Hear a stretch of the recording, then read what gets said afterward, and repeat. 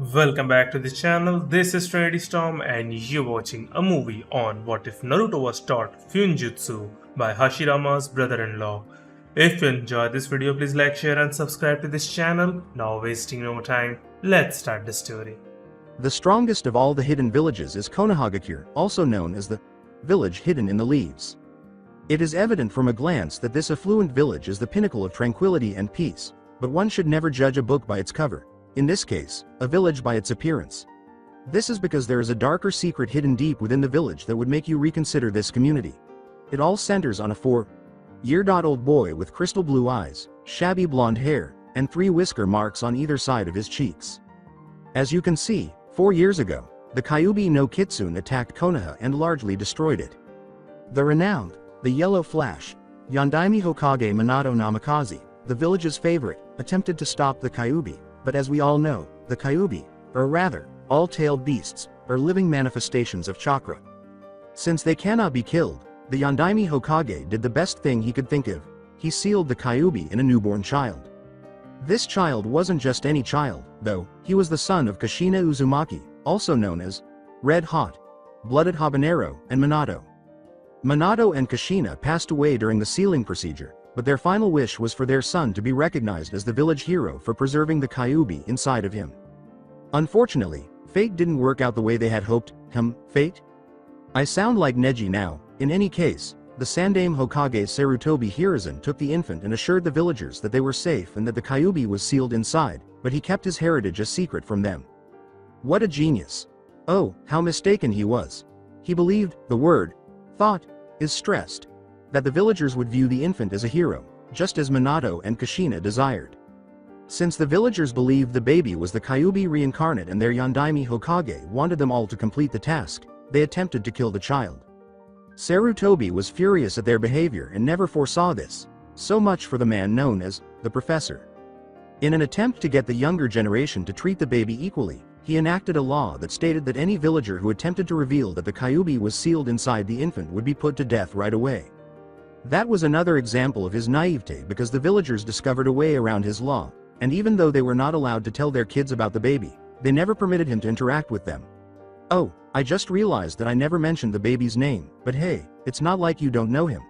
He is the main character in his story, and you are all reading a fanfic, so I assume you all know him. Returning to the subject at hand, Naruto, for those who have yet to understand his name, was never provided with a comfortable and happy upbringing. Rather, he lived it in substandard conditions and later fled from gangs. At the age of 2, he was even ejected from the orphanage. I mean, really, who would abandon a 2-year-old child to the streets? Naruto used to scrounge food and other necessities from trash or other waste that people threw in order to survive in this hateful village. Overall, he had a childhood that would shatter people's minds and perhaps drive them to end their lives. He was subjected to the worst kind of torture when the mobs attacked him, which made the situation worse. He would often be left with multiple bruises from being struck by blunt weapons. Yes, they used weapons to attack him. Cuts and slashes that would normally kill a person, including tearing open his body parts, and occasionally even skin him so much that his bones were visible. Although these were completed on ordinary days, October 10th was the day of Naruto's birth and the defeat of the Kyuubi. These attacks took an extreme form, involving his crucifixion. Yes, you read correctly, breaking all of his bones, attempting to burn him alive, and even chopping off his fingers, toes, and other body parts, which caused Naruto to scream uncontrollably. He would have died long ago but for a fox that lived inside of him. Ironically, Naruto's greatest ally turned out to be the fox that made him a nuisance to the villagers. However, everything changed on this day. It was the evening of October 10th, a day Naruto hated because it always brought the worst torture session he had ever experienced. Naruto was extremely mature for a 4-year-old and capable of clear, logical thought. He always put on a front of being a happy, hyperactive child who was unaware of the treatment he was receiving from the villagers, but he never showed it because he had a gut feeling that it would lead to more attacks from the crowd. At the moment, Naruto was hiding in an alley to ensure that everything was in order. Okay, let's see. All of them are busy in the festival, some even carrying pitchforks and torches. Ugh. There are way too many to make an escape. Okay. Calm down, Naruto, you can do this, he assured himself. He was dressed in a neon orange jacket that, if it weren't soiled by the dirt on it, would have drawn attention to himself. Inside his jacket, we can see a black t-shirt that was partially torn, indicating that he was somewhat malnourished because he had never been given a healthy diet. Going straight through the crowd would be suicide, but I can take the path that goes to the Hokage Tower. But considering today, the villagers would be guarding the path and there would be no chance in hell I'd be able to reach there. I can use some sort of distraction, but not everyone will fall for it, and I don't think so that I would be able to make such a distraction. Damn it, why does this day even come? Naruto quietly closed his eyes and considered his options. He could avoid them all if he could just run to Training Grounds 44, also known as the Forest of Death. Even though he was only 4 years old, the Forest of Death, which terrified even some Junins, turned into a haven for him. He was always met by a purple-haired kunoichi who wore her short, spiky hair in a fan-style ponytail, despite all the animals and monsters that lurked in the forest. A dark orange miniskirt, a dark blue belt, pale gray shin guards, a tan overcoat with a purple inseam and a pocket on each side, and a fitted mesh bodysuit that covers her from neck to thighs are among her revealing outfits. She wears the standard forehead protector along with a tiny pendant that resembles snake fangs and is fastened with a sturdy black cord to prevent it from falling off during combat. Her name was Anko, and she was tall and thin for a 14-year-old, with light brown, pupilless eyes. Naruto was drawn to her because of her personality. She is loud, unyielding, and prone to impulsive behavior. She was the model for Naruto's disguised persona, and she was one of the few people who truly understood Naruto. The others were the 3 ANBUs that protected him, Inu, Neko, and Weasel, as well as the Hokage, Tuchi-san, and Ayame-chan from the Ichiraku ramen stand. Although Naruto didn't comprehend it, he was aware that he had ANBUs watching over him and that his senses were somehow far more acute than those of the average person. Though Anko had a rather unusual way of treating him given her personality, Naruto always thought of them as all his precious people because they didn't judge him like the other villagers did and treated him like a normal child should. She would often tease him with her body in an attempt to get the reactions she wanted, but she rarely got them. He's only 4 years old, so you can't really blame him. Returning to the present, Naruto was aware that he would need to dash through the throng in order to get to the Forest of Death. Well, time to test out how much I've improved in evading. He sighed in defeat after pondering for nearly 6.5 minutes. I know it's a suicide mission, but I gotta take the chance. After all, nobody is here to help me, he muttered to himself. He was aware that the Hokage was most likely in his office and that the ANBUs that had occasionally protected him were not present at this time. Okay, here goes nothing. Anko-chan is probably in the Forest of Death. If I'm lucky I might bump into someone who can save me. Yeah, as if it would happen, Naruto chuckled to himself. Emerging from his hiding place, Naruto ran as fast as a genin. Some villagers yelled as soon as they saw him. The demon's here, kill it, finally we can finish what the fourth wanted. Make sure he doesn't escape. Even though Naruto knew that getting caught was not an option here, the villagers' game of cat and mouse only required the shouting to begin. He therefore sprinted forward using all the strength he could muster in his legs, occasionally dodging a few kunai and other sharp objects that were hurled at him. Naruto muttered, "Damn it, why can't they just leave me alone?" As he quickly squeezed between people. He had to skid stop as he got closer to his destination because he noticed a big group of people in front of him. Based on their clothing, he could tell that some of them were ninjas, possibly genins and a few chunins. Shit. I knew it was impossible, but do you really hate me, Kami? Naruto muttered as he searched for the tiniest possible escape route. A random villager said, "There's no point in trying to flee the demon. You can't get away from us." A genin yelled at him, "Just stay there and take your punishment." An angry chunin threw a kunai at him and yelled, "Finally I can avenge my parents, with the weapon." Naruto was aware that asking them what he had done wrong and arguing with them would not accomplish anything. He was too busy trying to figure out how to get out. The thought was racing through Naruto's head, trying to find even one way out. Come on. Come on. Damn it, work, you stupid brain. Then, miraculously, he was able to identify a way out. However, his joy was short-lived because he was able to correctly identify the route. Naruto gritted his teeth and said, "Shit. Out of all the things possible, this had to happen." He was aware that he would need to run past the chunin that was coming his way in order to get away. He was aware that there was nothing he could do and that he would not get away unscathed. Naruto sighed and leapt for the chunin, saying, "Well, either this or the whole mob." As he got ready to slash Naruto, the chunin yelled angrily, "Ha ha ha. So finally you have accepted your fate of dying at my hands. Don't worry, I'll make sure that it would be slow and painful." Naruto was aware that he needed to time it perfectly because he would not accept it after giving it his all if he was even a single second late.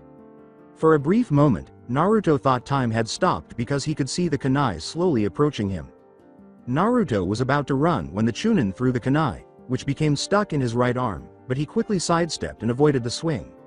The impact made Naruto wince, but he knew better and chose to ignore the pain because he couldn't afford to lose this great opportunity to get away. With all of his remaining strength, he ran toward the streets in the hopes of finding a way out of this terrible day. Konoha's outskirts, 30 minutes ago just beyond Konoha's gates stood an enigmatic figure. The figure was dressed in a white kimono with black thrones drawn around it, a white obi tied around the waist, a black spiral pendant that resembled a whirlpool, and wooden sandals. The kanji for seal was written all over the white kimono.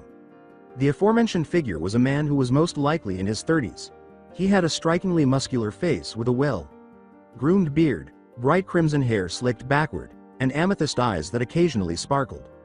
The man's eyes glistened as he made his way to the gate. "I really don't want to visit this cursed place again, but I heard they sell some awesome takoyaki during the Kyuubi festival." The two guards stationed close to the gates stopped him when he arrived and inquired about his reason. He merely responded that all he wanted to do was go to the Kyuubi festival. After giving him a somewhat suspicious look, the two guards allowed him to pass. As he began to move toward the streets of Konoha, the man pondered, "Do my clothes really look that much suspicious to them? Right now, given all of the bruises on his body and the few kunai that were embedded in his right arm and back, Naruto was trying his hardest to outrun the villagers, but it wasn't going well. Naruto was breathing heavily when he thought, shit. They're slowly closing in on me and these wounds are not helping. At this rate, it would only take moments before they capture me." Every movement he made caused the kunais to pierce him deeper, and the blood slowly seeping from his wounds added to his fatigue. As he used what last strength he had left to outrun the pursuing mob, he was in excruciating pain. A genin yelled, "Take this demon," and hurled a kunai at Naruto's leg. Naruto was unable to avoid the kunai, which pierced his calf and struck his bones deep within, because his condition was already poor and he was not in a position to dodge. He stumbled and fell as a result, and his momentum caused him to skid on the ground. "Air!" screamed Naruto as all of his ignored physical pain suddenly rushed into him. His condition was simply laughed at psychotically by a crazy villager. Many would have shied away from him if it weren't for the circumstances, but they appeared to disregard it. Well, let's begin the real festival now, shall we?" said a Chunin, who then spun a kunai around on his fingers. "I get to go first," yelled a pitchfork wielding random villager. He shouted, "Here's to my family, you demon," and hurled the pitchfork at Naruto's fallen form. After all of his escape plans were dashed, Naruto lay there and waited for the inevitable, thinking, "Hee. I guess this is as far as I go." Sweden. Water encampment technique. An enormous wall of water appeared between Naruto and the villagers before anyone could see what was happening. The thrown pitchfork became stuck in the water wall but was unable to break through. A Chunin who was shocked to see such a massive wall of water appear out of nowhere yelled, "What the hell, where did such a huge amount of water come from?" From the side of the water wall where Naruto was, a voice said, "Phew. If I was even a second late, then maybe I wouldn't have been able to stop that pitchfork from piercing him." Just a few minutes before, the stranger kept on walking until he reached the location of the celebration. The man simply pondered, Let's see, now where can I find takoyaki? The demon's here. Kill it. Finally we can finish what the fourth wanted. Make sure he doesn't escape." From a distance, the man heard these arbitrary yells. He wondered, what were those shouts about, as he made his way to the location of the disturbance. Now the man sighed, "I'm glad I followed that commotion." The water wall fell to the ground as he gradually released the jutsu. Then he approached Naruto's fallen form. The villagers were able to see the person who had interrupted their real Kyuubi festival, as they refer to it, as the water wall collapsed. The aforementioned individual was kneeling in front of Naruto and carefully removing the kunais that were stuck in his body, taking care to avoid further injuring him. Even though Naruto was unable to see his savior, he was aware that this was a new acquaintance and was in a state of bewilderment. Naruto had the thought, "Why is this person helping me?" just before he passed out. The villagers' situation didn't improve much, and they all wondered, why is he helping the demon brat? The aforementioned individual picked Naruto up bridal style. No, not in that sense, after removing all of the kunais from his body. The villagers were able to see the person clearly as a result. The majority of the women in the crowd were flushed as they gazed at his amethyst eyes, which flashed a few times. The men, well, they weren't flushed, but there was something about the man that made him seem like a member of a noble clan. The individual spent a considerable amount of time observing the villagers. Both parties were silent, and there was a dead silence in the air. One of the villagers attempted to speak up, but before he could do so, he and Naruto vanished via water body flicker. All of the villagers thought at once, who was that person? After a few moments of total silence. Tower of Hokage at the moment, Hiruzen Sarutobi was battling paperwork, the cage's greatest adversary, while seated at his desk. He breathed a sigh of relief as he examined the of him. I was supposed to look over Naruto today, but these damn paperwork came like a hurricane, and add to that the civilian council members barging in and sprouting nonsense about anything they could think of. I'm getting too old for this. I just hope the ANBUs assigned to Naruto are keeping him safe. He had no idea that other ANBU members were currently occupying those ANBUs, having been assigned by the civilian council to ensure that Naruto was fully unguarded so that the villagers could complete their work. In Hiruzen's office, a water body flicker appeared out of nowhere. He became vigilant and leapt from his desk, ready for the unexpected visitor to his office. The few ANBUs who had been hiding also descended, encircling the Hokage in a protective circle. They were able to see the person who entered once the body flicker cleared. However, the boy that the person was currently holding was what caught their attention the most. They all recognized each other right away. Naruto! Exclaimed the Hokage, seeing his surrogate grandson covered in bruises, blood streaming from his back, and his clothes torn away, indicating that he had been severely beaten. But he was suddenly stopped by an unseen force before he could have hurried to check Naruto's condition. He attempted to cross it but was unable to do so each time because the results were the same. At that point, the individual addressed him. No use trying, you can't pass the seal I placed. When Hiruzen saw someone carefully applying chakra to his eyes widened. A seal with the kanji word, barrier, written on it was directly in front of him. Hiruzen's question, but how? When did he place such a seal here, and add to that I didn't even hear him activate it, was obviously an attempt to figure out how the seal's placement was accomplished. However, before he could ponder further, the unidentified individual spoke once more. Before you ask me anything, I have one question for you? An enraged Anbu screamed, how dare you order the Hokage? But Hiruzen stopped him with a simple hand gesture. Since the individual had prevented Hiruzen and his ANBUs from getting to Naruto and was currently clinging to him, Hiruzen was obviously aware of the predicament he was in. He knew better and didn't want to put Naruto in danger, even though he wouldn't let the aforementioned individual exercise authority over the Hokage of the strongest hidden village. He simply gave a feeble nod, still ready in case something went wrong. Are you willing to help the boy or hurt him? The seriousness in his voice told Hiruzen and all his ANBUs that they had better tell the truth, despite the fact that the question was so straightforward. The words, Naruto is like my grandchild, I would never hurt him, were spoken by Hiruzen, who briefly closed his eyes. After giving him a close look, the person sighed and said, very well, you pass. What do you mean by that? Asked Hiruzen, who was obviously perplexed. Look at the seal a little more carefully, was all that the person said in response to him. Hiruzen obeyed and took a close look. It would be an understatement to say that the nearby ANBUs were astounded. They were all familiar with the seal, which was encircled by another layer of seal. After all, they also used it to determine whether or not people were lying when they were being questioned. How did I not notice it before? Was the only thought on their minds as their jaws dropped. Kai. After a brief period of vibration, the seal broke. After all, it's not often that someone shows you how foolish people can be, so everyone in the room was completely lost except for Naruto, who was still unconscious, and the strange unknown person. You know, just standing there won't help this child. To break out of their daze, Hiruzen and the others blinked a few times. In order to heal Naruto, Hiruzen ordered an Anbu with a bear mask. The Anbu cautiously approached the stranger, who was still not trusted, and gradually removed Naruto from his hands before beginning to use medical ninjutsu. As Hiruzen watched his surrogate grandson gradually recover, he exhaled in relief. He then turned to face the stranger who was standing next to them and asked him a few questions, such as how he found Naruto and in what condition. The stranger merely responded that the last thing he heard from Naruto before he passed out was, Hokage. Gigi, so he was just strolling around when he discovered his form and carried him here. He omitted the scene in which he witnessed the villagers assaulting him in order to determine whether the Hokage was aware of it. What has this little one done to receive such a punishment? The individual asked with a straight face, but Hiruzen could tell he was worried. It was still a village secret, but he wanted to tell him about Naruto. Thus, he graciously declined him and gave his justification. The individual was now positive that the Hokage was aware of the circumstances. Yeah, right, a village secret that allows such a treatment to a child, he said, his face simply contorting. Hiruzen wanted to object, but he refrained since he knew the person was correct. This is not the first time that such a thing has happened to this child, am I correct? The individual went on. Since a person with crimson hair and amethyst eyes is impossible to miss, Hiruzen's eyes widened slightly once more as he realized that the person was not from this village. Was it so clear that it was easy to figure out what Naruto had to deal with on a daily basis? The strangers, his body language, interrupted Hiruzen as she continued to ask him, on what basis? When the person went on to say, any child taking such a beating would have broken out crying, but he was way too far from it, Hiruzen simply raised an eyebrow before scowling. Even though the response was straightforward, Hiruzen understood the seriousness of it. What have the villagers done to you, Naruto?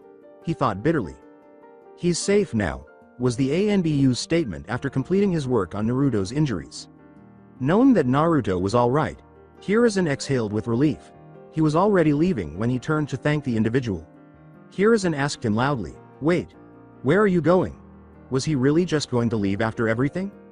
The stranger waved his hand and said, my work here is done, so I'm off to eat takoyaki. And Anbu yelled, wait, can we at least know your name? The stranger simply said, let me think about it. Nah, it's too troublesome. At this moment, a number of Nara clan males sneezed simultaneously. They all thought, someone's stealing our mojo, together. Seriously? Asked Hiruzen as all of the ANBUs perspired a little. The stranger asked the bear. Masked Anbu next to Naruto, oh, by the way, what's the name of the kid? The response from the Anbu was, Naruto Uzumaki. The room's temperature began to rapidly drop at this point. A shiver went down the spines of every Anbu and even Hiruzen. Uzumaki, you say? The stranger said, his voice growing uncannily icy. Hearing such a voice made everyone cringe. It seemed to be threatening pain to anyone who dared to oppose it. Even the Hokage was perspiring a lot, and the ANBUs who used to always be composed in any situation were shivering as a killer intent swept through the room. When the stranger turned around, his once glinting eyes had turned icy and hard, like those of a war-torn shinobi. With a hint of venom in his voice, he said, now, you'll all answer me honestly or else it would really end up bad. Despite their extreme shivering, the ANBUs managed to brace themselves, and Hiruzen was prepared in case a fight broke out. The stranger said, very well, I guess I'll have to use force, before his fingers began to glow bluish and he made a few seals in the air with a blur of hands. Hiruzen's eyes widened as he uttered the words, Fuin, and made a half-dot ram hand seal before anyone could react. The seal quickly vanished from view and became affixed to each of them. Before they all went black, that was the last thing they saw. What the hell happened? Hiruzen mumbled as he awoke an hour later. All of his ANBUs were on the floor when he turned his head. He heard a voice say, you woke up already? Guess it's to be expected of the Hokage. He turned around, whipping his head at a speed that shouldn't have been possible for someone his age. The stranger sitting on his office sofa with Naruto on his lap was the one whose voice it was. Naruto had a serene expression on his face as he caressed his unkempt and disheveled blonde hair. Hiruzen would have thought this scene was adorable if it weren't for the circumstances, but he knew that the person in question couldn't be trusted, especially after what he had just done. In addition to failing to get to his feet, Hiruzen felt as though his chakra was totally sealed. With icy eyes, he asked the stranger, why are you doing this and what do you want with Naruto? In a voice full of hate. Well, first of all, you can relax. I won't hurt you or anyone else here, the stranger said in a cool, collected tone.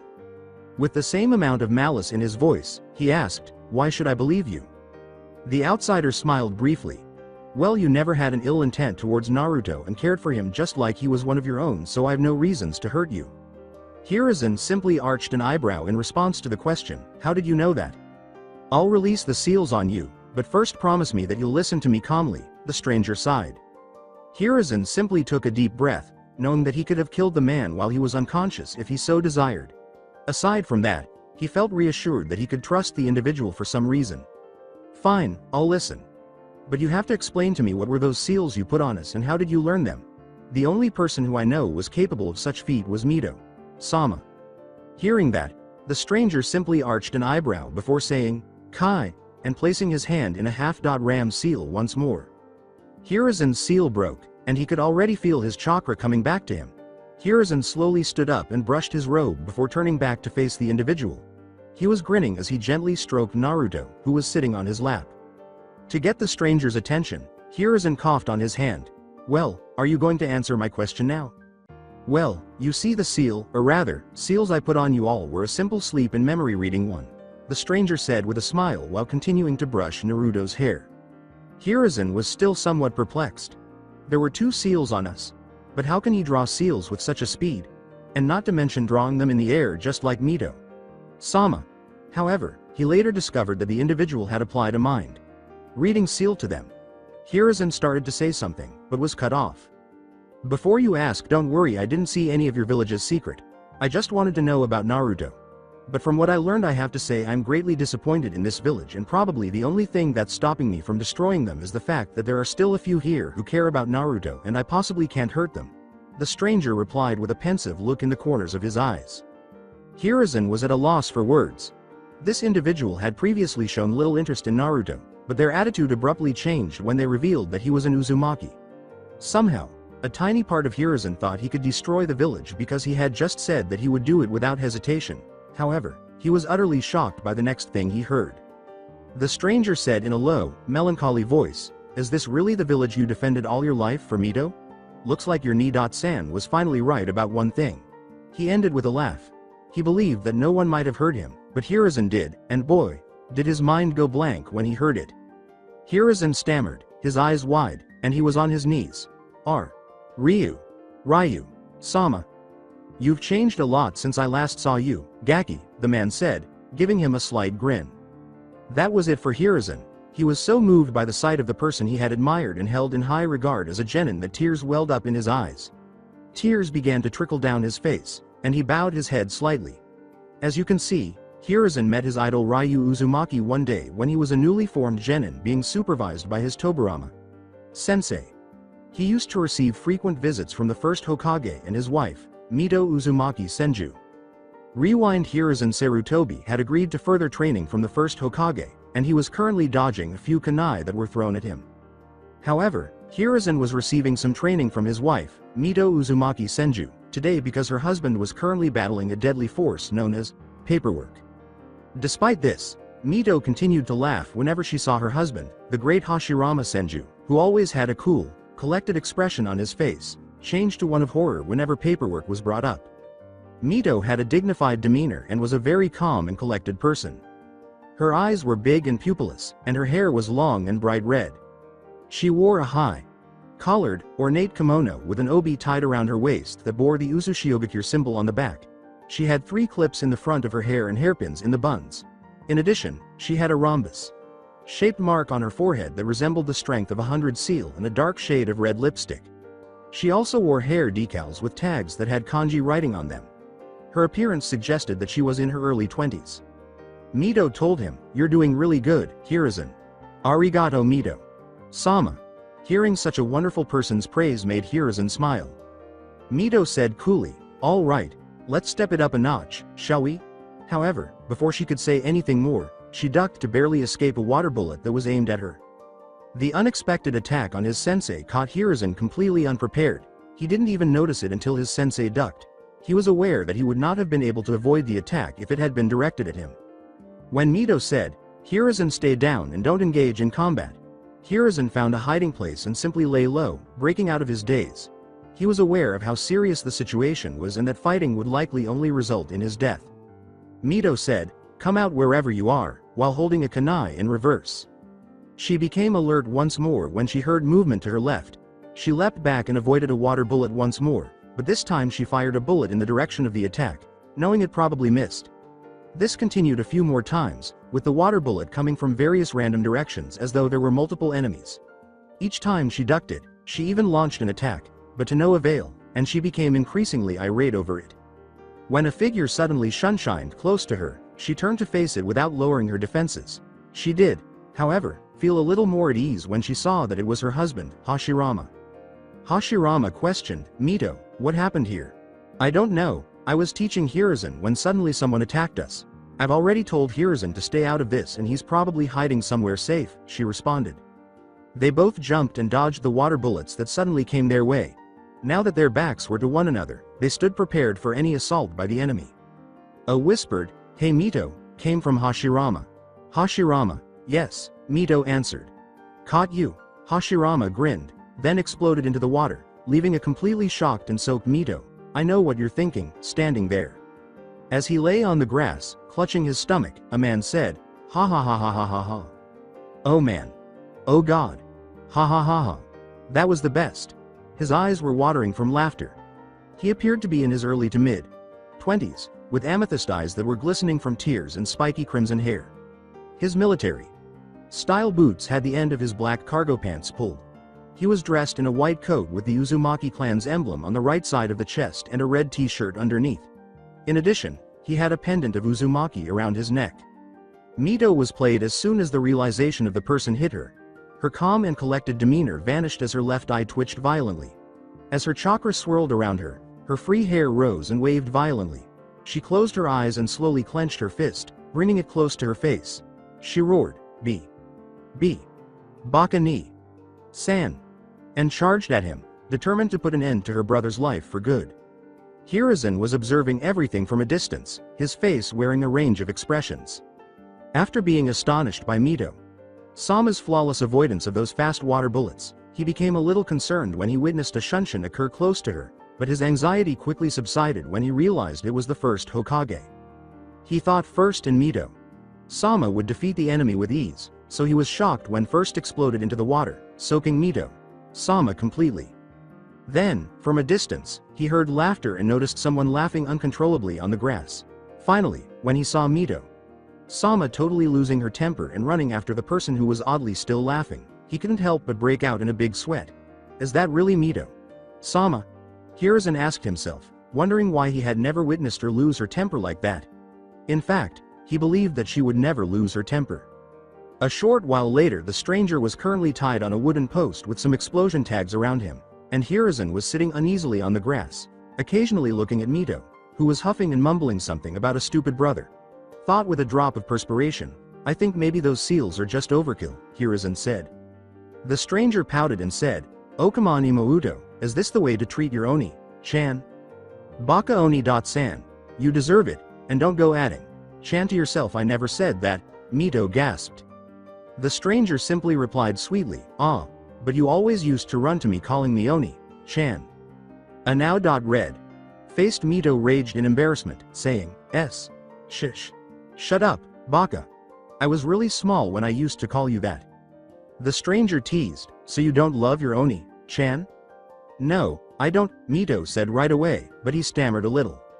He imagined the stranger grinning. He knew she was merely saying that, but she secretly cared about her brother. He still played along, though, because he is a playful person, so he made a sad face and said, "Oh, then that means..."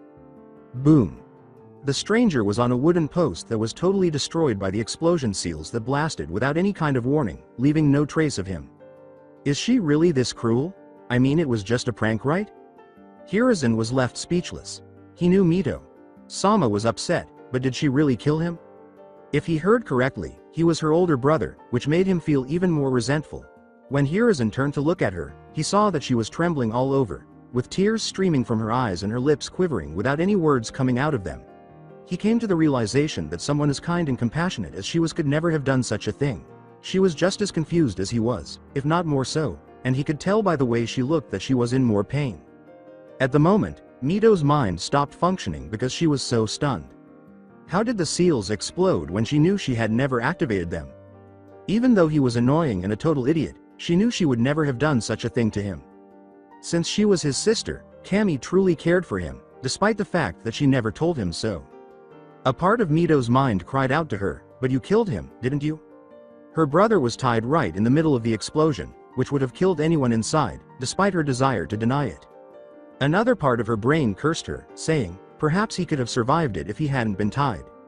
Her brother was never detectable. Even the strongest sensor types could never sense his presence, despite the fact that she was a sensor type.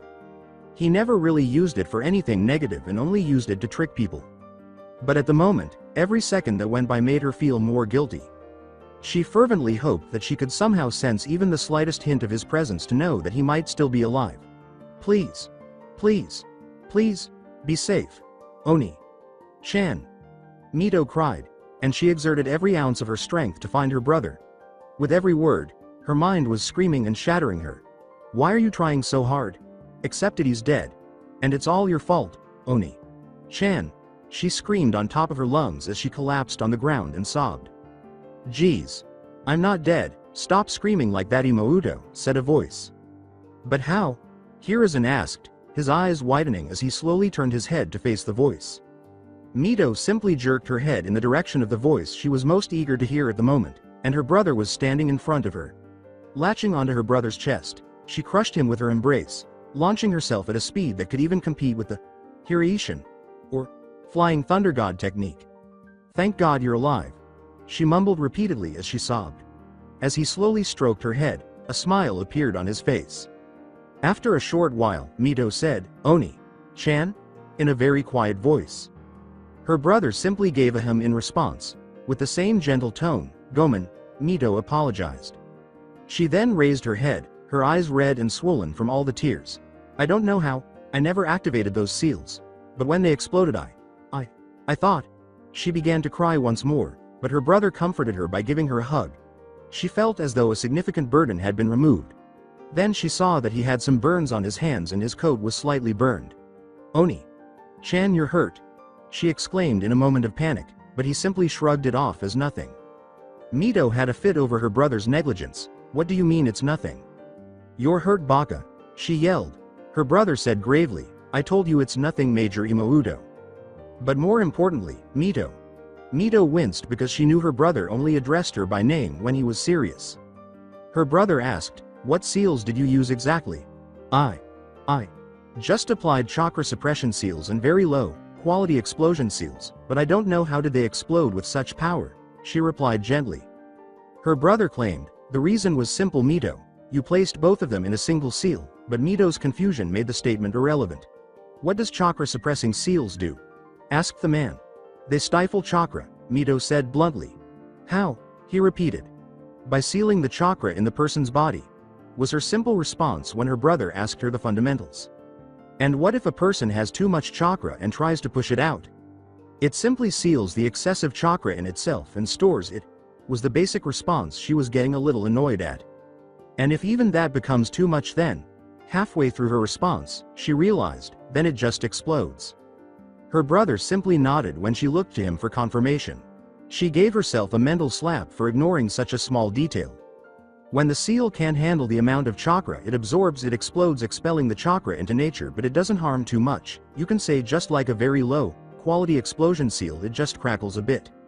But in this case the excessive chakra didn't dissipate into the nature, rather it strengthened the explosion seal, which caused it to be able to explode like a low level explosion seal. And keeping in mind that you placed around 6 tags around me, the result is in front of you, he said with a serious tone as he gestured towards the blown up wooden post in front of him. He added, rubbing the back of his head sheepishly, fortunately I substituted with a shadow clone that I created to prank you some more, but I guess the prank has to wait, haha. Mido was embarrassed that she hadn't thought of this issue when drawing the seal and nearly killing her brother, but she couldn't help but laugh at his antics, saying, I guess Oni-chan will always be Oni-chan. He's still thinking about pranking. Mido simply nodded with a broad smile on her face and said, hi, Oni-chan. He added, remember that Fuinjutsu is a branch where even the smallest mistake can lead to huge changes in the result, so always be careful while doing it, okay? The third person there cleared his throat as the brother and sister were enjoying their reunion. They both turned to see Hiruzen standing there tensely, and Mido simply flushed at the sight of him. She completely forgot that Hiruzen was even present with them, and now she revealed to him a side of herself that she had never shown to anyone but her brother and husband. After calming down, she made an effort to regain her dignified demeanor. So this is the brat that my Ino-Naruto and her tree hugging husband are giving special training to, her brother said, glancing at Hiruzen.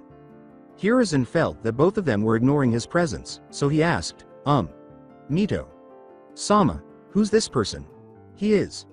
Mido started to respond, but her brother cut her off with excessive facial expressions and hand signals. I'm the coolest, the greatest, the funniest, and the most handsome person you'll find in all of the shinobi nations, they said. Then he straightened up and said to Hiruzen, the name's Ryu Uzumaki, Gaki, pointing a thumb to his chest. The now identified Ryu Uzumaki laughed with pride, saying, ooh, that rhymed quite nicely. I guess I'm a great rapper too. Bawahahaha. Smack. Mido slapped her brother's antics and said, can't you just give a normal introduction, Baka? With a frustrated look. Wait a minute. Ryu Uzumaki, as in the famous Fuinjutsu Ryu. Hiruzen exclaimed in a moment of shock. He was the Uzumaki clan's Fuinjutsu prodigy. How could he not have recognized him? There were only 10 levels in the branch of Fuinjutsu, and a seal master was the person who attained the 10th level. However, the Uzumaki clan, renowned for their 3 additional advanced levels of Fuinjutsu, made even regular seal masters appear inexperienced in comparison to them. However, he was currently facing a Fuinjutsu prodigy who had created the 14th level of the art and was referred to as the Fuinjutsu no Kami, which translates to God of Fuinjutsu. Most of the Uzumaki who could understand this level of Fuinjutsu learned it from him, including his most esteemed pupil Mido, who frequently traveled throughout the shinobi nations to expand his knowledge and occasionally create new seals. Hiruzen was unaware that Mido was his sister and he was his brother. Hiruzen had a gleam in his eyes. His idol was right in front of his eyes. He was always curious about Mido, Sama's teacher. Hiruzen let out a high school girl's squeal upon seeing her senpai, saying, I can't believe I'm meeting the Fuinjutsu no Kami. Oh my god. Oh my god. After witnessing such a show, Ryu and Mido both had a drop of sweat on their heads. It seems that Ryu could make people act in a way they didn't know they could or wanted to display, and in a totally undignified manner. The smirk on Ryu's face said, so Gaki, you're a fan of mine Mido simply sighed and told herself, I guess the training's over now, while she watched her brother laugh and respond to Hiruzen's excited questions. Hi, Hiruzen exclaimed. When they had finished speaking for a short while, Ryu returned to her sister so they could continue their conversation after their lengthy reunion. Ryu inquired nonchalantly, so Imoudo, how's it going between you and that tree? Hugger? Hiruzen simply chuckled at the village's Shodai Hokage's moniker. Mido simply gave him a slight scowl and said, you know he's my husband, right? Ryu said in a phony melancholy voice, oh, how could I forget that disastrous day when my beloved Imoudo left her Oni-chan's hand and went away. You know, you really need a wife Oni-san. She would really set you straight, said Mido. Ryu popped the P of nope and said, what, no freaking way sis. I enjoy my freedom way too much. And I'm not the kind of person who just settles down, nope. Her sister simply sighed. She understood that her brother's vow to never get married wasn't because he didn't want to get married, but rather because he knew that he wouldn't be able to provide a girl with the time and affection she deserved while he was always looking for new and better ways to hone his Fuinjutsu. You're way too kind-hearted brother, putting others' happiness above yours. Mido grinned. Despite being a silly and obnoxious character, her brother was a kind-hearted individual who genuinely loved his family. Ryu gave his head a little bonk. Oh, I completely forgot the real reason I came here. How's the seal I made for you Imoudo? Asked the man. Ryu simply nodded in response to her statement. Ah, you mean the strength of 100 seal. She touched her rhombus-shaped seal on her forehead and exclaimed, it's amazing. I never thought that a person could create such a seal just by having a perfect chakra control. Sugoi. Ryu. Sama, did you really create this seal? Hiruzen jumped with excitement once more. He was aware of the seal's capabilities and always believed it to be an incredible seal. Ryu simply nodded and said, I see. Any side effects? In response to Mido. Other than the chakra exhaustion after using it, not any that I'm aware of, she stated to him. Ryu simply grinned and said, well, I suppose it doesn't require any more work for the time being. As the inquisitive boy that he was, Hiruzen inquired, Ryu. Sama, how did you come up with the idea of creating such a seal? Knowing it was a good opportunity because Mido was also interested in it but had never really asked her brother. Hiruzen nodded in response to Ryu's question, well, you know that people with perfect chakra control can do medical ninjutsu, right? Perfect, that does half the job of explaining. You see, I always saw that people performing medical ninjutsu always had problems when they performed huge operations or surgeries, mainly due to the huge requirement of chakra to perform it. So once I was sitting in a small shop where I saw a small shinobi, most probably a genin, stuffing some food in his bag. When I asked him the reason, he replied that he was going on a mission and it would be a long one, so he was storing food so that he could use it during emergencies. That's when this idea popped in my mind. If a person can't increase his chakra reserves, then how about storing it and using for later purposes? So I got into making a seal that would be on a person's body which will store the person's chakra in it gradually without harming the user. The almost immortality. Giving self. regeneration and humongous strength that came with it were just some additional twinks to the seal because I felt it would be cool. I also made sure that the seal could be easily made with perfect chakra control. Ryu explained while sheepishly rubbing the back of his head. He simply informed them that those were just extra twinks that he added because he thought it was cool, which shocked Hiruzen and Mido, who had assumed that the strength and self-regeneration the seal offered were the primary reasons for its creation. Both of them thought, he really is a prodigy, but they were at a loss for words to describe his brilliant idea. The three of them talked for the remainder of the day before Ryu got up and told them it was time for him to leave as sunset was approaching. When Mido asked her brother if he wanted to move to Konoha, he simply said no, so they just hugged each other. Would you visit again, Ryu? Sama? Hiruzen asked Ryu nervously. Ryu simply ruffled his hair and said, damn right Gaki, I will. With a smile, to which Hiruzen returned the favor with an even larger smile. Ryu would occasionally visit them for months or even years, but he was never heard from or seen again following the Second Shinobi War, which destroyed Uzumaki and all of the Uzumaki, including Mido. His grandfatherly affection for Naruto resulted from Hiruzen treating Kushina like his daughter, the last Uzumaki, when she arrived in Konoha because he assumed he might have died in the war. The end of the flashback, his greatest idol, whom he believed to be dead, was standing directly in front of Hiruzen, who was crying inside. Even though he was crying, he was grateful that no one else was in the room and that all of his Anbu bodyguards were asleep because he couldn't show them their village leader. When he became considerably more emotionally stable, he asked Ryu. Hiruzen's eyes began to well up with tears as she said, Ryu. Sama, where were you all this time? I thought that you. Ryu said softly, that I was dead, and Hiruzen nodded. Ryu gritted his teeth in rage and remarked, I can't blame you for thinking like that, Hiruzen. I guess I just wanted some time alone after the destruction of my clan. Hiruzen was aware that Ryu must have been devastated to discover his entire clan destroyed. Hiruzen partially placed the blame on himself, saying, perhaps we could have avoided it if our forces had arrived sooner. As if reading his mind entirely, Ryu reassured him, you shouldn't blame yourself for it, Gaki. I know that you did what you could. He blamed himself for not saving her, saying, but that didn't do anything, I couldn't save anyone, not even Mido, Sama. Ryu smiled slightly and reassured him, but you saved this boy's mother, didn't you, and you also took care of this boy when she died. With wide eyes, Hiruzen gazed at his idol. He had lost his sister and all of his family members, whom he loved dearly, and he had every right to hold him responsible for their passing. He didn't blame him, though, and remained totally composed. If Hiruzen's regard for him wasn't already high, it was now even higher.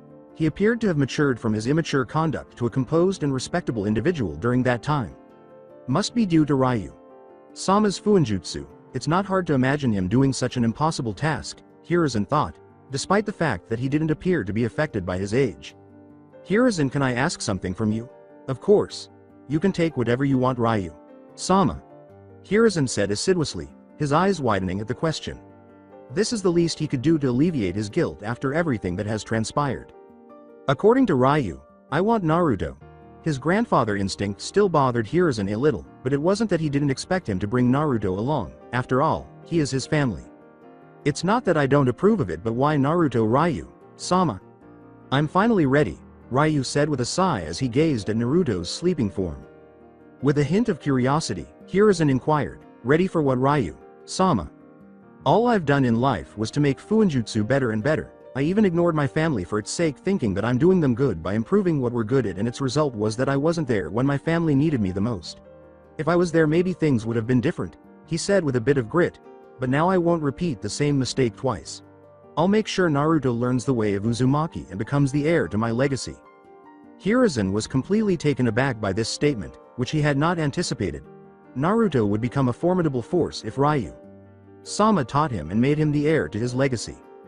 Ryu smirked slightly and said, I'll teach him not only the 15 levels of Fuinjutsu but the infamous 16th level of it as well. Hiruzen's eyes widened as he saw the dinner plates. 16th level, he cried out, having undoubtedly heard that Ryu had developed the 14th and 15th levels of Fuinjutsu, which he taught to many Uzumaki and even Hiruzen. However, he was only able to learn level 13 because the levels that Ryu had created were reportedly more difficult than one might anticipate. However, he was now telling him that he had added a new level to it. Well, yeah, I mean, you seriously didn't think I was doing nothing all these years, do you? Hiruzen said, but I have never heard about the 16th level, in a bewildered tone. That's because only I know about it, and Naruto will soon find out, Ryu said sheepishly. Hiruzen's inquisitive mind thought, wow, a level of Fuinjutsu that would be unique to him. Damn, I'm a bit jealous of you, Naruto. Oh, looks like our little star is waking up, Ryu remarked, grinning slightly, as Naruto awoke from his slumber and opened his eyes gradually. But how did I get here? The last thing I remember was that strange person who helped me. UGGGHHHHH. This headache, Naruto thought as he clutched his head as he gradually awoke and saw his Hokage. Gigi. Then he realized he was sitting on someone's lap, and when he looked up, he saw the same person who had saved him grinning and looking down at him. Then, pointing his thumb backward, he turned to face his Hokage. Gigi and asked, Gigi, who's he? When Hiruzen wanted to reprimand Naruto for his lack of civility, Ryu simply laughed at his antics and said, I'm your present Naruto. With an expression of bewilderment, Naruto asked, present? In response to Ryu's question, it's your birthday today, isn't it, Naruto? Naruto nodded. Ryu grinned and said, so you're Hokage. Gigi here asked me to train you into a shinobi. Really, Gigi? Will this person really train me so I can become a ninja? Asked Naruto, beaming at his grandfather figure. Hiruzen simply sighed and informed Naruto that it was true after turning to face Ryu for confirmation, to which he nodded. Naruto repeatedly said, thank you, as he leapt excitedly in Hiruzen's direction. Then, turning to Ryu, he said, what's your name, mister? He smiled and said, my name is Ryu Uzumaki, but you can just call me Ryu, sensei. The thought of seeing someone with the same family name as Naruto caused his eyes to widen. Ryu saw this and recognized the expression right away, so he simply set his mind at ease by saying, it is exactly what you were thinking, Naruto. I'm from the same clan you belong from, and don't worry, I'll teach you all about our clan from its history to its techniques. Now, Naruto was shocked to learn that he was a member of a clan in addition to having met an Uzumaki. He wanted to ask more questions, but Ryu simply raised his hand and said, the questions can wait, Naruto. But right now I want you to pack up your belongings because we are leaving in an hour. He then shunshined with Naruto to the location, which he knew was Naruto's apartment based on Hiruzen's memory. Looks like things are now getting better for you, Naruto, Hiruzen said with a smile as he simply sat there after they had left. I'm getting too old for this, he said, turning his head to face his sleeping ANBUs. As directed by his sensei, Naruto hurried to his room to prepare for the journey as soon as they got to his apartment. Slowly following him, Ryu observed the state of Naruto's home. He was enraged to see it in person even though he had already witnessed everything in Hiruzen's memory. Die demon, go away monster. Kill yourself, and numerous other profanities that a young boy should never be exposed to at such a young age were inscribed on the walls of his apartment. So much for being called as the greatest of all the hidden villages. They are nothing but a bunch of child beaters. Tisk. If it wasn't for those who still loved Naruto for what he is, I would have stuck high-quality explosion seals on every house present in the village. Ryu was simply muttering. What's with the backpack, Naruto? Ryu raised an eyebrow when Naruto returned a short while later carrying a small backpack that was in terrible shape and had patches of cloth sewn on it. Naruto smiled and said, I found it in a trash can, but if you ask me, sensei, it's still very durable. With a slight smile, Ryu simply tousled Naruto's hair and remarked, I'll make sure to give you the childhood that you really deserve, Naruto. Ready to leave, Naruto? Ryu asked his pupil. Ryu. Sensei, can I meet Anko? Chan, Ayame. Chan, Tuchi.san. Inu.san. Neko.san. And Weasel.san before leaving? Asked Naruto. Ryu replied, I'm afraid I can't allow that, Naruto. Angry at not being able to meet his beloved people, Naruto exclaimed, but why, Ryu, sensei? They're your precious people, which is why I can't let you meet them, Ryu sighed in response. Listen, Naruto. I know they care for you as you care for them, that's why they won't allow you to come with me without their own supervision. In the worst case, they would actually not allow you to leave, Ryu said calmly, observing the confusion on Naruto's face. Hearing his sensei's justification surprised Naruto a little, but he knew it was true and clearly didn't want them to prevent him from learning his clan's skills. At the moment, Naruto was caught between wanting to go and not wanting to leave without telling those around him. In a fatherly tone, Ryu remarked, life doesn't always go the way you want it to, Naruto. Sometimes you have to make some tough decisions in life. Knowing that Naruto most desired this, he smiled as he concluded, and don't worry, by the time we are done with your training you would have the power to protect your precious people. Really? Naruto asked, grinning broadly and gazing up at his sensei. You betcha. Ryu smiled warmly in response. All right, then lead the way, Ryu. Sensei, Naruto cried out, beaming broadly. In fact, he couldn't recall the last time he had experienced such joy. Ryu simply grinned at his antics before they both vanished through Shunshin. Tower of Hokage as 3 of his Anbu, Inu, Neko, and Weasel, as well as a 14-year-old Anko were arguing about Naruto across from his desk. Hiruzen was currently sighing while seated at his desk. He informed them that he had sent Naruto for training with a reliable individual when they stormed into his office to inquire about him after failing to locate him. Their responses? Okay. An angry Anko roared, how could you send Naruto-kun without asking us first? The Neko. Masked Anbu retorted, Anko-chan, please calm down.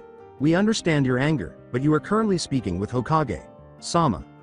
Neko's right, Anko. We all might not be happy at what Hokage Sama did without letting us know first, but we should still respect his orders. Anbu, wearing a mask, said. Anko was disgusted by her former sensei and feared that Naruto would suffer the same fate. So you're telling me that you all approve of Naruto going with an unknown person?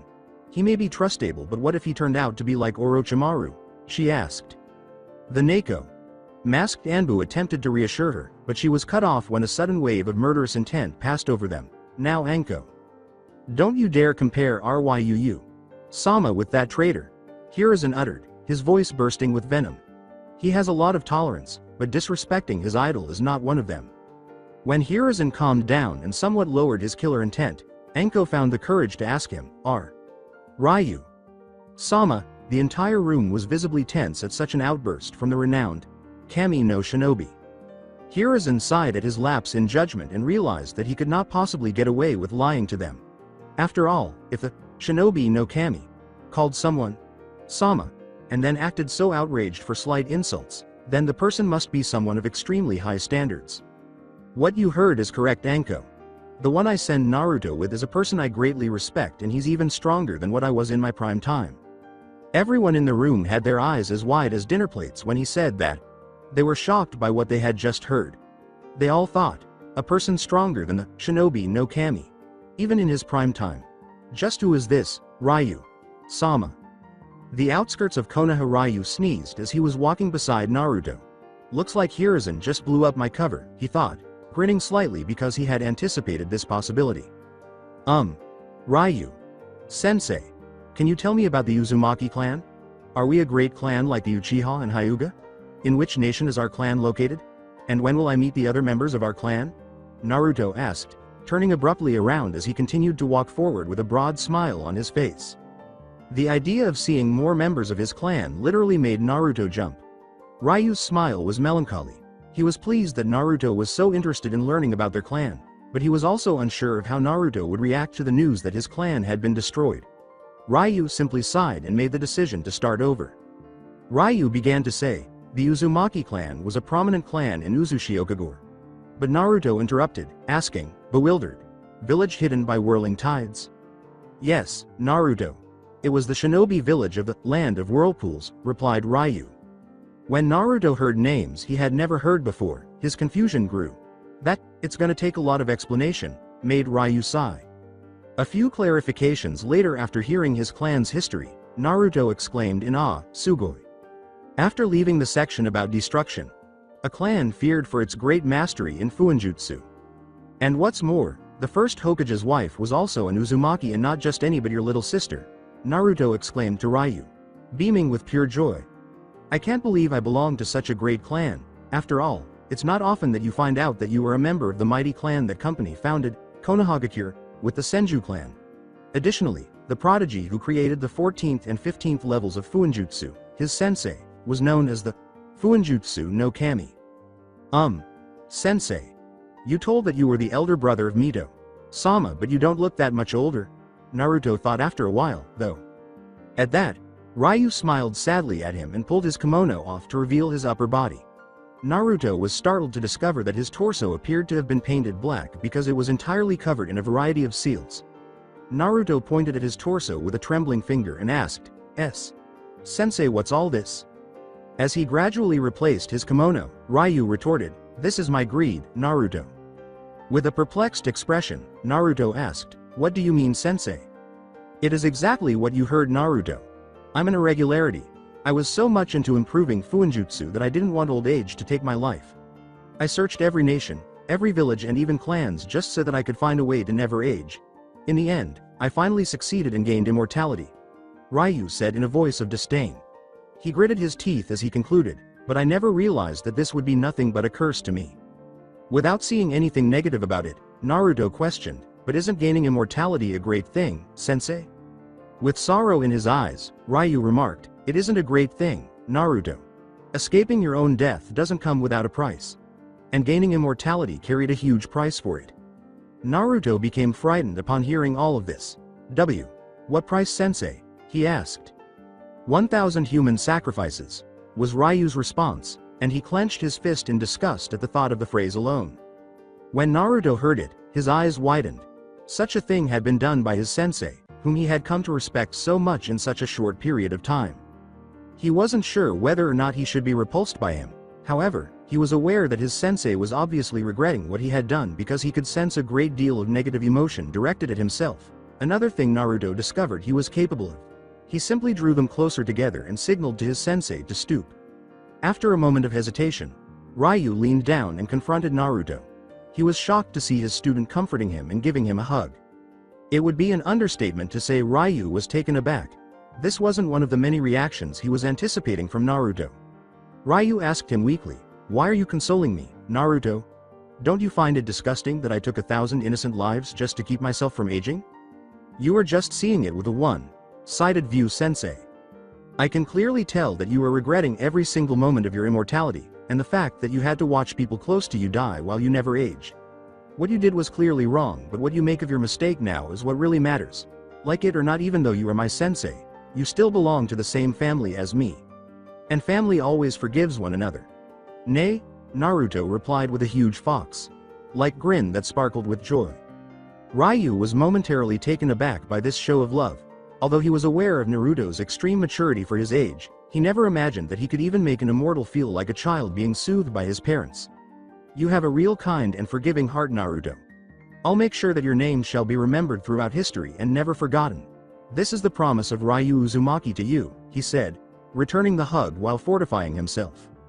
Following their heartfelt moment, Ryu gestured for them to stop when they soon discovered an empty forest with a large lake inside.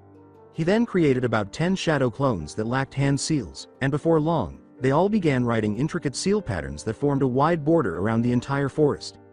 Naruto questioned, "What were those seals, sensei?" as he activated the seals after they were all done and a blue light swept across the forest. Ryu responded with a calming voice, "I know I promised you that we will be training for 6 years, but teaching you everything from the basics would be impossible in such a short amount of time. That's why I placed these time seals. The area enclosed in it will work at a 2-to-1 time ratio, in simpler words." That's when Naruto intervened. 2 seconds in this area will be 1 second in real time, and 6 years in real time would be 12 years in this forest. As Naruto grasped his strategy, Ryu grinned and nodded to him, while Naruto repeatedly exclaimed, "Fuinjutsu is so cool." "But Ryu, sensei, what about aging? I mean, if I spend 12 years here, wouldn't I be around 16 instead of 10 when I return?"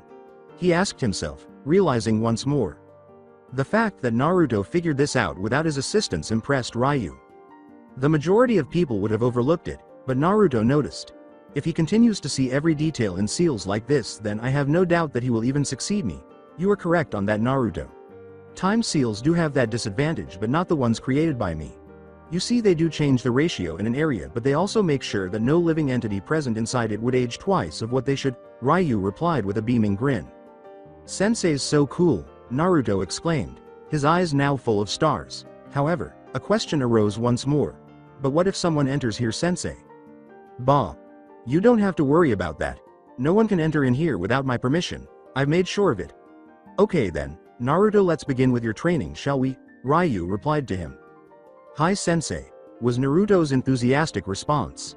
Ryu pulled 5 gravitational seals out of his pocket and told him, first, we will start with your body strengthening, and for that I have these gravitational seals, which will put strain on your body while you're exercising, and I'll gradually increase them as the time passes. He handed Naruto the seals and said, 1 for each of your limbs and 1 for your torso. When Naruto activated it, he fell face first to the ground after grasping the seals and placing them as directed. Ryu said teasingly, Can't handle twice the gravitation Gaki? I can easily handle this much, was Naruto's voice as he slowly stood up, using all of his strength.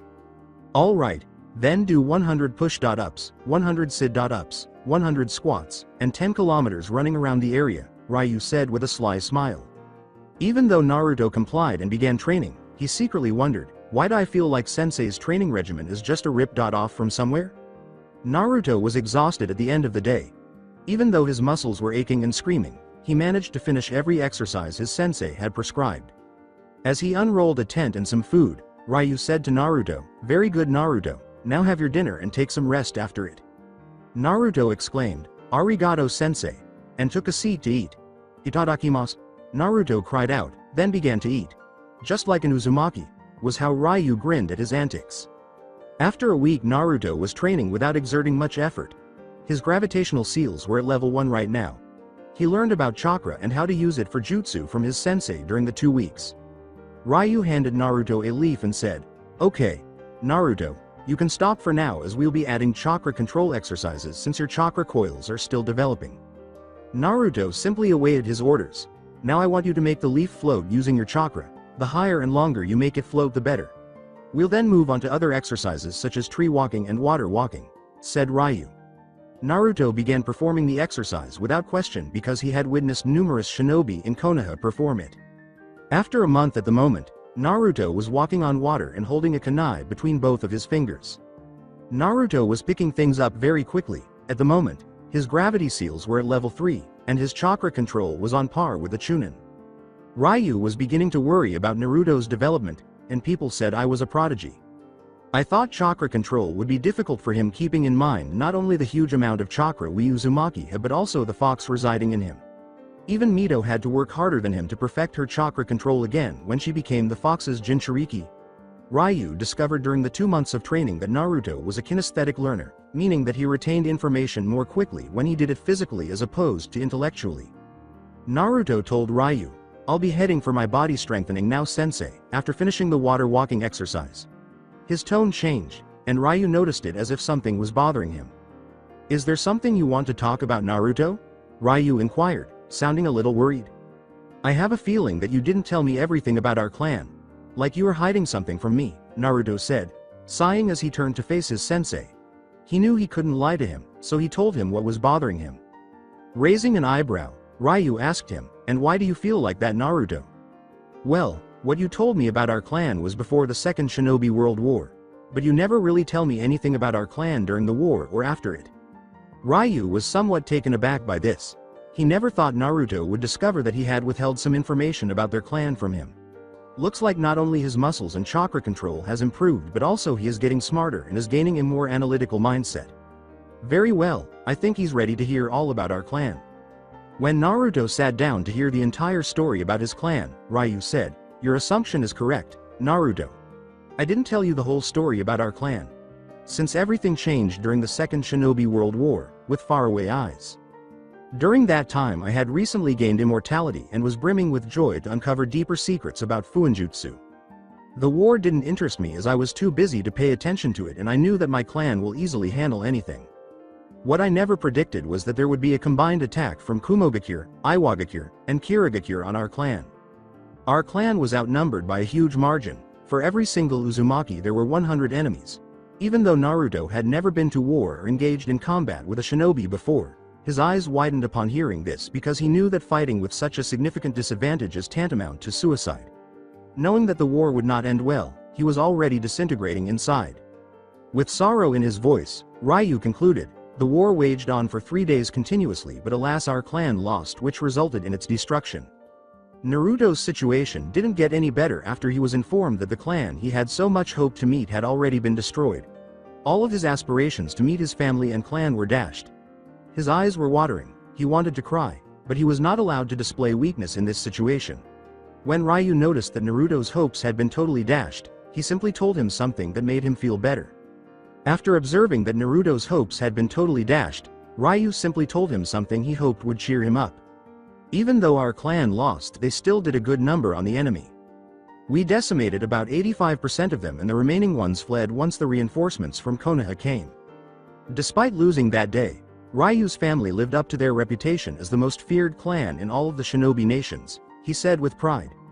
Even though Ryu was disappointed that his clan had been destroyed, he felt a great sense of pride knowing that they had still done a great deal to them in spite of the disadvantage. He hoped it would work like a charm on Naruto. The thought of, "My clan is really badass," made him laugh. Ryu said, "Hey, Naruto," his gaze fixed on the distant object. With a feeble voice, Naruto answered, "Yes, sensei? Do you hate all those villages that destroyed our clan or Konoha for not reaching there on time or even me for not being there when our clan needed the most?" asked Ryu. For Kami's sake, Naruto is only 4 years old, so he knew he shouldn't be asking him such questions. But since Ryu would never want Naruto to follow a path of hatred, he was curious to know exactly what his disciple was thinking. With his eyes closed and his mind deep in contemplation, Naruto was utterly quiet. Since Ryu understood Naruto needed time to consider his options, he also remained silent. After a few moments of slowly opening his eyes with an extended sigh, he began, "Honestly, I don't know about it. Although I'm angry with them and even with you a little bit, sensei. But it's all in the past now and with time comes changes. People change, sometimes for the better and sometimes for the worst, but that doesn't mean that we should just judge them without understanding about their situation first. There is always more than what meets the eye, just like you, sensei. I know that you might have made some mistakes in the past, but you changed and repented. So I guess others also deserve another chance. And it's not like my whole family is gone. There might be a few that escaped and are hiding. I just have to find them." With a smile, Ryu simply shook his head and said, "Naruto, you truly are the greatest prodigy I've ever seen. I suppose the time is right now." As he began to make his way back to their tent, Ryu said, "Come on, Naruto, it's time for you to meet an old friend of mine." Despite appearing somewhat perplexed, Naruto followed. It would be an understatement to say that Ryu shocked Naruto when he told him about his parents on the way. After all, you don't hear that your mother was feared by the alias Red Hot, Blooded Habanero, and your father was the Yondaime Hokage every day. Ryu asked Naruto to sit in lotus position and begin meditating once they arrived at their destination. Naruto just followed his instructions and began to meditate. Right now, Ryu performed a few hand seals that caused his entire body to glow blue. After that, he closed his eyes and sat in the lotus position close to Naruto, entering his mindscape. The mindscape of Naruto. When Naruto opened his eyes, he saw that he was in a dark sewer with water knee-deep. Instead of panicking, he calmly surveyed his surroundings in search of a clue as to his location.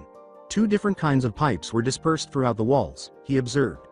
One was an orangish-red pipe, and the other was a blue one. So this is my mindscape. I didn't expect it to be this dirty. The blue pipe should be representing my chakra, but what does this addition pipe represent?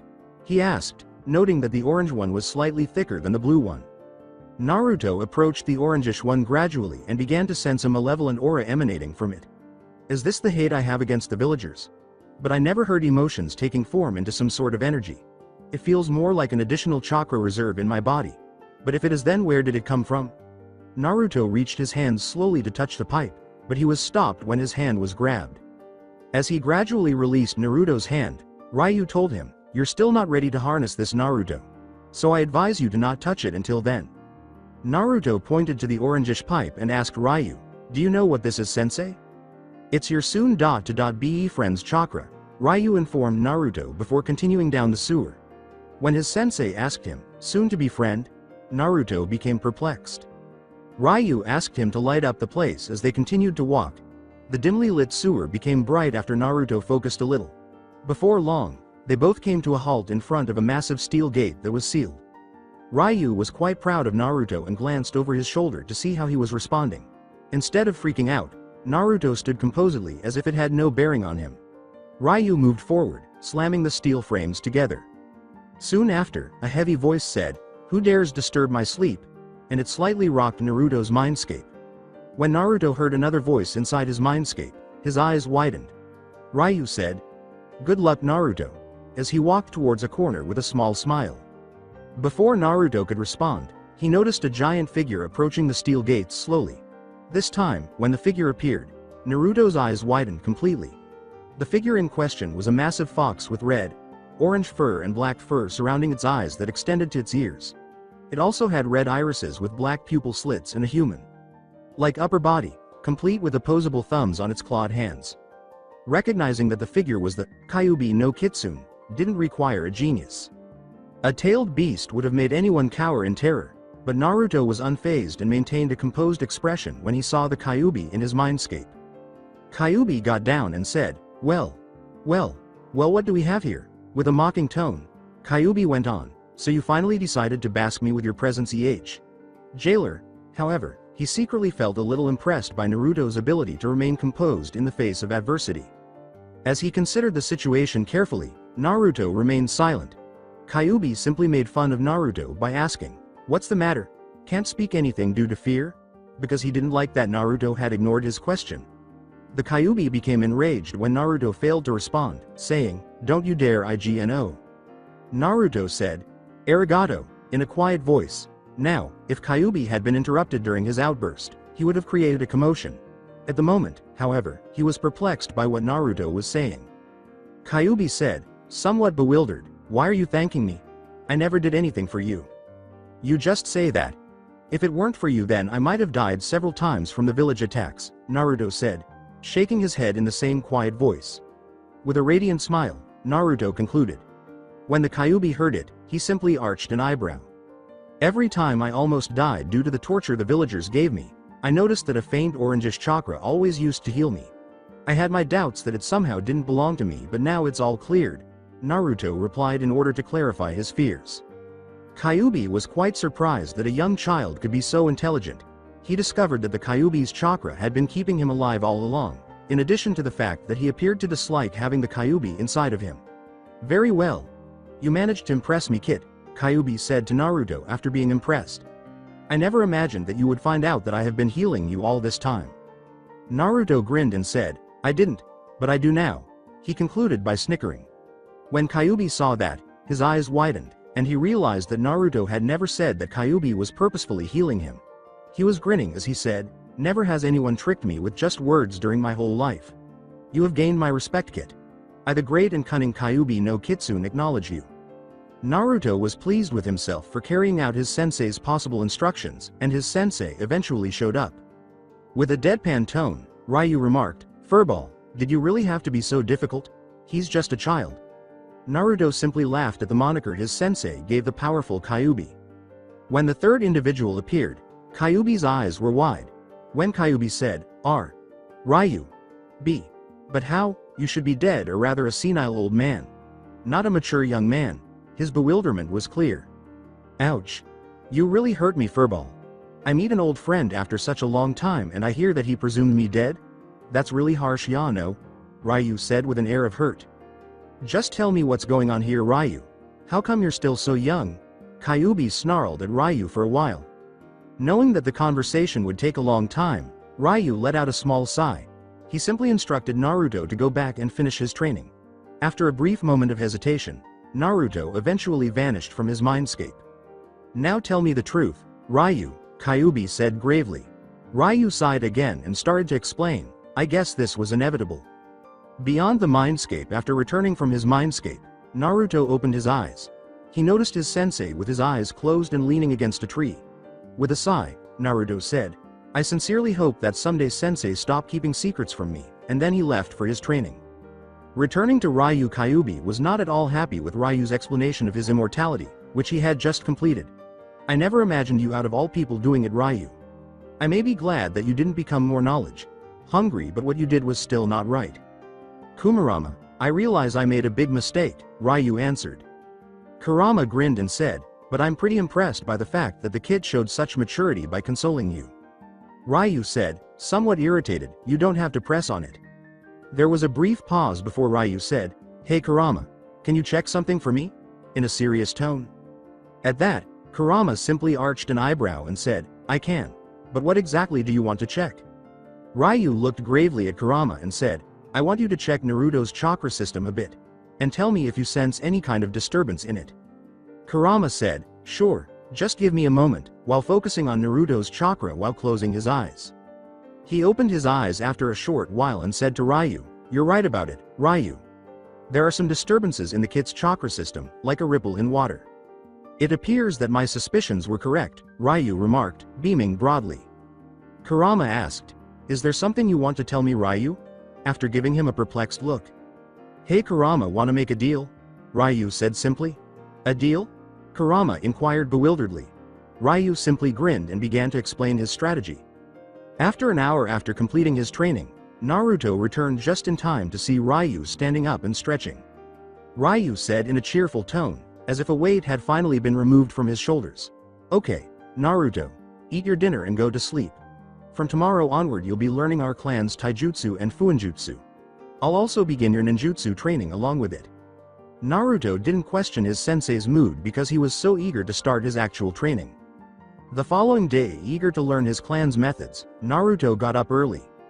As Naruto assumed the stance, Ryu said, "Naruto, I'm going to start with our clan's taijutsu. It's called Uzumaki Noken, the whirlpool fist." His right hand was close to his torso, and his left hand was extended. His body was slightly crouching, and both of his palms were curved like a cup. Ryu handed Naruto a seal and said, "Oh, and wear this before we begin." Naruto put the seal on his torso and questioned, "What does this seal do, sensei?" Ryu responded with a tiny smirk that made Naruto shudder. "Meh. It's just a body reinforcement seal. It would make your body as sturdy as a rock so that you don't break any of your bones." Ryu closed his eyes and said, "Now, Naruto, come at me with all your strength." Following orders, Naruto charged with a right hook aimed at his sensei's face. However, before he could react, Ryu spun around on his axis and deflected the right hook with his left palm. Additionally, his right palm struck Naruto's chin, sending him flying into the air.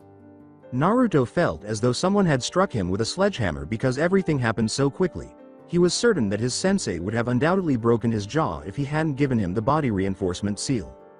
With his leg aimed at the back of his sensei's knee, Naruto rose from the ground and charged once more. Before his leg could hit Ryu's knee, however.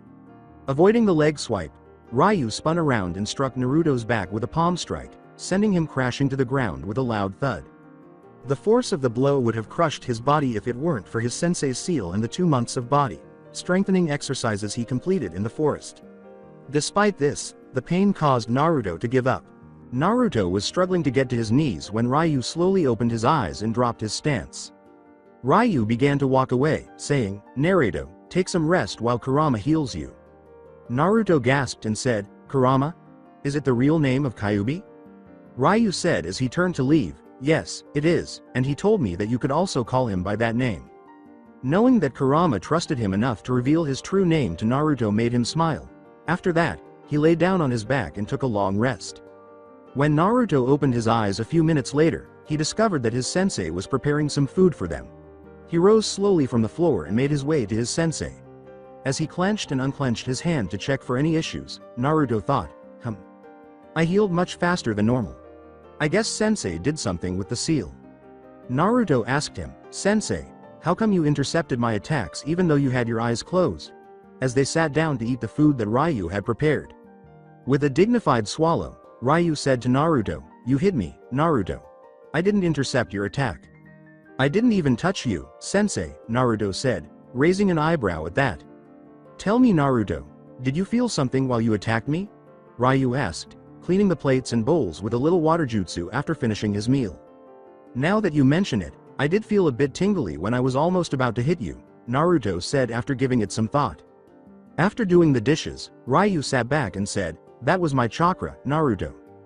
The words, "But I never felt or saw any chakra coming out of your body," caused Naruto's eyes to widen. "That was because I used a small amount of chakra on my body, wide on the top and slowly getting narrow till the bottom like a whirlpool. The chakra would not be visible to anyone, and without a sensory ability, people can't even feel it like you did. Tell me, Naruto, what happens when a ship or a boat touches the edge of a whirlpool?" When Naruto realized that Uzumaki Noken was using chakra, he spoke slowly. "It either spins around it drawing closer to the center or it gets thrown in a random direction." Ryu smiled and remarked, "Looks like you finally figured out how to do the Uzumaki Noken." Naruto exclaimed, "Oh, so that's how the Uzumaki Noken works," beaming at the awesomeness of his clan's taijutsu. "Although if you had realized it earlier you wouldn't have made the mistake of attacking my knees." Naruto merely grinned sheepishly at that remark because he was aware that anyone attempting to hit a whirlpool's narrow core would be flung downward with tremendous force. Sensei. Why did you close your eyes during the fight? Is that also a part of Uzumaki Noken? Naruto inquired. It actually is, Naruto. The only problem while learning this taijutsu style is that one has to be completely relaxed and calm to even detect the smallest variation in the chakra code so that he can counter it with ease, Ryu replied with a serious expression.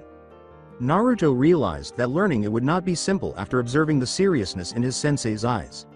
Despite the challenges, he is determined to learn his family's taijutsu. He declared, no matter what the difficulties, I'll master the Uzumaki Noken, with a strong sense of resolve in his eyes. Then let's get started, was Ryu's way of telling Naruto that he was extremely proud. Skip 2 years in time.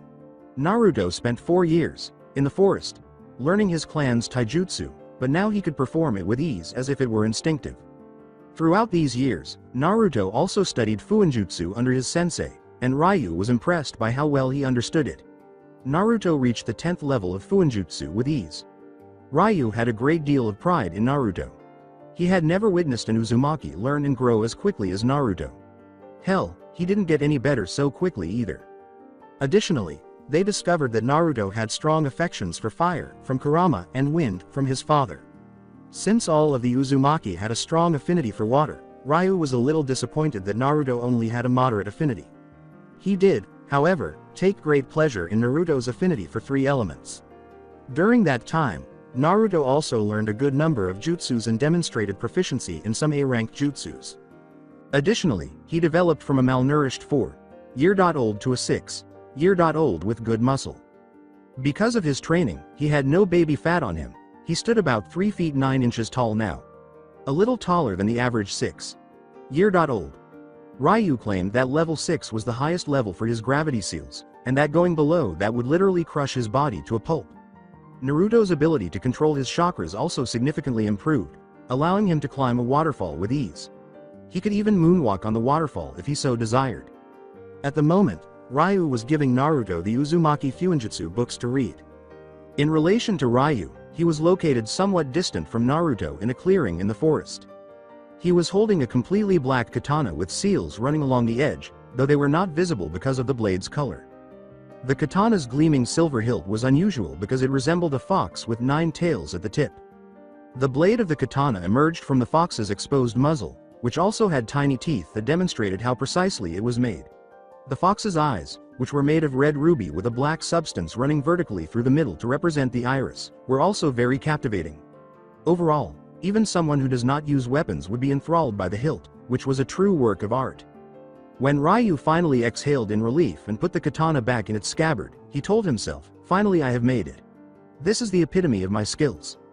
Naruto will gain another destructive power for himself with this. 9th Demon was written in a fiery flame color on the scabbard, which was also completely black. Ryu smirked as he went through 100 hand signals, saying, now that the body has been made, the only thing that remains is the soul. Uzumaki-style Kinjutsu. Resurrection. A column of white light appeared in front of Ryu, who slammed both hands on the ground with the shout of the jutsu's name. A figure was standing in front of Ryu when the light faded. The man in question had spiky blonde hair and bright blue eyes. In addition, his face was framed by jaw-length bangs on either side. He wore a green flak jacket, blue sandals, a blue forehead protector, and a standard Konoha uniform with 2 bands on both sleeves. In addition, he wore a long white haori with short sleeves that was tied in the front with a thin orange rope. The kanji for 4th Hokage was written vertically down the back of the haori, which was adorned with red flame like motifs on the edges. Minato Namikaze was his name. Where am I? Minato inquired, his expression betraying his bewilderment. He last recalled using Shiki Fujin or Dead Demon Consuming Seal to seal the Kyuubi's yin chakra into himself and its yang chakra in Naruto. He dimly recalled that he and his wife Kushina perished shortly after the Kyuubi attacked them. Ryu put his right hand on Minato's head, which glowed blue, and said, I really don't have the time to explain everything to you in detail, Namikaze Brett.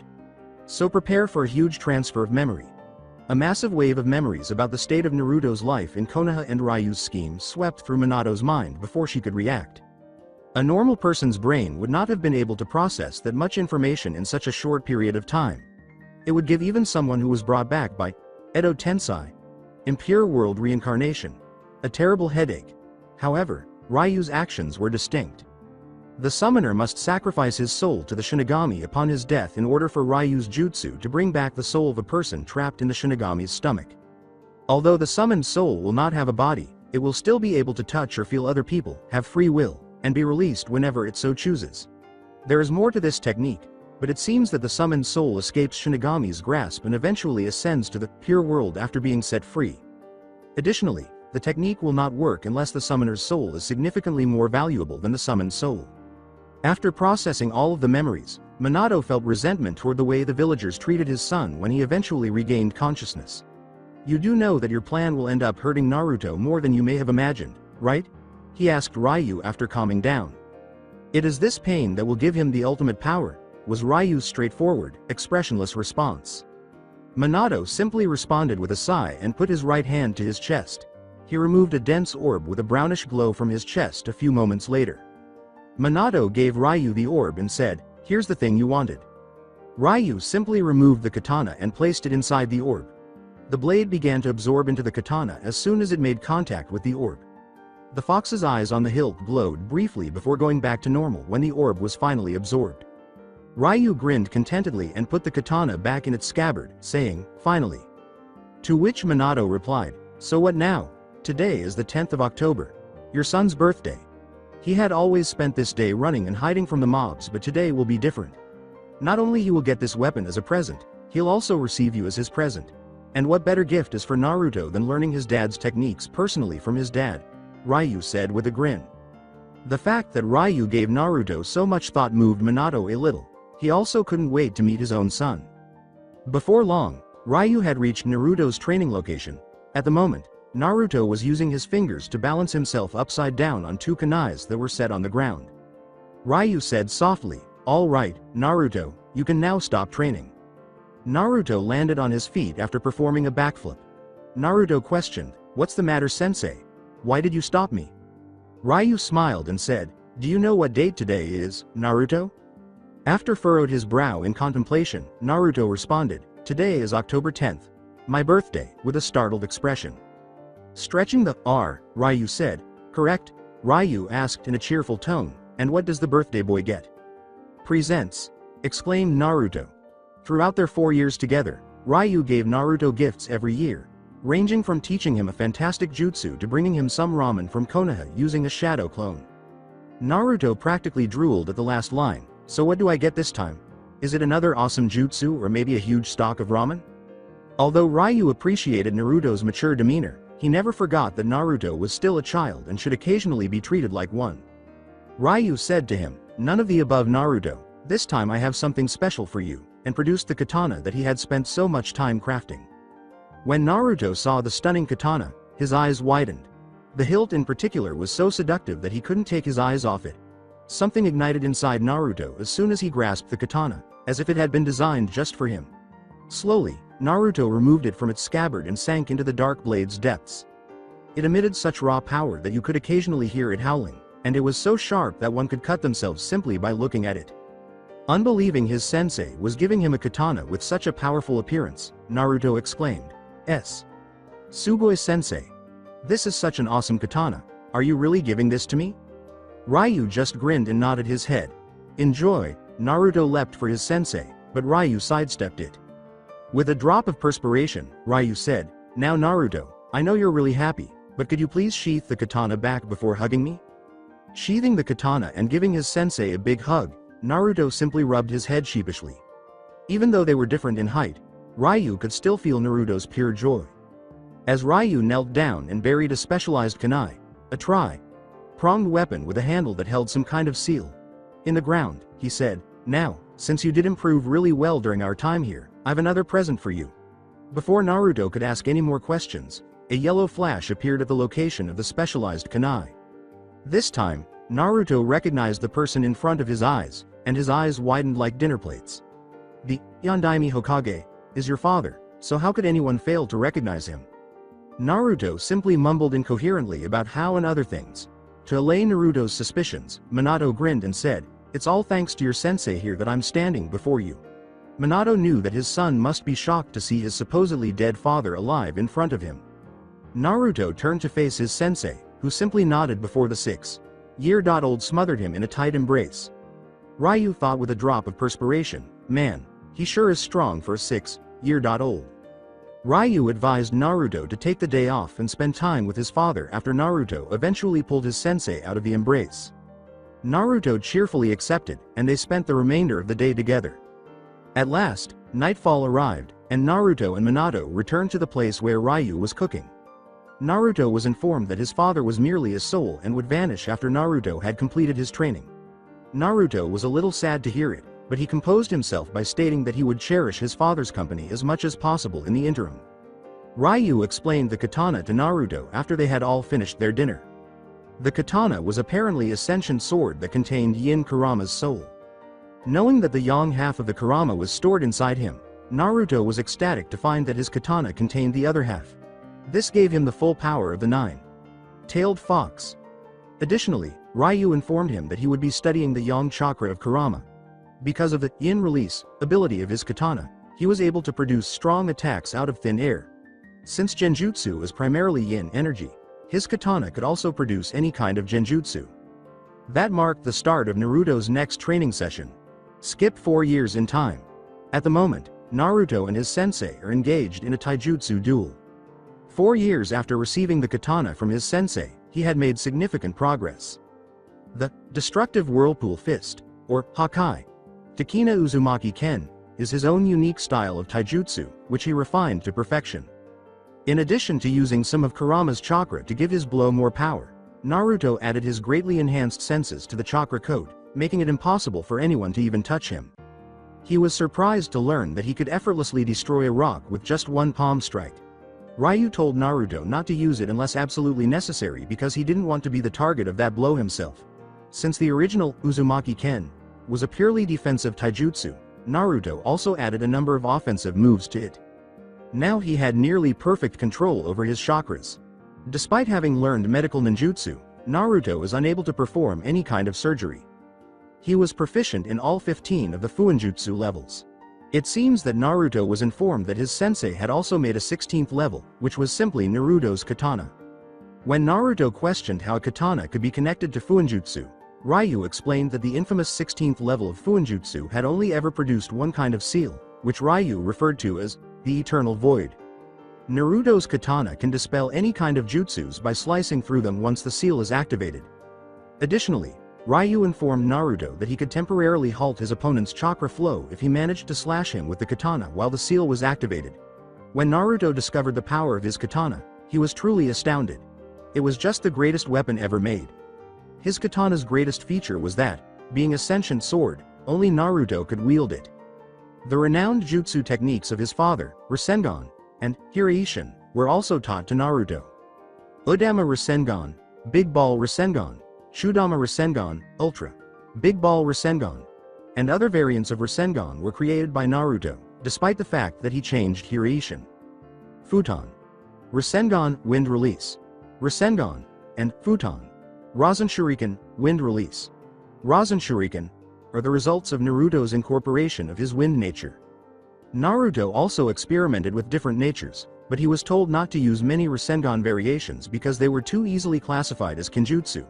He was also taught Senjutsu by Minato and Ryu, but they never let him practice it because his body was still too young to manage too many energies at once. Naruto eventually entered Pure World after his father taught him all of his techniques.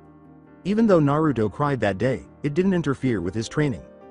Since he wasn't yet ready, Naruto also learned how to partially control Kurama's yang chakra. Additionally, Ryu ensured that Naruto learned other skills like carpentry, cooking, and gardening. The talk was also given to him, and naturally, Naruto blushed profusely throughout the day. Since Ryu admired the way Uzumaki women were, he simply fueled the flames by telling Naruto that he should not think twice about making an Uzumaki girl his girlfriend if he ever meets one. When Ryu would make fun of Naruto by claiming that he should have a harem to rebuild the Uzumaki clan because he was one of the last living Uzumaki, Naruto would get very angry and chase Ryu while brandishing his katana. Naruto's 8 years in the forest with his sensei were invaluable. He was truly appreciative of Ryu for providing him with such a life. When Naruto had a nightmare, Ryu would let him sleep on his lap and console him like a son, acting as though he were a second father to him. Because his body was that of an 8-year-old and his mind that of a 12-year-old, Naruto also felt very weird whenever he looked at his body. Despite having a much more muscular body than some adults due to his training, he maintained his father's long, spiky hair. Like Ryu, his sapphire eyes used to sparkle. He had pure muscles that could have made Rock Lee envious, without any baby fat. Naruto heard his sensei's voice calling out for him as he was currently practicing with his katana. After a brief shunshin, Naruto arrived at the location his sensei had summoned. As Naruto was packing their belongings, Ryu said to him, "Naruto, you have finished all the training that I had given you. Now we'll move on to the next phase, which is giving you experience." Naruto calmly answered, "Experience? You mean we'll be moving out of this forest?" Ryu threw a card of some kind, which Naruto easily caught, and said, "Exactly Naruto. Here, catch this." "What's this, sensei?" inquired Naruto, as he performed a water body flicker with Naruto outside the forest. Ryu responded, "It's your hunter's license, Naruto. From today onwards you'll be doing bounty hunting. This will give you good experience in not only fights but you'll also learn to never hesitate when killing." Skip 4.5 years in time. In the world of bounty hunting, Naruto became known under the alias Mirasutoromu, which translates to Maelstrom. Because of his abilities, Naruto was categorized as an S-ranked bounty hunter. The fact that an 8-year-old became an S rank in just 6 months shocked even the officials who assigned Naruto's rank. Unless the threat could be neutralized with minimal force, Naruto never thought twice about taking a life. He became known in some villages, including Kirigakure, thanks to his extensive skill set and keen analytical mind. Because of his achievements as a bounty hunter, Naruto even frightened the 7 ninja swordsmen of the mist, who had never seen or interacted with him. At the moment, Naruto had finished his bounty and was waking up with his sensei in the forests close to Kirigakure. Ryu said to Naruto in a lighthearted way, "You're making such good progress, Naruto. Even I'm a little afraid of you now." The statement, "Don't flatter me that much, sensei. I still have ways to go, and as far as power is concerned I'm still way behind you," caused Naruto to pout a little. The fact that his student never let his achievements fuel his ego made Ryu smile. Naruto remained grounded. Soon after, they both noticed a body lying on the ground far away. To check it, they both hurried over to the individual. The body belonged to a girl who was probably a year or two Naruto's senior. Her skin was somewhat pale, but not overly so, and her hair was unkempt and covered in dirt. She also had 2 scarlet dots on her forehead, which Ryu recognized right away. Her white kimono was ripped in numerous places and was so covered in dirt that it nearly appeared to be brown. Using his scroll, Ryu opened their tent and instructed Naruto to use medical ninjutsu on the girl. Without wasting any time, Naruto began tending to her injuries. They used bandages and ointments to relieve her aching muscles after they were done. "What's a girl from the Kagaya clan doing here? If I remember correctly, they are bloodthirsty people that love war, and by the looks of it, she was attacked before we found her. Just what is going on here?" Ryu asked himself as he went out to prepare their meal, while Naruto remained in the tent in case the girl woke up. When nightfall finally arrived, the girl opened her eyes slowly and took in her surroundings. She was in a tent with bandages covering some of her body when she first noticed it. She tried to run in a panic, but her body hurt from the abrupt movement. She let out a groan as the agony spread throughout her body. Then she noticed a blond boy carrying food into the tent. He frightened her, and she attempted to crawl back, but the pain prevented her from doing much. Naruto's calm response seemed to calm the girl. "You should stay still and rest. Your injuries were treated by my sensei and me, but natural healing is still the best," he said. As he gave the girl the food, Naruto said, "Here, have some food. My sensei made it especially for you to heal better." The girl's stomach growled, forcing her to accept the food the boy offered despite her reluctance.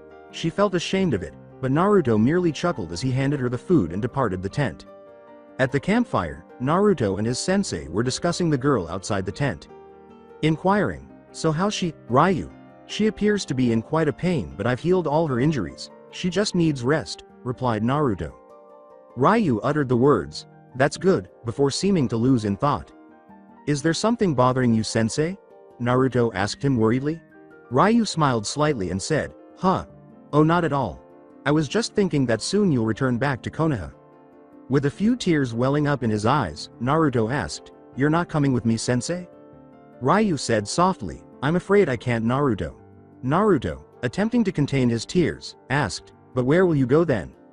Ryu looked up at the sky and answered, "A place where I always wanted to go." When the Kagaya girl emerged from the tent, Naruto was unable to ask any more questions. Even though she was still cautious around Naruto and Ryu, she didn't feel any animosity toward them. "You don't need to feel wary of us. We won't harm you," Ryu said calmly, observing the girl's nervous expression. "How can I trust you both?" was the girl's hesitant response. This time Naruto replied, "I can understand that one cannot trust someone who they just met, but you don't have to worry about it much. As soon as you get healed you are free to go." The girl simply nodded and took a seat close to Naruto, maintaining a certain amount of space between them. With a hint of worry, Ryu said, "If you don't mind, could you tell us how you were injured?"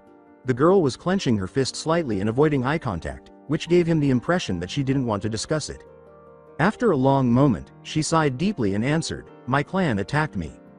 When Naruto learned that the girl had been attacked by her own clan, his eyes widened slightly. It was not surprising to Ryu that she was attacked because he knew the Kagaya clan was a bloodthirsty clan that always enjoyed fighting. He was aware that there was more to it, though. "Any specific reason?" Ryu asked in a composed but earnest tone. She was aware that she couldn't lie and that she was going to be caught lying. "My clan always treated me like an outcast since my father was not a Kagaya. They always hated the fact that my mother married a person from outside their clan. And unlike my clan, I didn't possess any bloodlust, so they always used to torture me saying that I didn't belong to their clan. Since my mother was the clan head at the time, nobody dared to attack me. But a week ago my father and mother died and they finally got the chance to kill me. I have been running from them ever since, and just yesterday they found and attacked me, but somehow I narrowly escaped them and was saved by both of you." By the time she was done, the girl broke down and began crying. Naruto rose slowly and comforted the girl by encircling her in his arms. The girl remained silent and allowed Naruto to console her. Naruto was deeply incensed about the treatment she received from her clan. Naruto was aware of the suffering she endured throughout her life because she was exactly like him. So Aiko had a daughter. I can see why she doesn't have the bloodlust that other Kaguyas have, Ryu thought to himself at the moment. Naruto asked the girl's name after she stopped crying. She answered, "My name is Akari Kagaya."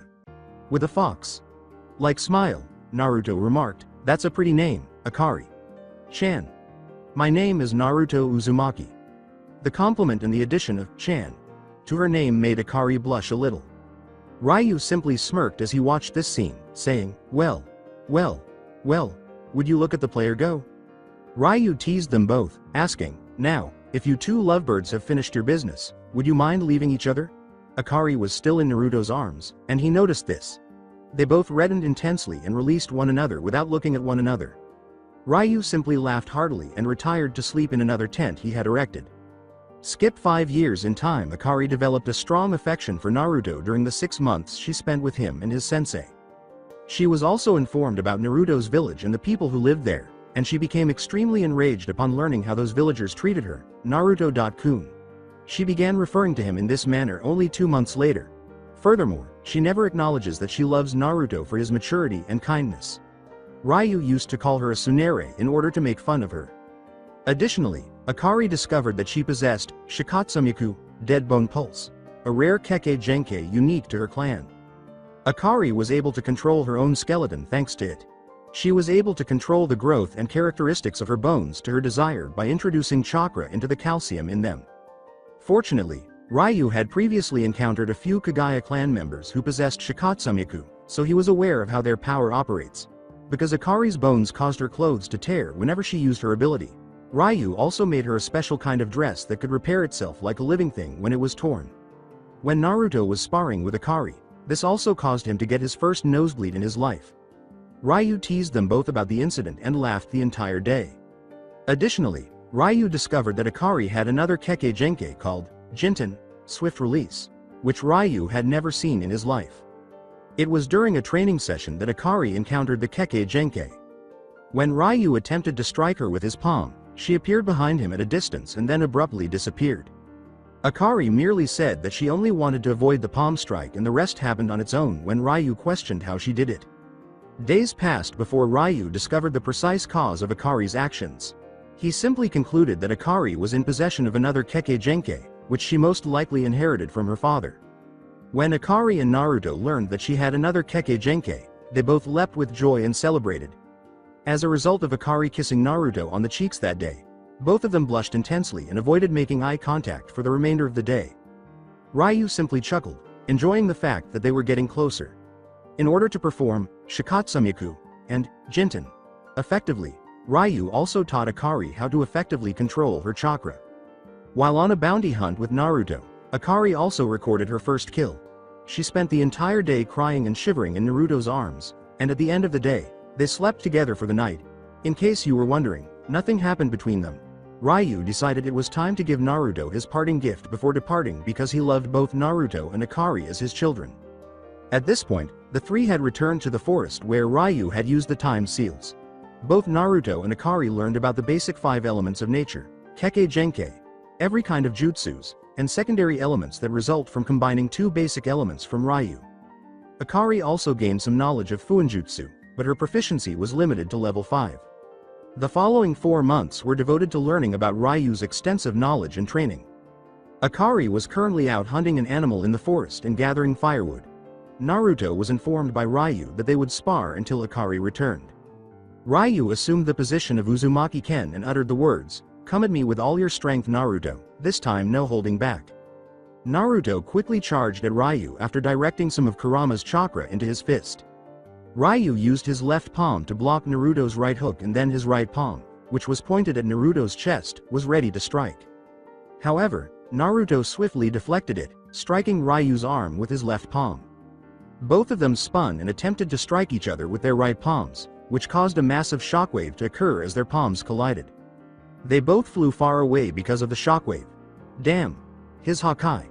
Takina Uzumaki Ken is a lot powerful than I imagined. If I didn't use the high quality reinforcement seal on my body, then I'm sure my palm would have been blasted away by that attack. Although Ryu appeared unfazed by Naruto's blow to his palm, Ryu was actually repressing the pain the blow caused. I know that I told him not to hold back, but I never said to go all out. Oh wait. In a sense I guess I did. Ryu thought, okay, let's get serious now, and performed a few hand seals. Sweeten. Water whip technique. Ryu began to move like a ribbon gymnast, striking with the water. Formed whip in his hand as he did so. Even Ryu's D-ranked jutsu dealt damage comparable to a B-ranked one because of his extremely high affinity for water. The whips appeared to change direction quickly every time Naruto dodged them, so he was having some difficulty avoiding them. As he pulled out his katana, Naruto thought, damn it. Sensei is really a master of sweetened jutsus. If his whip touches me, then it will not be good. I guess I'll just have to cut through it. Eternal Void, or Ain no Sora. With a mutter, Naruto slashed his katana through the water whip, activating the seals. The moment the katana made contact with the water whip, it vanished as if it had never been there. Naruto grinned, saying, nicely done. His joy was short-lived, though, as a water whip seized his right leg from behind. Naruto wondered, but how? As he turned to face his sensei, only to see him go poof. Naruto was pulled from behind and flung in the direction of a tree, his eyes widening as he exclaimed, a shadow clone. However, Naruto quickly replaced himself with a tree leaf. Ryu was ready to repel any attack as soon as he saw the substitution. Naruto used Hiraishin and abruptly emerged from behind. Fuden. Godly wind from the mountain technique. With a roar, Naruto compressed so much air in his mouth that it appeared as though he would explode. The fact that Naruto was going to use a destructive A-ranked jutsu at nearly point-blank range and that the jutsu would likely decimate him due to his strong affinity for wind caused Ryu's eyes to widen. Everything within 100 meters of Naruto was destroyed by a powerful hurricane as soon as he released the air from his mouth. There was no sign of Naruto's sensei, who appeared somewhat alarmed but knew that he would not be defeated despite this. Suddenly, Naruto had to avoid a huge water projectile that was headed his way. The diameter of the aforementioned projectile was approximately 30 meters. However, the projectile exploded before it even touched the ground, giving Naruto yet another surprise. An explosion tag concealed inside the projectile also contributed to the aforementioned explosion. Naruto neutralized the water and the explosion with his katana. However, Ryu materialized in front of him and shot a water bullet directly at Naruto's chest as soon as he finished. However, Ryu was about to be taken by surprise when Naruto poofed himself out of existence, but not before letting loose a tremendous amount of wind that tore Ryu's clothing to shreds. Ryu was shocked to see his clothing and thought, a wind clone. But when did he? However, he heard a voice behind him before he could continue to think. Udama Rasengan. The next thing Ryu knew, an Udama Rasengan had hit his back and thrown him forward. Before he halted, Ryu flew off into the distance. Ryu turned around and laughed. You never fail to amuse me, Naruto. You have already surpassed me and I hope you'll still improve in the future. Ryu spoke loudly enough for Naruto to hear him say, all right, Naruto, let's finish it up with a last attack from your katana. Try to thrust it straight in my chest. After giving a nod and keeping his katana in a thrusting position, Naruto dashed in Ryu's direction, oblivious to the orangish glow his katana was giving off and the secret smirk on Ryu's face. Squelch. When Naruto noticed that his katana had pierced his sensei's chest and that an orangish glow was emanating from it, his eyes widened in horror. He recognized that this was his move, Poison Blade, which made use of Kyuubi's yin chakra. And if his memory serves him correctly, it functions as a superior chakra poison for anyone who isn't a Jinchuriki. When Ryu coughed up blood from his mouth and grinned at Naruto, it snapped him out of his reverie. Naruto's hands were smeared with his sensei's blood, but all he could see was horror. Naruto shuddered and began muttering, "No," repeatedly. As his hold on his katana relaxed and Ryu's body hit the floor, tears welled up in his eyes. Kyuubi was slowly dying as the yin chakra spread throughout his body. As he removed the katana from Ryu's chest, Naruto fell to his knees and began to sob. With a shaky voice, Naruto uttered, "No. No. No. Sensei, please don't die. Sensei, please." His tears began to fall like an open faucet. "Don't worry, Naruto. It's all I ever wanted," Ryu said with a feeble smile. Naruto begged Ryu, crying more and more, "Don't say like that. Why? Why didn't you dodge the strike like you always did? Why did you have to take that attack? Why? Why? Just why are you dying when I started to see you just like my father?" The remark, "You saw me as a father," somewhat shocked Ryu. Slowly, Naruto nodded. Ryu simply put his hand on Naruto's cheek and wiped away his tears while grinning at him. In the softest voice possible, Ryu answered Naruto, "I also saw you as my own son." "I'm glad to hear that too, San," Naruto said, leaning on Ryu's hand as a smile spread across his face. He also spoke in a very soft voice. However, a moment later, Ryu's hand fell lifelessly from Naruto's cheek to the ground. The sight of his second father's lifeless body on the ground horrified Naruto. Naruto shook Ryu's body and said, "Oi! San, wake up. Come on, don't joke with me," with a feeble laugh. Naruto let out a cry of agony. San. San. San. San. As his pain suddenly intensified by a factor of 10. Naruto snarled because he thought his entire body was on fire, particularly his eyes, which seemed to be melting in the heat. Akari had just returned from her hunt when she heard Naruto scream in agony. She abandoned her hunt and hurried to the source of the voice using Jinten. Her eyes widened in terror as she arrived. Naruto was screaming in agony next to her father figure, who was dead on the ground. Naruto. What happened here? Akari cried as she took in her surroundings as she hurried over to embrace Naruto. However, the pain caused Naruto to black out before he could respond. The mindscape of Naruto awoke in a place he knew well.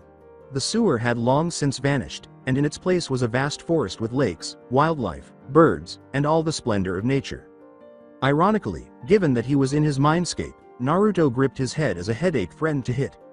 Naruto glanced around and noticed two distant figures.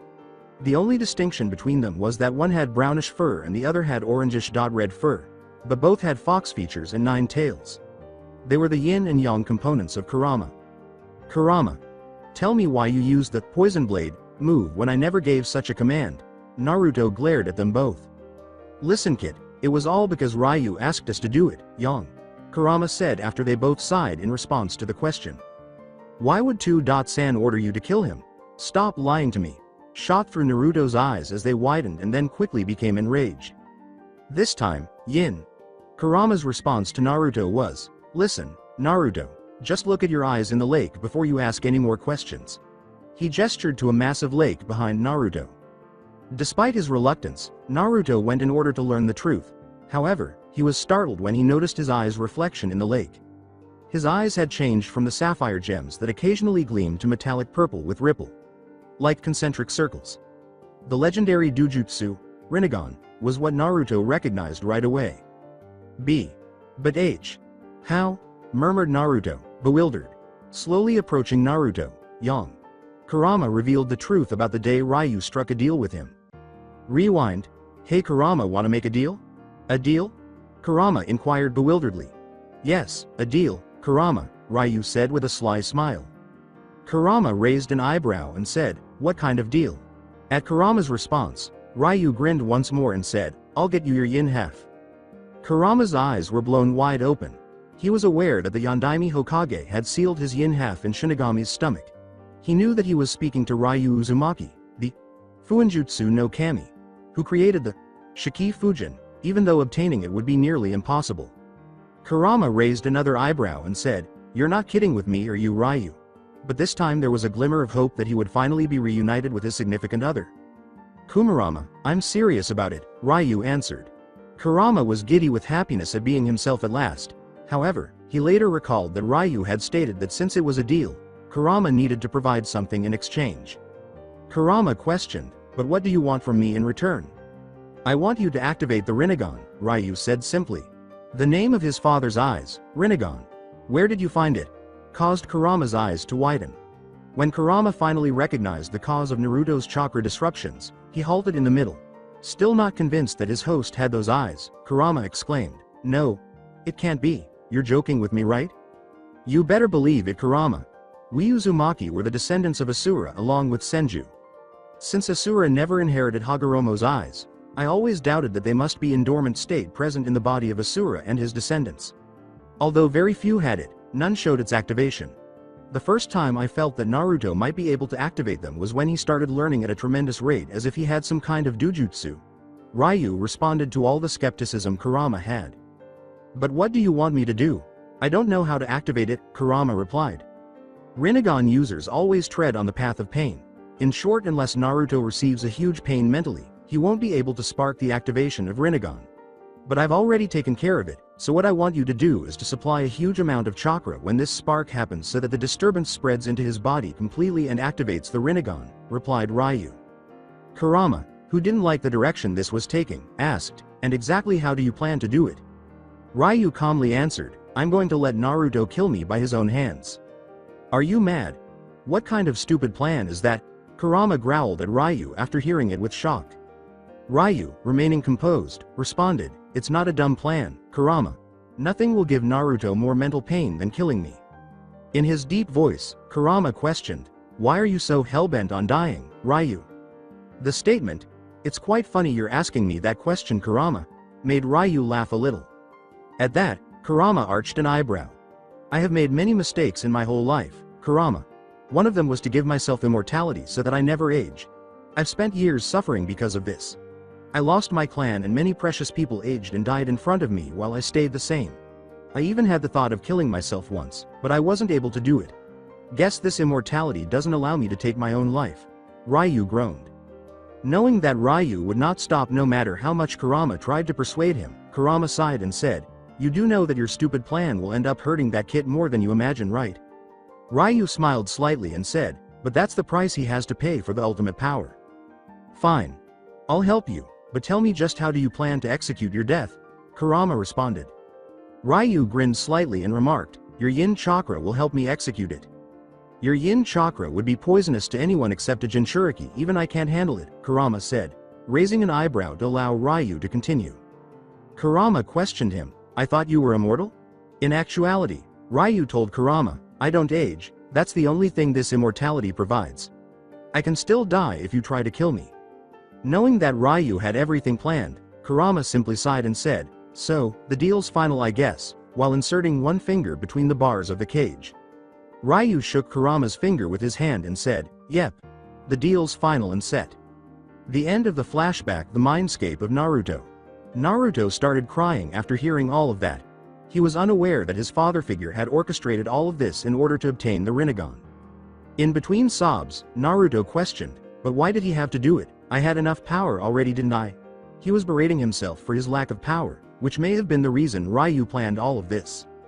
You don't have to blame yourself, Kit.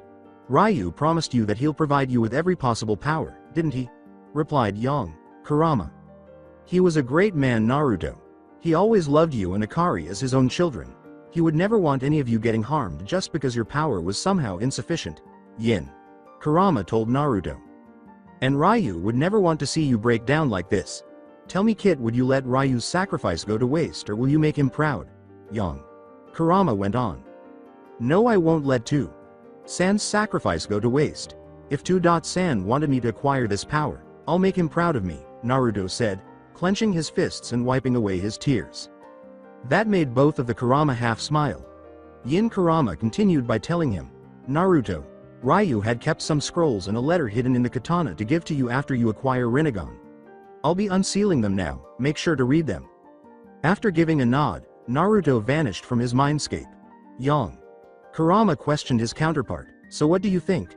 Just how powerful he'll be once he masters the powers of Rinnegan? Kurama laughed and said, let's just say that even we won't make the mistake of messing with him. Outside the mindscape of Naruto was unconscious in Akari's embrace. I only went for an hour, what exactly happened here? As she sobbed upon seeing her two most valued loved ones, one dead and the other unconscious, Akari reflected. She was startled out of her reverie when she sensed Naruto gradually regaining consciousness. Naruto opened his eyes slowly and let out a small groan. Akari's weeping face was the first thing he saw. Hi, Akari-chan. Why is that dejected expression on your face? Naruto inquired. However, he received a bone-crushing embrace in lieu of a response. Now, Naruto was completely conscious, not out of surprise, but from suffocation. Akari was apparently a very good hugger. Akari-chan. Can't breath, Naruto remarked as he began to suffocate and turn purple. When Akari realized she was crushing on Naruto, she turned away and hurried away, blushing with shame. Naruto.kun. What happened here? Akari asked Naruto, who was still trembling a little, after he had caught his breath. Naruto sighed deeply. He told Akari everything he had discovered despite not knowing how she would respond to the truth. Following the explanation, Akari remained silent and sobbed in silence after hearing Naruto's entire truth. She detested the fact that there was no other option, even though she understood why her father figure had sacrificed his life. Naruto approached his sensei, San's body after honoring her silence. Despite his intense pain at seeing his father's lifeless body, he fortified himself to honor his father's desires. Naruto asked Akari to assist him in excavating a grave to bury their San's remains after she had calmed down. All Akari did was nod and assist her, Naruto.kun. They both tried not to cry as they buried their father figure at the end of the day. Throughout the entire night, Akari and Naruto sobbed and consoled one another. The following day wasn't as exciting for Akari and Naruto as it usually was. Akari was still crying in her tent while Naruto prepared food for them.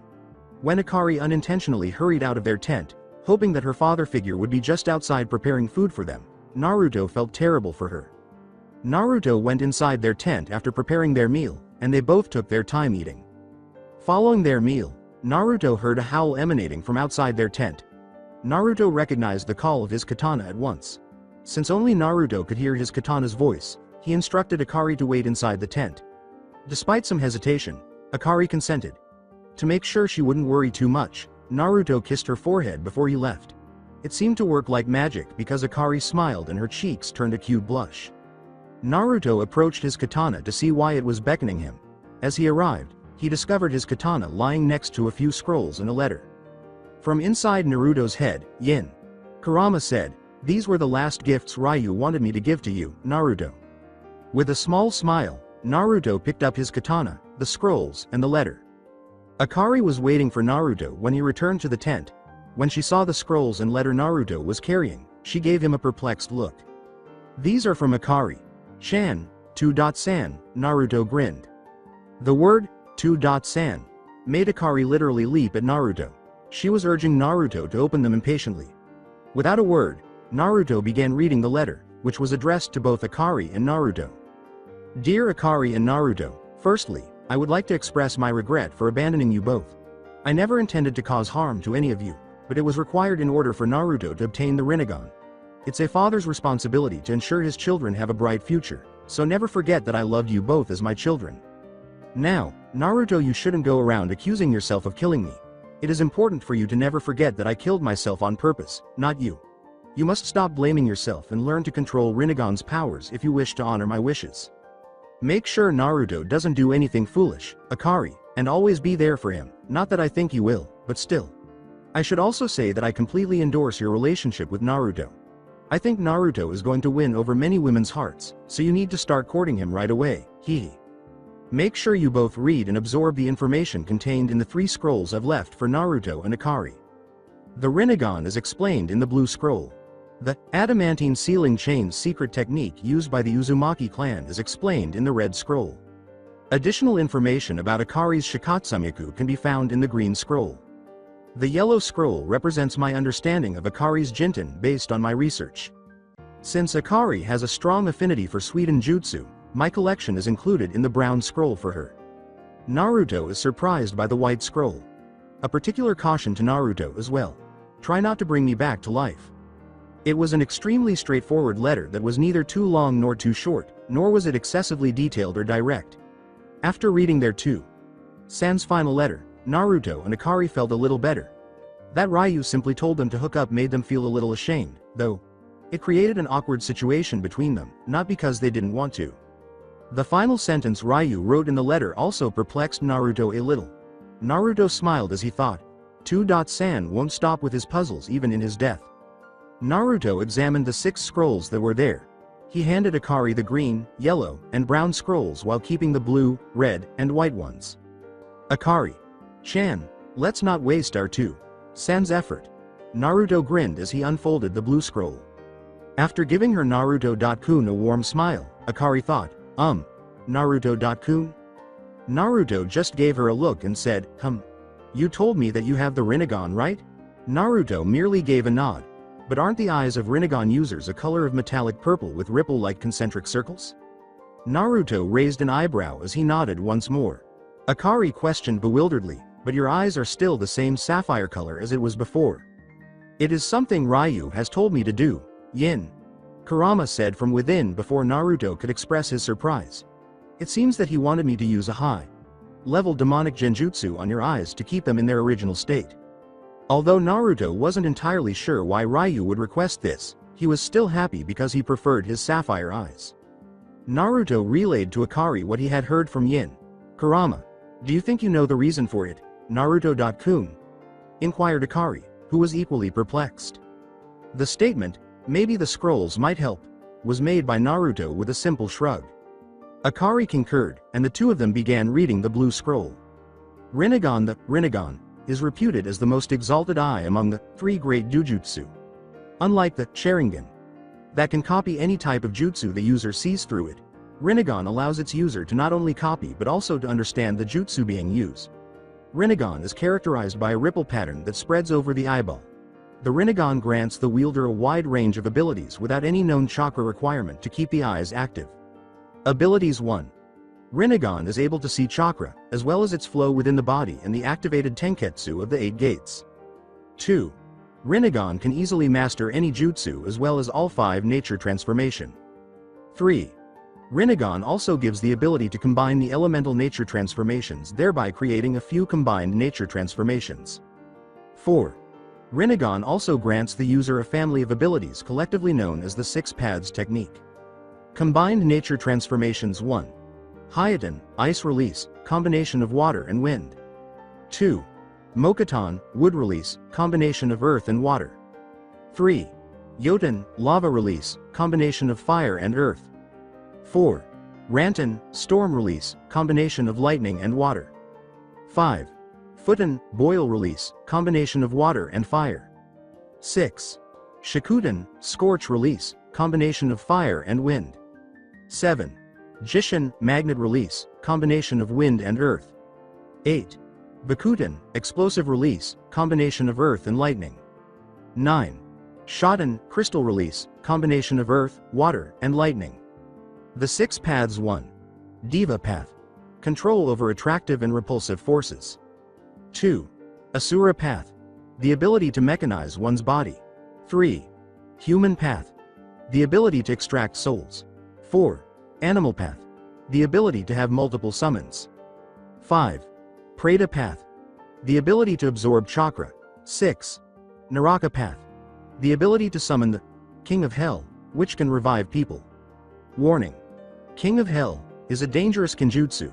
If the user wants to revive too many people, the user has to do it in exchange for their own life.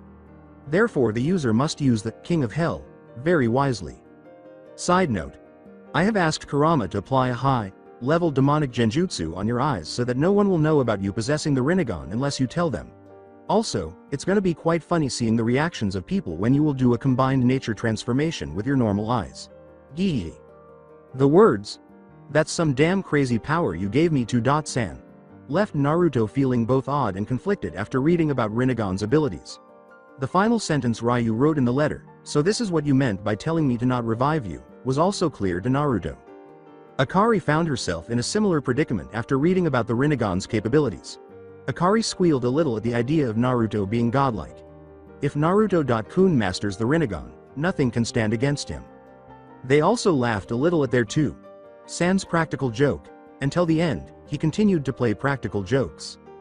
Following their meal, Akari proceeded to train her Suidenjutsus, which she had obtained from her scroll. His san claimed that Naruto was surprised when he opened the white scroll. Naruto was pleasantly surprised to discover that the scroll was a sealing scroll that held 3 additional scrolls. As the last Namikaze and one of the few Uzumaki, Naruto was appointed the head of both clans by Ryu and Minato, respectively, according to an official scroll signed by the Fire Daimyo. It granted Naruto immunity from many laws and a number of rights. The best part, though, was that it gave him access to the accounts of the Namikaze and Uzumaki clans, which together had sufficient funds to purchase the entire Fire Nation. "I can't even imagine the amount of ramen I can buy with it," was Naruto's only thought upon seeing the sum. A list of the Fuden, Raiden, Kaden, Suiden, and Doden jutsus was included in the second scroll. Naruto could perform any kind of ninjutsu with ease because he had very high affinities for all 5 nature transformations thanks to the Rinnegan. It also included a footnote that said Ryu thought Naruto could easily make his own jutsus for combined nature transformation with his imagination, so he wanted him to do so. The final scroll, which contained a sealed object and the words, "For good luck," written beneath the seal, was the most significant to Naruto. Naruto's hands shook as he held the unsealed artifact. This is. And his eyes grew to the size of dinner plates when he broke the seal. 6 years have passed. At last, Naruto had to make his way back to Konoha. For Naruto and Akari, the past year, which was year 2, inside the forest was incredibly productive. The Suiden and Shikatsumiku jutsus that were mentioned in her scrolls were fully mastered by Akari. Because of the notes in the scroll, she also had a lot of control over her Jinten. She was now 12 years old, 5 feet 1 inch, with chocolate brown hair that reached her waist, bright green eyes, and 2 scarlet dots on her forehead. She was dressed in a unique ensemble that Ryu had made for her. With the exception of the mask and body armor, the attire was very similar to what Konoha Enbu always wears. When she grew, the clothes always fit her again, and they cleaned themselves when they got dirty. Additionally, the way her clothes fit her body accentuated her curves. Considering that he was only 10 years old, Naruto had also grown significantly over these years, reaching a height of 5 feet 10 inches, talk about a growth spurt. He was only 10 years old, but because of the time seals, his body and mind were that of a 15 or 16-year-old.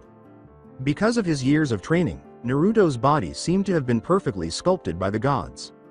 His medium-length blonde hair was styled like Ryu's, and his sapphire eyes occasionally sparkled. He was dressed in grayish army pants with the end tucked inside black combat boots and a black muscle-fit t-shirt that matched his torn torso perfectly. In addition, he wore a white haori with a big Uzumaki crest on the back over his outfit. His katana was fastened to his back with straps. The focal point of his entire outfit, however, was the Uzumaki pendant that san was wearing around his neck. This was sealed inside the final scroll as a good luck charm from Ryu. The pendant gave Naruto the impression that his san was always with him, which made him extremely happy that day and something he treasured. Naruto and Akari grew close during their time together and eventually started dating. Since Akari would always respond with the stereotypical tsundere blush, "It's not like I love you, Baka," Naruto confessed to her. It took a lot of effort on Naruto's part to get her to be more forthcoming about her feelings. After numerous attempts, his first kiss was also accepted. And boy, after the kiss, Akari was in a trance the entire day. At the moment, they were both traveling to Konoha. Still furious with Konoha for harming her Naruto-kun, Akari asked, Naruto-kun, do we really have to go back to the village that outcasted you? Naruto smiled and said, Akari-chan, you know that 2.san wanted us to give us another chance to all of them, right? With a smile that never went away, Naruto went on, and see it this way, I'm not going back to Konoha to meet the villagers who always hated me but to my precious people who always treated me for what I was. Am I not your precious person, Naruto-kun? Made Akari pout a little. Instead of speaking, Naruto drew Akari into his arms with his Bansho Tenin. The sudden pull caused by Naruto's gravitational technique took Akari by surprise. Naruto nibbled at her earlobe and slowly whispered, you do know that you're really precious to me, right? Naruto nibbled Akari's earlobe, sending a shiver down her spine. Although she may never acknowledge it, she truly enjoys it when Naruto takes the initiative in their relationship. Following a brief period of naive play and taunting, both arrived at Konoha's gates. The renowned Shunin Gate guards of Konoha welcomed them, Katetsu and Izumo. Izumo said, halt. State your business for the visit, in a formal tone. Halt. Did you seriously use such an ancient word to stop those children? Asked his best friend Katetsu, who was just eating syrup and relaxing in his seat. Did you really had to pass that comment? You completely destroyed the tense atmosphere I just made. Izumo glared at his best friend. The antics of the pair caused both Naruto and Akari to perspire. With each sentence, Katetsu kept pulling Izumo's leg. The reason for our visit is to meet the Hokage, Naruto said, clearing his throat for the two to hear. The mention of Hokage caused both Izumo and Katetsu to halt their arguments. They were all wearing serious expressions now, and even Katetsu rose from his chair to stand next to his best friend. Katetsu asked gravely, and just why do you want to meet the Hokage? Naruto calmly responded, unfazed by the tension in the air, we just want permanent citizenship to this village. After giving Naruto and Akari a quick glance, Izumo and Katetsu each gave them a form. Fill in these forms. After that one of us will escort both of you to the Hokage, said Izumo. With a nod, Naruto and Akari began completing the form. After they were done, Katetsu escorted them to the Hokage. They attracted a lot of attention along the way. Because he looked somewhat like his father, the Yondaime Hokage, Naruto received the most attention. The women were just blushing, while the men were giving him respectful glances. When Akari saw those hussies give her Naruto-kun lustful looks, she gave a little growl. Even a woman who dared to approach Naruto to flirt with him was met with her hiss. Katetsu was paying close attention to the entire scene. He even made fun of Naruto for having a girlfriend who was so protective. In response, Naruto simply grinned and said he still liked her for who she was. Tower of Hokage. It has been 6 years now, Naruto. I hope that you soon return with Ryu. Sama safely, Hiruzen said, occupied with paperwork on his desk. Someone please save me from these damn paperwork, he said to himself as he turned to face the enormous stack of papers on his desk. As though by some miracle, a knock on the door answered his prayers. Come in, was Hiruzen's somewhat gratified response. Hokage. Sama, 2 visitors have come to meet you. They told us that they wanted permanent citizenship of Konoha, Katetsu said as he walked into Hiruzen's office, standing erect. When Hiruzen learned that there were 2 people, his eyes briefly widened. The thought of seeing Naruto and Ryu again at last made him feel happy deep inside. Hiruzen grinned broadly as he thought, have they really returned? The words, very well, send them in, came from Hiruzen. After giving a nod, Katetsu left the office to call Akari and Naruto. They both went into the Hokage office shortly after. Hiruzen initially couldn't identify Naruto, but after seeing his blonde hair, 3 whisker marks on each cheek, and sparkling sapphire eyes, his mind soon did. Happy to see his surrogate grandson after 6 years, Hiruzen asked, and Naruto? With a few tears in his eyes. With an enormous fox-like smile, Naruto uttered, hee hee hee. Yup, in the flesh GG. Hiruzen hurried over to embrace Naruto, who merely gave him a hug in return. Later, Hiruzen asked Naruto, Naruto, where's Ryu? Sama? And who is this girl you brought along? After breaking the embrace. I hope that Gigi doesn't take the news of San's death badly, Naruto sighed in his head. Naruto pointed to the ceiling and asked, can we have some privacy before I explain everything to you? Hiruzen acknowledged and motioned for his Anbu to leave. They all left the office because they trusted Naruto. With a blur of hands, Naruto rendered the entire office soundproof as his fingers glowed a deep purple. When Hiruzen saw Naruto create seals that resembled his Ryu-sama, he was momentarily taken aback. Hiruzen smiled as he thought, I suppose it was to be expected. After taking a deep breath, Naruto began to tell Hiruzen everything right away. The Hokage Tower's exterior after her shift ended, the cat, masked Anbu had taken a leave of absence. She removed her mask to reveal a woman of 20 with warm brown eyes, red lipstick, and straight purple hair that reached her waist. She was Konoha's Kenjutsu master, Hyuga Uzuki. After giggling at the last line, Hyuga walked slowly in the direction of the dango shop that Anko frequently visits. So Naruto has finally returned. I can't wait to tell this news to Anko-chan. She really waited all these years for her Naru-kun. Hyuga arrived at the dango shop and saw her best friend Anko devouring the dango as if it were air. Not much had changed over the years. Anko continued to dress in the same clothes, but as her wealth increased, it became even more revealing. Even though men typically referred to her as a snake whore, she would frequently receive lustful, perverted looks from them, as well as occasional catcalls. Hyuga simply ordered some dango while sitting close to Anko. So your shift's finally over, Hyuga-chan, Anko said, smiling as she swallowed her last dango. Yup. And guess what? You won't believe who I saw at the Hokage's office, Hyuga told her after eating a few pieces of dango. Anko teased her, asking, oh, did someone catch our Hyuga-chan's eye? The statement, I think you'll be more interested than me in meeting that person, made Hyuga blush a little but taunted him back. Who is this person that I'll be interested to meet? Anko asked, raising an eyebrow. Your Naru-kun is back, Anko-chan, Hyuga whispered in Anko's ear while giggling a little. Then Hyuga realized that Anko had abandoned her and was sprinting full speed in the direction of Hokage's office. Hyuga kept eating her dango while laughing at her best friend's antics. Tower of Hokage Hiruzen listened to everything Naruto had to say, and after learning of his idol's passing, he fell silent. Hiruzen trembled a little and was always fighting back the tears. Naruto stood up and comforted Hiruzen by giving him a hug, and Akari did the same. Hiruzen had to regain his senses and stop crying for a moment. So you've not only learned your clan's technique and Fuinjutsu but you also gained control over Kyuubi along with the acquisition of the Rinnegan? Hiruzen asked Naruto, grinning, after he had stabilized his emotions.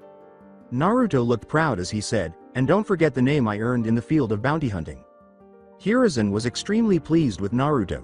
He had frequently heard the bounty hunter's name under the alias Mirasutoromu, but he was unaware that it was his surrogate grandson.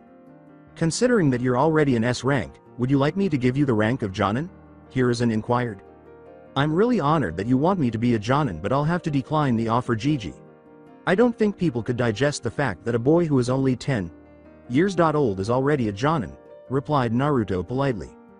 Hiruzen asked, but you don't look like a 10-year-old.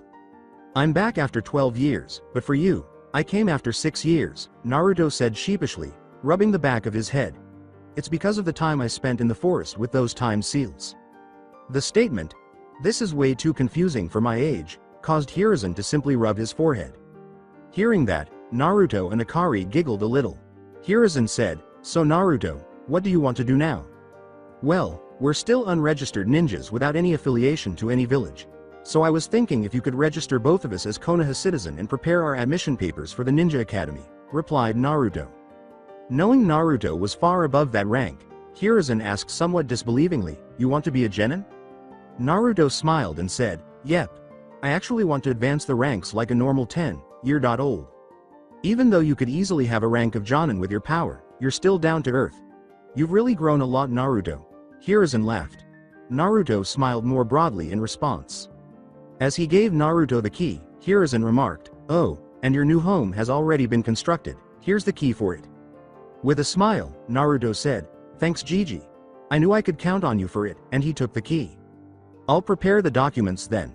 And while I'm at it, why don't you take your girlfriend for a visit around Konoha? Hiruzen said to Naruto. While Naruto merely chuckled, Akari flushed. At that point, Anko kicked Hiruzen, causing the office doors to burst open. Anko simply looked around the room before blurting out, Naru-kun, as she leapt toward Naruto. Even though Naruto could have easily avoided her, he chose to let Anko embrace him for as long as she desired. As Hiruzen gave a perverted giggle, Akari became envious and twitched in annoyance as she watched Anko embrace her Naruto-kun. Akari tried to pull Anko away from her Naruto-kun, saying angrily, "Okay, that's enough now." When Akari attempted to pull Anko away from Naruto, she moaned. She gave Akari a fierce look before she felt a sudden urge to defend her partner, akin to a woman's intuition. Akari began to glare at Anko after feeling it as well.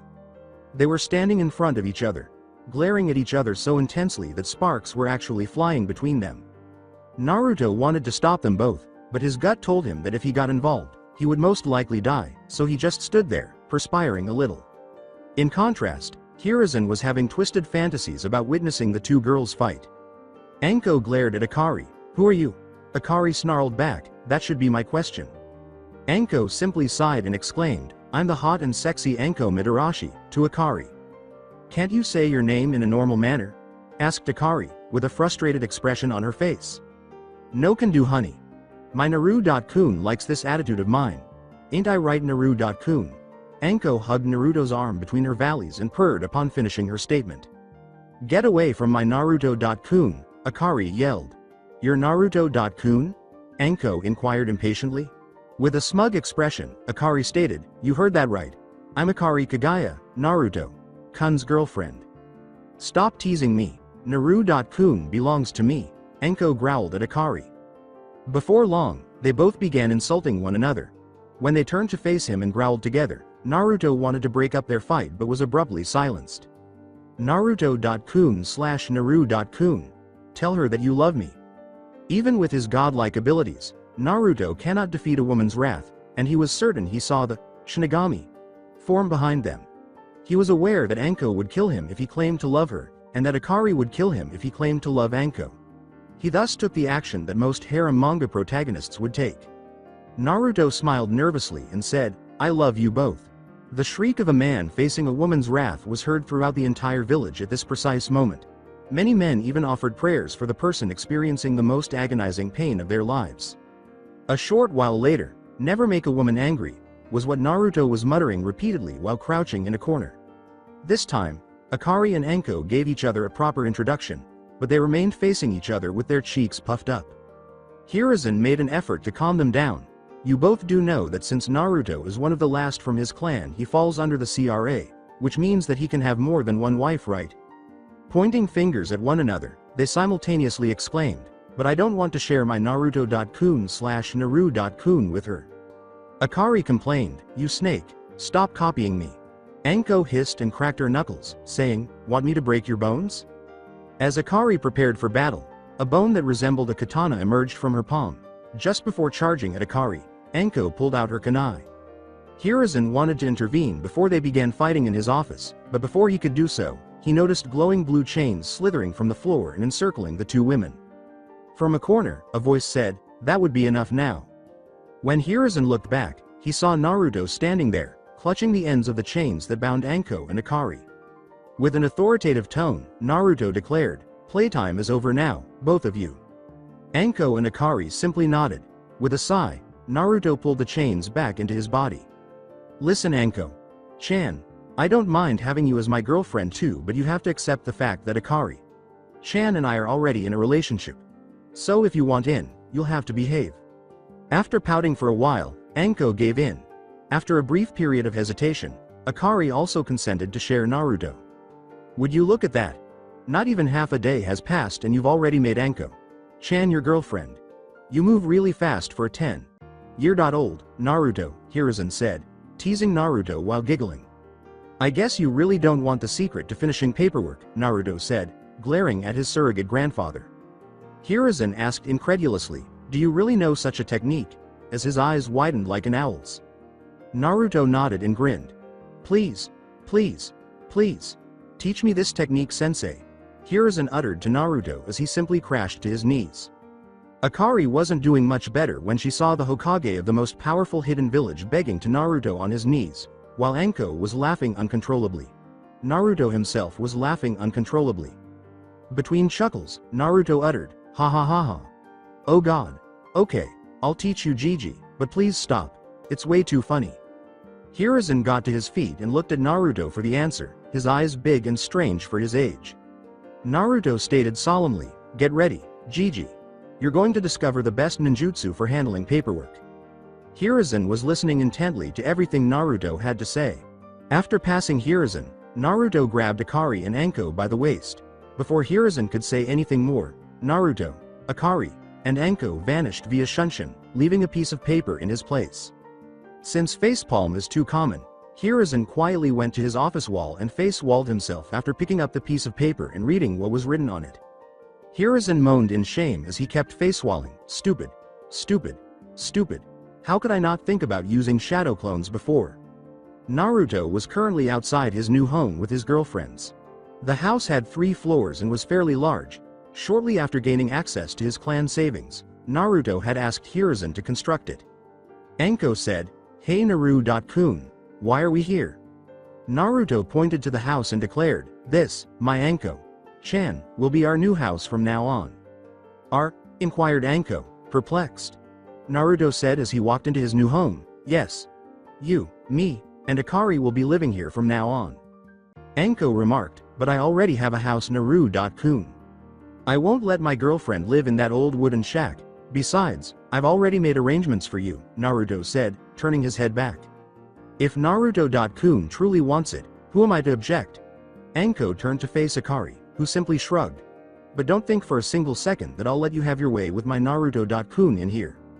When Anko noticed Akari staring at her, a sly smile appeared on her face. Anko hurried past Akari, who simply sulked and chased after him, and declared, "I'll get the same room that Naru-kun is having." Both Naruto and Akari were granted Konoha citizenship and admitted to the Ninja Academy after about a week. The Uchiha tragedy, and all other events that transpired in Konoha while he was away were also revealed to Naruto.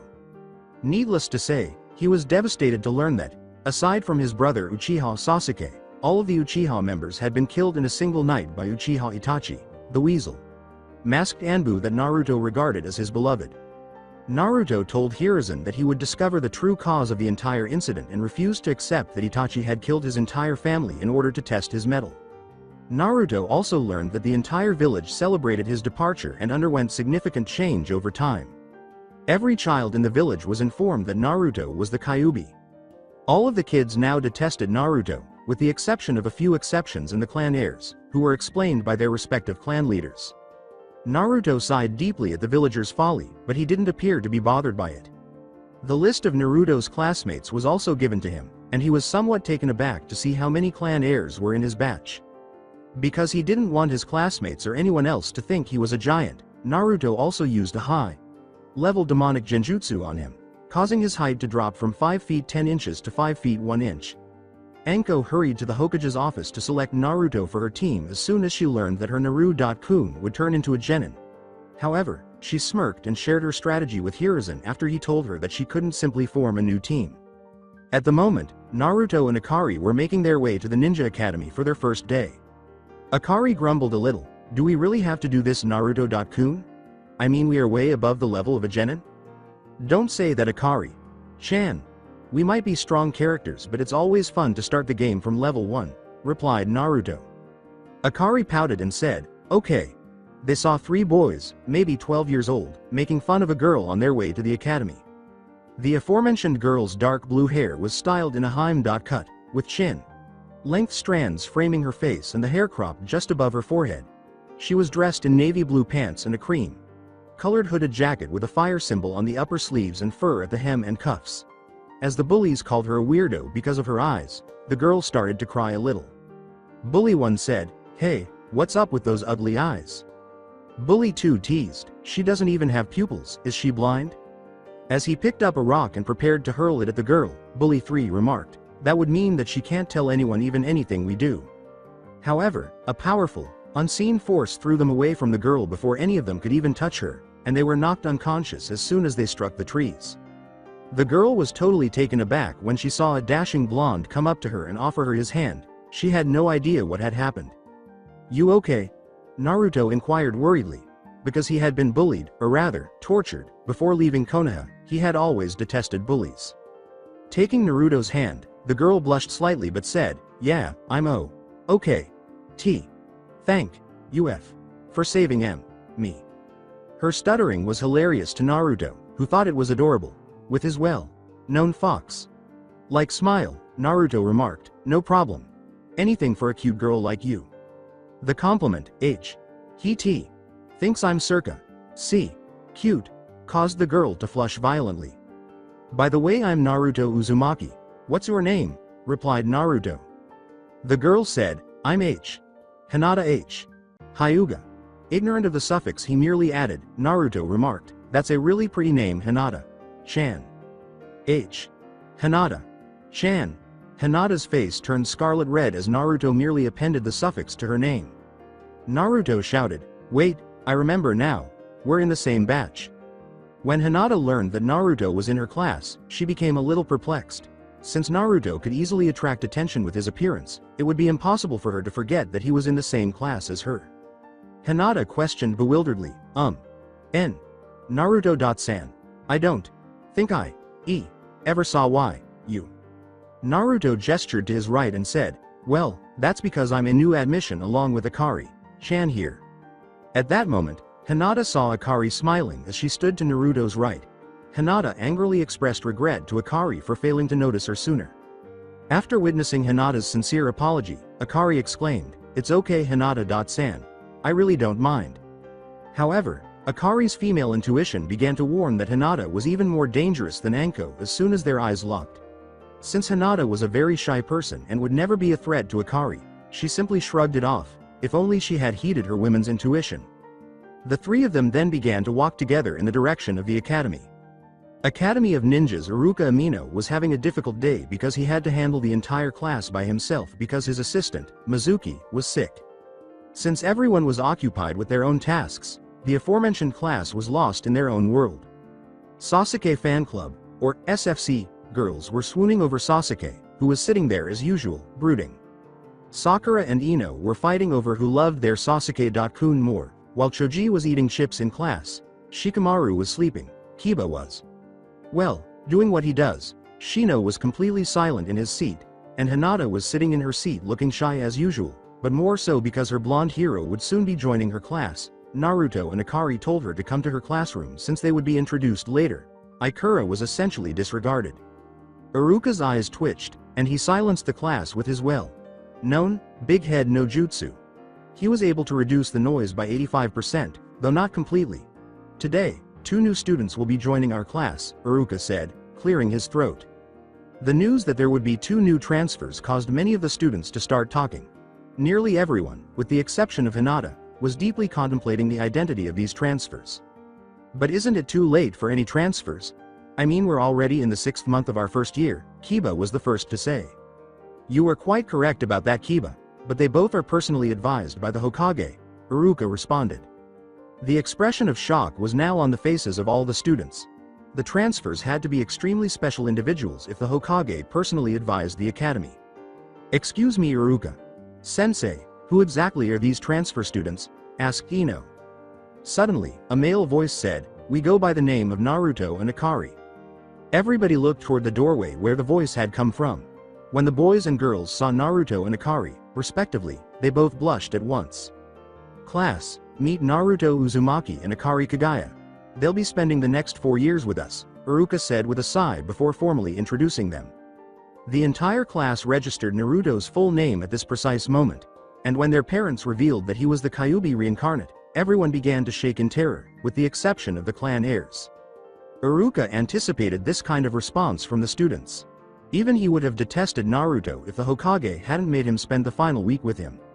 Since many people, including all of the clan leaders, were kept in the dark about how the villagers treated Naruto, Iruka was informed of his treatment prior to his departure from the village. Iruka's animosity toward Naruto entirely disappeared when he learned about it, leaving him with only sympathy. Because of his tender disposition, Naruto was treated like a child who had been punished for an act he had never committed. He even promised Naruto that if he ever finds himself in danger, he will always be there to protect him. Naruto dismissed Iruka's observation that he was incredibly intelligent and mature for his age. Naruto took a deep breath and said, I know that you all are probably scared of me since you think of me as the Kyuubi reincarnate. But let me clear one thing. I'll make sure that by the time we all graduate from this academy I'll change your views on me. You better believe it. Naruto was fully prepared for this kind of response from his classmates. Everyone in the class, with the exception of the clan heirs, gave Naruto a suspicious look, but Iruka grinned at his resolve. This marked the start of a legend's journey. The legendary character who would soon be referred to as Naruto the Uzumaki prodigy. For Naruto and Akari, the first few months passed without incident. Despite the class's continued apprehension about Naruto, he managed to make friends with a number of them, including Hinata. Naturally, Kiba, Shino, Shikamaru, and Choji. Unbeknownst to Akari, Hinata also grew closer to Naruto during this period. Despite the fact that Akari's intuition always went into overdrive whenever she was close to Hinata, she chose to ignore her and search everywhere, assuming Anko was to blame. Hinata's past, including the Hyuga affair, that occurred a year before Naruto left Konoha and caused her cousin Neji Hyuga to despise her, was also revealed to Naruto and Akari. Because she was so compassionate for Hyuga, her clan elders also viewed her as weak. Hanabi Hyuga, her younger sister, was regarded as a superior clan heir and was thought to be far stronger than her. Additionally, Hinata explained to them the division of her clan into two branches, the main house and the branch house. Additionally, the caged bird seal was given to those in the branch house, sealing their Byakugan after death to prevent it from falling into enemy hands. The more unsettling aspect of the seal, however, was that main house members could activate it, which caused the wearer to experience excruciating pain because it was targeting their brain cells. Even though they were all members of the same family, Akari was obviously repulsed by the Hyuga main house's treatment of the branch house as if they were their slaves. Hinata also warned them that she would be moved to the branch house and given the cursed seal if she was unable to establish herself as a superior clan heiress. If she succeeds, her sister will also receive the cursed seal. In front of the Hyuga elders, her father, Heishi Hyuga, was helpless, despite his desire for none of them to be branded. Throughout the entire explanation, Naruto remained silent and instead chose to console Hinata, who broke down in tears. However, he firmly resolved in his mind, "I'll make sure that no one, not even the strongest shinobi or her clan elders, can lay even a finger on Hinata, Chan or her family." Additionally, Naruto began providing Hinata with additional training because he believed that she possessed a great deal of unrealized potential and that all she needed was the correct direction to realize her full potential. During these months, Naruto also got to know Hanabi and Heishi. To the chagrin of the clan elders, Heishi treated Naruto like family after learning that he was Minato's son because they were close friends. Since Heishi was curious about Naruto's whereabouts during these 6 years, he was also informed about Ryu. Heishi was also confronted by Naruto regarding the psychological strain his clan was causing Hinata. Although Heishi felt guilty for not being able to defend her daughter as he had always desired, he eventually composed himself after Naruto assured him that there was still time for him to do so.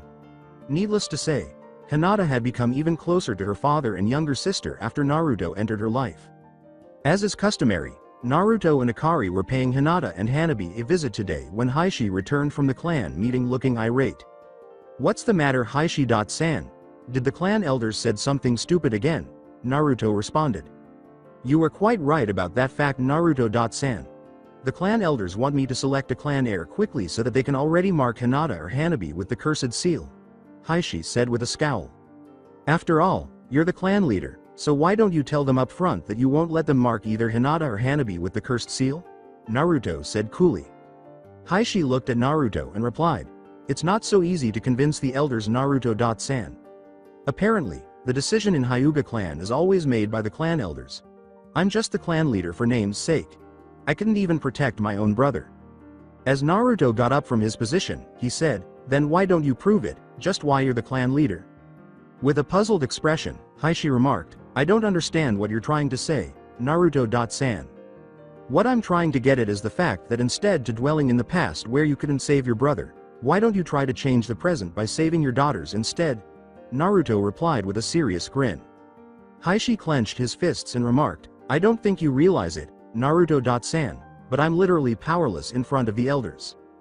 Just show the courage to stand up against the elders, Heishi-san. Show them what a clan led. No, what a father can do to protect his own children," Naruto pleaded with tenacity. Heishi was deeply impacted by Naruto's remarks. He was aware of Naruto's intelligence and maturity, but he had no idea that his words could inspire a man 3 times his age. He noticed his daughters contentedly conversing with Akari. At that moment, he felt a surge of a fatherly instinct that urged him to shield his daughters' smiles. He won't lose his daughters now that he has already lost his brother and wife. He approached the room containing the clan elders with a blaze in his eyes, and Naruto followed him slowly so he wouldn't know. Upon arriving at the Hyuga council chamber, Hiashi inhaled deeply before entering. Although the clan elders were a little taken aback by Hiashi's early return, they believed he had finally made up his mind. An unidentified clan elder said, "So Hiashi, you've finally come to a decision?" Hiashi gave a nod. The random clan elder repeated, "Good. So tell us which one of your daughters would be marked with the seal." "No daughter of mine shall be branded with that cursed seal. I've already stayed quiet for a long time, but no more. I Hiashi Hyuga as the Hyuga clan leader declare that none of my daughters shall be branded," Hiashi said with a ferocious resolve. Every clan elder yelled and screamed at Hiashi. "Do you realize who you're talking to, Hiashi? We can easily remove you from your post if we want to. Don't even think that you can go against our decisions." The clan elders began yelling at Hiashi, who now felt somewhat cornered. However, as everyone is aware, a hero always shows up on a brilliant white horse to save the day. Having said that, Naruto simply entered the room without a reason and expressed his viewpoint. Naruto stated smugly, "Even if you all wanted to, you couldn't remove Hiashi-san from the position of clan leader." A clan elder, obviously upset that Naruto had just stormed into the room, growled, "And why do you think that, demon brat?" His face was filled with a huge smirk as stated, Article 7, Section 5 of the Hyuga Law. A new clan leader can only be assigned by the previous clan leader himself, herself. No other Hyuga have the right to remove or assign a new clan leader. The entire room fell silent at this very moment. Hiashi was taken aback by Naruto's knowledge of the Hyuga laws, which even he was ignorant of at the age of 10. The clan elders were mentally scolding Naruto for being aware of the law, which they openly exploited to force Hiashi to comply with their demands. Since he was aware that he had already done enough harm to the clan elders, Naruto concluded with a smile. "I would also like to add Article 5, Section 3, which states that a clan leader is the highest post and cannot be ordered by anyone." With venom, an angry elder said, "Stop speaking lies, demon. You really think you could trick Hiashi-sama with such lies?" However, he clamped his mouth at the slip of his tongue. "Hiashi-sama?" Hiashi asked, his face displaying anger, upon hearing the laws that were concealed from him. In an attempt to maintain composure, a clan elder said, "Don't believe this demon, Hiashi. There are no such laws." "I came with proof because I knew you would be saying that," Naruto said, opening one of his scrolls to reveal some papers, which he then handed to Hiashi. "These are the untampered version of the Hyuga clan laws that were there before you became the clan leader Hiashi-san," said Naruto. The elders of the clan abruptly went pale upon witnessing Hiashi's increasing anger with each word he read. A shuddering clan leader said, "Where did you get those, you demon brat?" Naruto grinned and slowly touched his Uzumaki pendant, saying, "You can say that my 2-san helped me." Hiashi was furious after reading all the laws because he had been taken advantage of for so long. Due to the height difference, Naruto's hand on his back stopped him from whooping the clan elders' asses, even though he was already in the gentle fist stance. Naruto smirked and said, "Calm down, Hiashi-san. You can vent your rage in other ways too." It took Hiashi a moment to understand what Naruto was saying, but then he grinned back. He can now easily do anything to the clan elders without anyone questioning him because he knows that no one has any authority over him. Hiashi bowed to Naruto and said, "I'm really indebted to you, Naruto-san. Kami knows what all these idiots would have made me do if you hadn't shown me these laws." "Haha. You don't need to do that, Hiashi-san. I feel quite embarrassed now." Naruto chuckled uncomfortably at the unexpected show of gratitude. Hiashi grinned broadly and remarked, "Naruto-san, you're way too humble. It was my responsibility to reveal the truth to you, Hiashi-san," Naruto grinned. Naruto said to Hiashi, "Oh, by the way, could you give me a few moments with the clan elders?" Disoriented, Hiashi said, "Sure I can, but why do you need it, Naruto-san?" Naruto smiled slightly and remarked, "Nothing important, just one-on-one chat with them." Hiashi nodded and left the room, but not before threatening to personally close all 361 of their Tenketsu chakra points if the clan elders even considered harming Naruto while he was away. "Let me give all of you sacks of bones a warning," Naruto said to the clan elders in an eerily icy tone after Hiashi had finally left. Even though Naruto's ki increased by roughly 20%, the clan elders were more than satisfied. They vowed that they could actually see the Kyuubi's silhouette glaring at them from behind Naruto. Naruto's voice turned demonic as he said, I swear that I'll rip you all piece by piece if any one of you even tries to lay a finger on Hinata. Chan, Haishi-san, or Hanabi. The elders of the clan were certain that their clothing was already discolored out of fear. To frighten off tiny insects, Naruto merely reduced his ki to around 1% or 2%. As he exited the chambers like a boss, Naruto grinned and said, "So I hope that I won't have to kill you in the future." The elders of the Hyuga clan were relieved of their responsibilities as of that day. Additionally, the branch house had the chance to have their cursed seal taken off. Since Heishi has always detested the fact that this seal made his brother's life a living hell, he gladly consented to this. From the foreheads of the branch house members, Naruto removed the cursed seal using his Ain no Sora. The Hyuga clan celebrated the day because Naruto was hailed as their savior for bringing both houses back together. However, not everyone was content. Neji blamed Heishi for the death of his father and still harbored resentment toward him. Because it made him think of his retaliation, Neji even refused to take the caged bird seal off his forehead. Hiyashi attempted to speak with Neji, but sadly, Neji ignored him completely. Neji is simply blinded by the rage of retaliation, Naruto assured Hiyashi, and he will eventually awaken. Hiyashi simply nodded in agreement, hoping that his nephew would eventually forgive him and reintegrate into the family. Finally, the second year of the academy was coming to an end, and Naruto was gradually becoming more well-liked by his peers.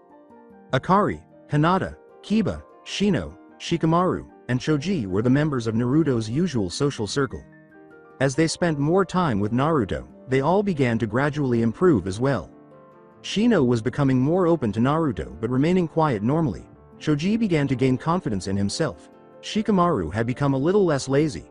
Hinata was becoming bolder and her stuttering had decreased significantly. And Kiba no longer acted solely on instincts after learning from Naruto how to plan and strategize his actions. On their free days, Naruto also taught them all taijutsu. He also made sure to teach those who were interested in learning other jutsu styles like ninjutsu, kenjutsu, and fuinjutsu. Since Naruto was positively influencing their kids, all of their parents also supported him. We now turn our attention to one of Naruto's training sessions with his friends. As usual, Naruto was currently sparring with all of his friends. They didn't think Naruto would be able to defeat them all when he first suggested it, but they haven't hit him yet. At the moment, Naruto was fighting Akari, Hinata, and Kiba. Hinata was using her clan's Byakugan and Gentle Fist technique to hit Naruto, while Kiba and his dog partner Akamaru were using their clan's Fang Passing Fang technique to crush Naruto. Akari was using her clan's Shikatsumiku to create tiny bone projectiles from her fingers, which she was shooting towards Naruto as bullets. Now, you're all probably wondering how Naruto is managing them all by himself. After all, he's godlike for a reason. In addition, the shadow clone that was battling Naruto was easily avoiding them. Additionally, another shadow clone was currently in control of Shino and Choji, who were employing the human bullet tank technique and their clan's bugs, respectively. Shikamaru, who had been hiding in the bush after fighting the second clone with Shino and Choji, was standing behind the real Naruto, who was planning how to defeat the two clones. Shikamaru was too late to react when he finally sensed Naruto, who bound him with his chakra chains and said, "You need to be more aware of your surroundings." "Troublesome strong blonde," was Shikamaru's simple response, delivered with a sigh. When Naruto turned to face the scene of the fight, he discovered that it had already ended. Using genjutsu, the clone engaged in combat with Akari, Hinata, and Kiba trapped them all. Naruto was sensually making out with Akari and Hinata while they were trapped in a hot genjutsu. Needless to say, both of them were knocked out with a perverted grin on their faces and massive nosebleeds. Kiba whimpered on the ground like a puppy after witnessing his mother administer the harshest punishment of his life. When Akamaru noticed that his master was whimpering and trapped in genjutsu, he simply approached Naruto's clone without applying genjutsu to him. Doden Jutsu was used by the clone that was with Shino and Choji to trap them both on the ground. The words, "They all have a really long way to go," were uttered by Naruto. Naruto said, "I'm impressed. All of your performances have improved compared to the spar we had last week," after they had all assembled for a half hour. When they learned that they had improved, Kiba and Choji were ecstatic and leaping with joy. Shino nodded softly, but he was grinning a little. With a troublesome response, Shikamaru was secretly content. Although Akari and Hinata were pleased with the compliment as well, they avoided making eye contact with Naruto because they could vividly recall every aspect of the genjutsu they were imprisoned in. Naruto's sickly sweet smile could send shivers down anyone's spine. "But you all still have a really long way to go," None of you were able to land a blow on my clones, again. So as a punishment all of you will be having a spar with me. No clones this time. When they learned that Naruto himself would be fighting with them, they all went pale. Why? You're kidding, right? I mean we could barely hit your clones like always, Kiba said to Naruto, his voice trembling. That's the reason I'm giving you all an hour to rest, Naruto simply smiled in response. They were all exhausted when they got home that day. At last, a new session in the academy had begun. Naruto and his group were strolling toward the academy while engaging in pleasant conversation with one another. Kiba asked cheerfully, "Hey Naruto, do you have any idea what type of event Iruka-sensei will have us perform this year?" In order to assess their students' progress, the academy teachers used to host an event for their class each year when a new session began. Each class experienced these events differently. Naruto took the shortest time ever recorded in the academy's history to finish the obstacle course that Iruka had his students run around when the second year began. But because he didn't want any unwanted attention, he was still holding back his actual speed by a significant amount. Unfortunately, Sasuke Uchiha was the one who became envious of Naruto's accomplishment. Sasuke detested Naruto from day one because he was taking away his attention. Sasuke was an attention seeker who enjoyed being the center of attention, despite the fact that he never displayed it. However, he had been gradually losing the class's interest ever since Naruto entered the picture. He used to always lose to Naruto in everything, including training and academics. One day, Sasuke even lost his temper and attempted to argue with Naruto, but Naruto ignored him because he didn't want to harm Itachi's younger brother. I cannot predict the future Kiba. You will have to wait till Iruka-sensei himself tells us, replied Naruto. Kiba jumped with excitement and exclaimed, "Aw man. I really want to show everyone how much I've improved." In a whisper, Shikamaru said, "Troublesome." Shino put on a straight face and said, "Calm down, Kiba-san. It's not just you, we all want to show how much we've improved." Choji added, surprisingly without eating, "It's exactly what Shino says, Kiba, we all are excited to show our improvement to the world." Buzzkill, Kiba exclaimed, puffing up his cheeks. Everyone simply sighed in response to Kiba's antics. They encountered Sasuke and the girls from his fan club when they eventually arrived at the academy. Sasuke grinned and remarked, well, if it isn't the Dobie. You finally ready to lose to me this year?" "Shut up duck." "But, Naruto-kun can easily whoop your ass without even lifting a single finger," Akari growled. Sakura yelled, "How dare you talk to Sasuke-kun like that?" alongside Ino and other fangirls. Akari shot back, "Want me to pop you cherry, head?" Sasuke turned to Hinata as Sakura and Akari were slamming their heads together and sarcastically remarked, "You should leave that clan. Less Dobie and hang out with me." "I fail to see who's the one without a clan here," Hinata calmly retorted. Kiba and Choji declared, "Ooh, burn," as they made the decision to feed the flames. Shots fired. Shikamaru simply grinned. Naruto sighed as he watched his friends grow increasingly irate with Sasuke, saying, "I guess he had it coming after all." Since he had never been humiliated, Sasuke felt a surge of rage. "How dare you say that, bitch," he said, glaring at Hinata and leaping at her with his fist cocked back. Iruka, who just so happened to notice the disturbance and jump at the right moment, stopped him from making a fist when he was only inches from her. Sasuke glared at Iruka, "Why the hell did you stop me?" into her face. Iruka simply sighed and told him, "You would have died if I hadn't stopped you." Iruka merely glanced at Sasuke's chest, leaving him perplexed as to why he claimed he would have perished. Sasuke's eyes widened slightly as he followed Iruka's gaze. The tip of Naruto's katana was literally touching Sasuke's sternum as he knelt down beneath him and held it directly towards his chest. The katana would have undoubtedly pierced Sasuke if Iruka hadn't intervened to stop him. With venom oozing from his voice, Naruto declared, "Attack me all you want, I don't give a damn. But if you dare raise even a single finger on my friends, I make sure to personally escort you to the Shinigami." Even though Naruto's tone made Sasuke literally shudder, his ego overcame his common sense and he remained silent. "Do you really think a clan? Less Dobie like you could even kill me?" Sasuke asked. With a straight face, Naruto stated, "I don't think. I know that I can kill a shitty Uchiha like you easily." Iruka split them up before Sasuke could respond or the altercation got out of hand. Iruka pointed to the ground where Mizuki had completed creating the battle ring and said, "If you both truly want to fight, why don't you settle it with a taijutsu match?" Naruto merely said, "Fine by me," and began to move in the direction of the battle ring. Sasuke snarled a little and began to make his way to the battle ring, saying, "I'll finally show you what it means to mess with Uchiha." On either side of the ring, Naruto and Sasuke prepared for combat. When the SFC yelled, "Sasuke-kun, show us how cool you are," the words, "Naruto-kun kick his ass," escaped Akari's throat. The words, "Naruto-kun do your best," were spoken quietly by Hinata. "Show that Teme how powerful you are, Naruto," exclaimed Kiba. After thanking his friends with a smile, Naruto turned to face Sasuke and said, "Listen, Sasuke, there's still time to back off." Sasuke smirked and asked, "What's the matter, Dobi? Getting cold feet?" Naruto grumbled, "Fine, it's your choice, but let me give you a warning, I won't be playing with you." Sasuke snarled, "You can't possibly throw a punch at me, Dobi." With a straight face, Naruto answered, "I only need one punch." This isn't going to end well, but at least Sasuke might learn to never look down on anybody. Iruka sighed as she observed the two of them. Mizuki moved slowly between them to serve as the arbiter. "You ready?" Mizuki asked, glancing at Sasuke. Taking the interceptor fist, his clan's taijutsu stance, Sasuke nodded. Mizuki smirked as she turned to face Naruto. Mizuki muttered, "You'll finally get the beating you always used to receive," but Naruto's enhanced senses allowed him to hear him. Naruto mentally remarked, "So he's one of those who used to torture me during childhood." Young Kurama inquired, "You got any plans for him, Kit?" Naruto grinned and remarked, "Just a little payback." "Fight!" exclaimed Mizuki.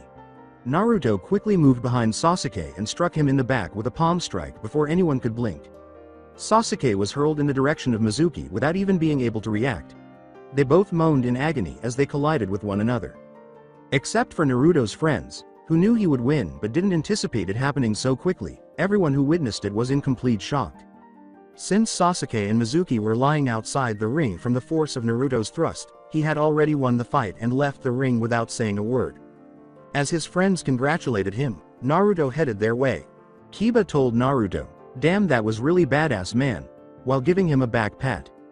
Choji yelled, "Yeah man. You totally destroyed him."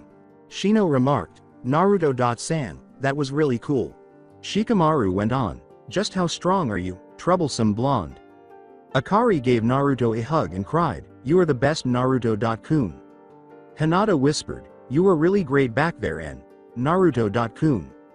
"It was really nothing. He was really weak compared to all of you," Naruto said, grinning at his friends.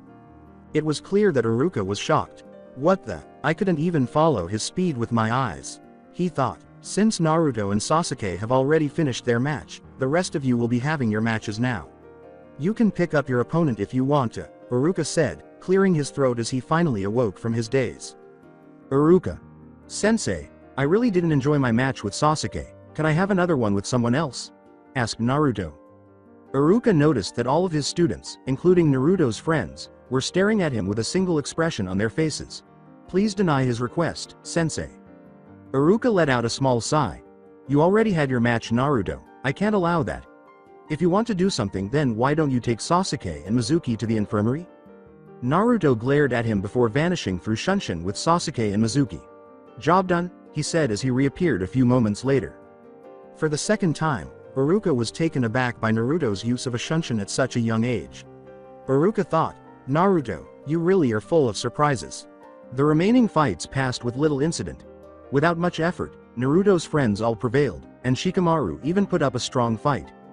Iruka was thrilled that Naruto was positively influencing all of the clan heirs, with the exception of Ino, who was constantly chasing after Sasuke. Speaking of Ino, she was quite depressed after Hinata defeated her in the fight. She didn't say a word to anyone else as she quietly left the academy grounds after it was over. At the moment, she was sitting by herself by the river, gazing at her image in the water. Dejectedly, Ino asked herself, "Am I really so weak?" A voice behind her said, "There is no doubt in that." At the abrupt interruption, Ino let out a shriek. She was shocked to see Naruto standing there when she turned to face the voice's owner. Ino exclaimed in shock, "Naruto, what are you doing here?" Naruto sat down next to Ino and said, "I thought maybe you might need some company because I saw you walking out of the academy with a depressed look." "So what's your motive? Came to make fun of me?" Ino responded. On the contradictory, I came here to actually ask you that if you wanted to extra training, said Naruto. Extra training? Ino inquired bewilderedly. Yep. Akari, Hinata, Kiba, Shino, Choji, and Shikamaru are already on training ground 13. I came to ask you to join our training session at the request of your father, Naruto told her. My father requested you to train me, Ino exclaimed, looking shocked because she couldn't remember ever hearing her father say anything like that. It is exactly what you heard, Ino. If I recall correctly, Inoichi-san, Shoza-san, and Shikaku-san are great friends with each other. So when your father heard how Choji and Shikamaru have improved greatly due to the extra training I gave them, he immediately rushed towards my home and requested me to teach you as well. Although I had declined earlier. Naruto was speaking when Ino interrupted him. With tears in her eyes, Ino questioned, was it because I'm too weak for you to give me any training? You're not weak, Ino. My reason for declining your father's request earlier was your obsession with Sasuke, Naruto said, leaning slowly in her direction and wiping away the tears that were slowly streaming down her cheeks. With some tears in her eyes, Ino questioned, my obsession over Sasuke-kun? Naruto's words were harsher than he had anticipated, but he knew that if she doesn't start improving now, she won't survive in the real world. Your father also agrees with me on this fact, Ino. I found it really pathetic that you neglected your training just because you were fawning over Sasuke all this time. The same goes for your friend Sakura, who may be really smart but she's really weak physically, and if this continues then I'm sorry to say that I don't think that she would survive even 1 second in the shinobi world. The directness shocked Ino to his core. She won't live much longer if she turns into a genin at her current level, Naruto merely stated. Deep in contemplation, Ino was thinking about being trained by Naruto. You don't need to reply right now. Take your time, I'll wait until tomorrow for your answer, Naruto told her after noticing this. Naruto departed for training ground 13 via Hireishin after Ino nodded. Ground of training 13. When Naruto arrived at the training area, he thought his friends would be training without him, but instead they were all playing or relaxing. The eerie smile on Naruto's face said, well, what do we have here? They all went pale at the sound of Naruto's voice and slowly turned to face him. Hey, N. Naruto. Kiba stuttered excessively as she attempted to greet him. Naruto said, so while I was away, you all were skipping your training As he began to approach them slowly. They were all fairly certain that Naruto's gait reminded them of Jason Voorhees if they were to compare their predicament to a horror film. Despite the fact that none of them even recognized him. The words, I have decided on your punishment for skipping the training session, were spoken by Naruto gradually and in a deep voice. I regret nothing, was the only thing on their minds as they all visibly gulped. When Naruto realized that everyone was actually trembling, he paused at the end and grinned. Your punishment is that all of you. Naruto smiled as he concluded, all are free for the rest of the day. They were all frozen, unable to comprehend what Naruto had just said.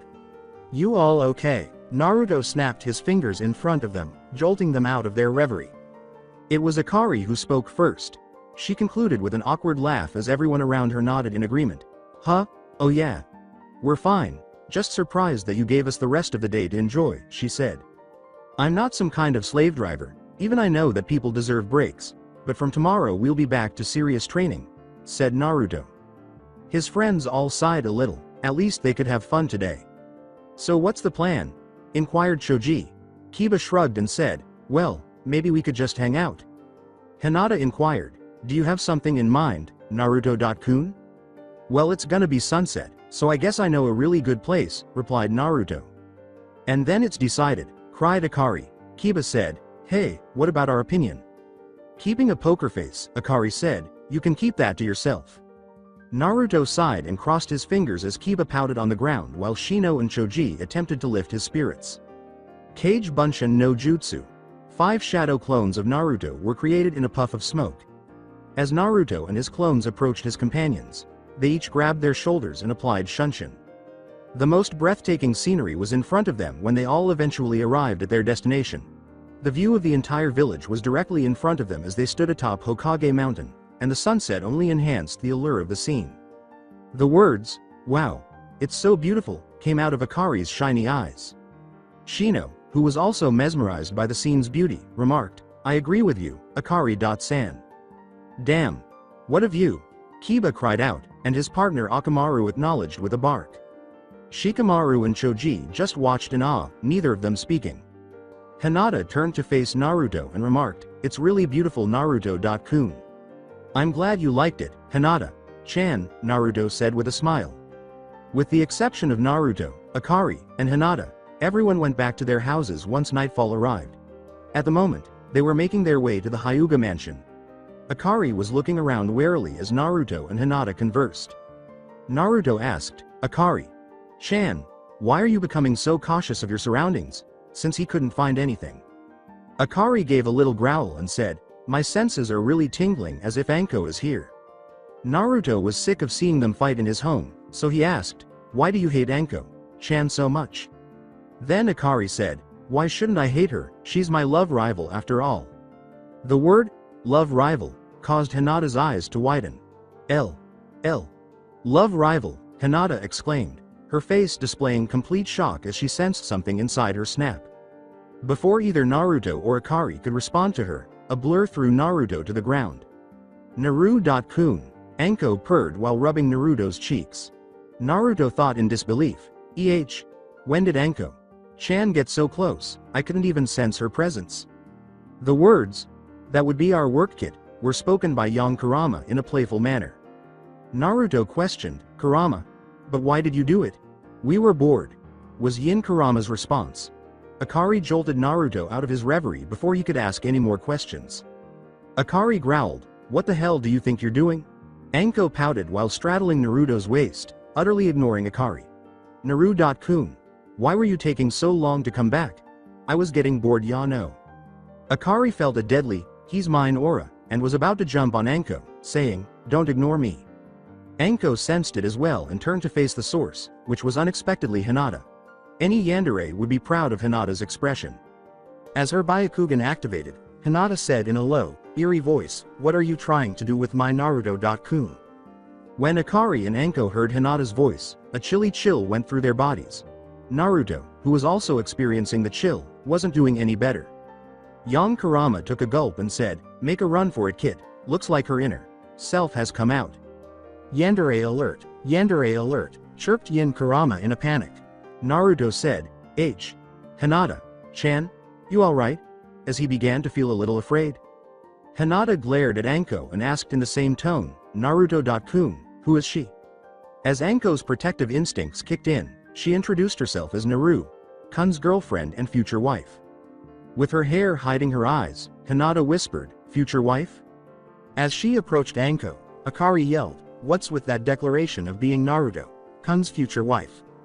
Anko raised an eyebrow and said, "Oh come on, did you seriously think that I'll only be Naru-kun's girlfriend for my whole life?"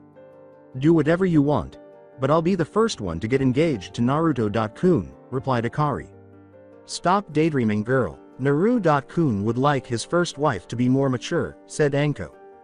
Akari rolled her eyes and sarcastically said, "Yeah right. Wanna pick a fight, bonehead?" Anko asked, rolling up her sleeves as her eyes twitched. Akari glared back and shot back, "You're on, snake." However, Naruto caught both of them before their battle could begin and leapt back in time to dodge a ground-based Juken strike. Anko's eyes grew wide and she exclaimed, "What the?" The strike caused the dust to rise, revealing a silhouette of Hinata using her Byakugan to glare at them. In her yandere voice, Hinata declared, "I am the one who will be Naruto-kun's wife, he is mine." Panicking a little, Naruto asked himself, "Kurama, what the hell's happening to Hinata?" "I believe that girl has undergone yanderification," young Kurama replied. "Yand? What?" Naruto asked, completely confused. "Ever heard of the girl named Ino-Naruto?" young Kurama asked. "Nope," Naruto simply replied while dodging the Juken strikes from Hinata, all the while carrying Anko and Akari. "Oh come on young. How will Naruto know about her? She's from a different universe," Yin Kurama replied. "I thought everyone knew about the Yandere Queen," young Kurama replied with a shrug. "In her universe for sure, but not in this universe," Yin Kurama replied. "But it would be quite funny if that Hyuga girl stood behind a tree and said, 'Yuki,' in her yandere voice," young Kurama replied as both of them started laughing. "I don't care who this Yuno girl is. What I want you to tell me is that if you both know a way to stop Hinata's outburst." Naruto literally roared at Kurama. "Well, Young Kurama was about to answer when Yin Kurama interrupted him. I know a way to stop her outbursts. But you'll have to give me control over your body for a moment, Yin Kurama replied with a hidden smirk. Do whatever you want, but please, for Kami's sake, stop her, Naruto replied with panic in his voice. Naruto stood in a clearing with Anko and Akari beside him. What's wrong with that girl? Anko asked. Don't know Anko. Hinata never behaved like this, Akari replied. So the uneasiness I've been feeling all the time was coming from her. They all shivered as they heard giggling coming from all directions. Naruto-kun. Where are you? Damn, hey Kurama. Take over my body and finish this shit already, Naruto said. As you wish, Yin Kurama replied with a smirk. Hinata landed in front of the trio and looked towards Naruto. Found you. Akari and Anko prepared themselves to counter any attack from Hinata, but nobody was prepared for what happened next. Yin Kurama, who had control over Naruto's body, rushed towards Hinata with blinding speed and grabbed her in his arms. Hinata looked into Naruto's eyes with confusion, but before she could say anything, Naruto silenced her with a lip lock. Hinata went completely wide-eyed. Naruto-kun is kissing me.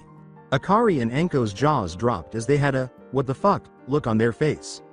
Even Naruto, who was currently in his mindscape watching the whole scene, had his eyes wide open. Kurama. The hell are you doing? He asked young Kurama.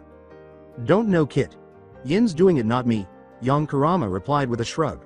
Although I gotta say, that's a nice way to stop a yandere, he added. Naruto slowly released Hinata from the lip lock and whispered in her ear, if you stop then you'll get way more than this. Hinata shuddered at Naruto's voice as she felt his breath on her ear. Hinata nodded and her yandere personality retracted back inside her. Yin Kurama also came back into the mindscape and gave Naruto control over his body. Tag. Yin Kurama said before Naruto vanished from the mindscape. When Naruto got control over his body, he cursed in his mind, damn you Kurama. Naruto looked over Hinata, who had a dreamy look on her face. He heard a growl from behind and turned his head and saw Anko and Akari giving him a dangerous glare. He immediately let go of Hinata and put both his hands up in defense. Explain. They both said at the same time with a voice that promised pain. He looked towards Hinata for any type of support but noticed that she was in her own world mumbling. Naruto-kun kissed me, over and over again. He gave a small smile and looked towards the sky, no regrets, he mumbled as he prepared for another dose of woman's wrath. Naruto was lying in bed right now, trying to fall asleep, but he couldn't because Anko and Akari were making a lot of noise. From her room, Anko called out, hey bonehead. How about this? Akari shot back, yeah, it would be ideal for a snake like you. Anko's voice was irritated as she asked, what's that supposed to mean? Akari asked, what do you think? In response. Fuck you, Anko said, flipping the bird. Not to be deterred by the finger, Akari retorted, only my Naruto-kun has the right to do it. Yeah right, your childlike body can't even seduce Jiraiya, said Anko. Naruto had told Akari about Jiraiya. Self. Described as a super pervert, he fled his role as Naruto's godfather. Therefore, Anko's remarks dealt her a serious blow as a woman. As she charged at Anko, Akari exclaimed, oh, now you've done it. Their altercation was gradually becoming loud enough for the neighbors to hear. As he stood up, Naruto muttered, what are they both doing? Naruto remarked, they both better have a good reason for fighting again, as he headed for their room. Kya was clearly audible when he arrived at their room. When Naruto heard Akari screaming, he became aware. What happened? He said as he opened the door. However, he was unprepared for what was waiting for him beyond the door. At the moment, Akari was lying on top of Anko. Their lips locked. The dresses they were wearing, however, were what truly astounded Naruto. Anko was wearing a black belly dancer dress that accentuated her curves and sexily displayed her enormous bust. Although Akari's dress was less revealing than Anko's, it still had a hint of sexiness. Naruto's nosebleed thrusters propelled him out of the room in a matter of seconds. He grinned contentedly as he crashed into a wall and went black. At the moment, Naruto was seated on the couch with two tissues shoved into his nose to halt the bleeding. Sitting across from him, blushing, were Akari and Anko. Naruto questioned, alright, what was that all about? Akari declared, I swear, Naruto-kun, I don't swing that way. Anko went on, neither do I. Naruto blushed as he recalled the scene and said, I'm not asking about that, I'm asking about your dress. Even with his improved hearing, Naruto was unable to understand what Anko and Akari were mumbling. Naruto said, "Say louder, I can't hear you." Akari looked at the floor and said softly, "We planned a special night for you." While not entirely opposed to the idea, Naruto questioned, "And why would you do that?" "Because you kissed that Hyuga girl," Anko and Akari collectively exclaimed. Naruto sighed a little and said, "So it's jealousy." He left his position and approached them both. Anko and Akari stared at him bewildered, but they were caught off guard when Naruto planted a kiss on each of them individually. They were blown away by the slow, passionate kiss, which was different from the quick ones Naruto usually gave them. Dopamine and endorphins were exploding in their brains as they felt every cell of his lips slowly brush against theirs. "I never knew kissing could feel so good," was the only message they were thinking. "More," was the only word written on the glazed eyes that Naruto could see as he slowly released his lips from theirs. Naruto said in a dapper voice he never knew he had, "You don't have to do such things to impress me. You both are really beautiful even if you don't do anything. So don't be jealous of Hinata Chan, she has her own perks as well as both of you." As shunshined into his bed with Akari and Anko, Naruto remarked, "Let's go to bed now since it's already late." With his eyes closed, Naruto said, "Good night Anko Chan, Akari Chan," before stepping into dreamland. He was ignorant of the fact that Anko and Akari were still in a daze from the kiss. Naruto and his friends had a full day of training the following day since it was their day off from academy. As he and the others watched Naruto walk on water, Kiba questioned, "Do we really need to do this?" According to Naruto, this exercise helps improve your chakra control. "So yeah, you really need to do this," he said while continuing to walk. As he emerged from the water, Naruto added, "Akari, on the other hand, has already completed this exercise so she will be walking on water along with balancing a tower of kunai on her fingertips." They all began their individual training with a heavy sigh. With its tip pointing up, Naruto buried a kunai in the ground and began performing push-ups on the fingertip just above the jagged tip. A familiar voice said, "Whoa, how the hell are you doing that?" to Naruto. As he proceeded with his push-ups, Naruto responded, "The trick is to concentrate your chakra on your fingertips so that it acts like a protective gauntlet. The denser your chakra, the better." "You're crazy!" exclaimed the individual. Naruto landed in front of her after backflipping, saying, "Tell me something new, Ino." "About Sakura," Ino began, but Naruto interrupted. Naruto sighed and remarked, "If she doesn't want, then I won't force her. She'll realize her mistake sooner or later." Naruto smiled and added, "Although I'm glad that you came." "Me too," Ino muttered, blushing slightly as she turned to face the floor. Naruto, who wasn't listening, asked, "You said something?" Ino said cheerfully, "Nope. Just wondering if I'll be able to become as strong as you." "Bad call," was all that Naruto's friends said when they heard her. Naruto said, "Oh, you want to be strong just like me?" And Ino nodded. Naruto smirked and exclaimed, "That's the spirit." Ino felt bad for posing the query. Chakra chains began slithering out of Naruto's palm as he lifted his hand slightly. A sly grin had appeared on Naruto's face, but Ino was too enthralled with the glowing chakra chains to notice it. When Naruto said, "Ino," in a serious tone, Ino snapped out of her reverie. As spikes emerged from the chakra chains and began to slither toward Ino like a deadly snake, Naruto commanded, "Run." Danger was written in chains, and Ino's eyes widened as if they were about to burst as she began to run to escape. As the chains pursued her, Ino sobbed in her head, "Now I'm not glad that I came here." From their positions, all of Naruto's friends merely saluted Ino and said, "Good luck trying to keep up with this sadist trainer." "This feeling is the best," was Naruto's simple statement as he laughed. Except for Naruto, they were all worn out at the end of the day. As he stretched to cool down, Naruto remarked, "You'll really need to work on that stamina of yours." Kiba said, rolling his eyes a little, T. That's easy F for you T. to say. You're a stamina freak, in between heavy pants." Naruto smirked at Kiba and said, "Huh? Did you just say that you wanted me to double your training?" W. Wait, I was just kidding. No need for that double training, Kiba said, looking pale. Naruto remarked, "That's better now." He finished stretching and added, "Training is over for the day, you all can go back now." He rubbed her ankles, and Ino squeaked. Ino remarked in agony, "Looks like I twisted my ankle." With a small sigh, Naruto approached Ino. Naruto said, "Looks like I overdid a little, sorry." "You don't need to be sorry. It's my fault to begin with," If I had paid more attention to my training earlier, then such injuries might not have happened, Ino replied with a slight grin.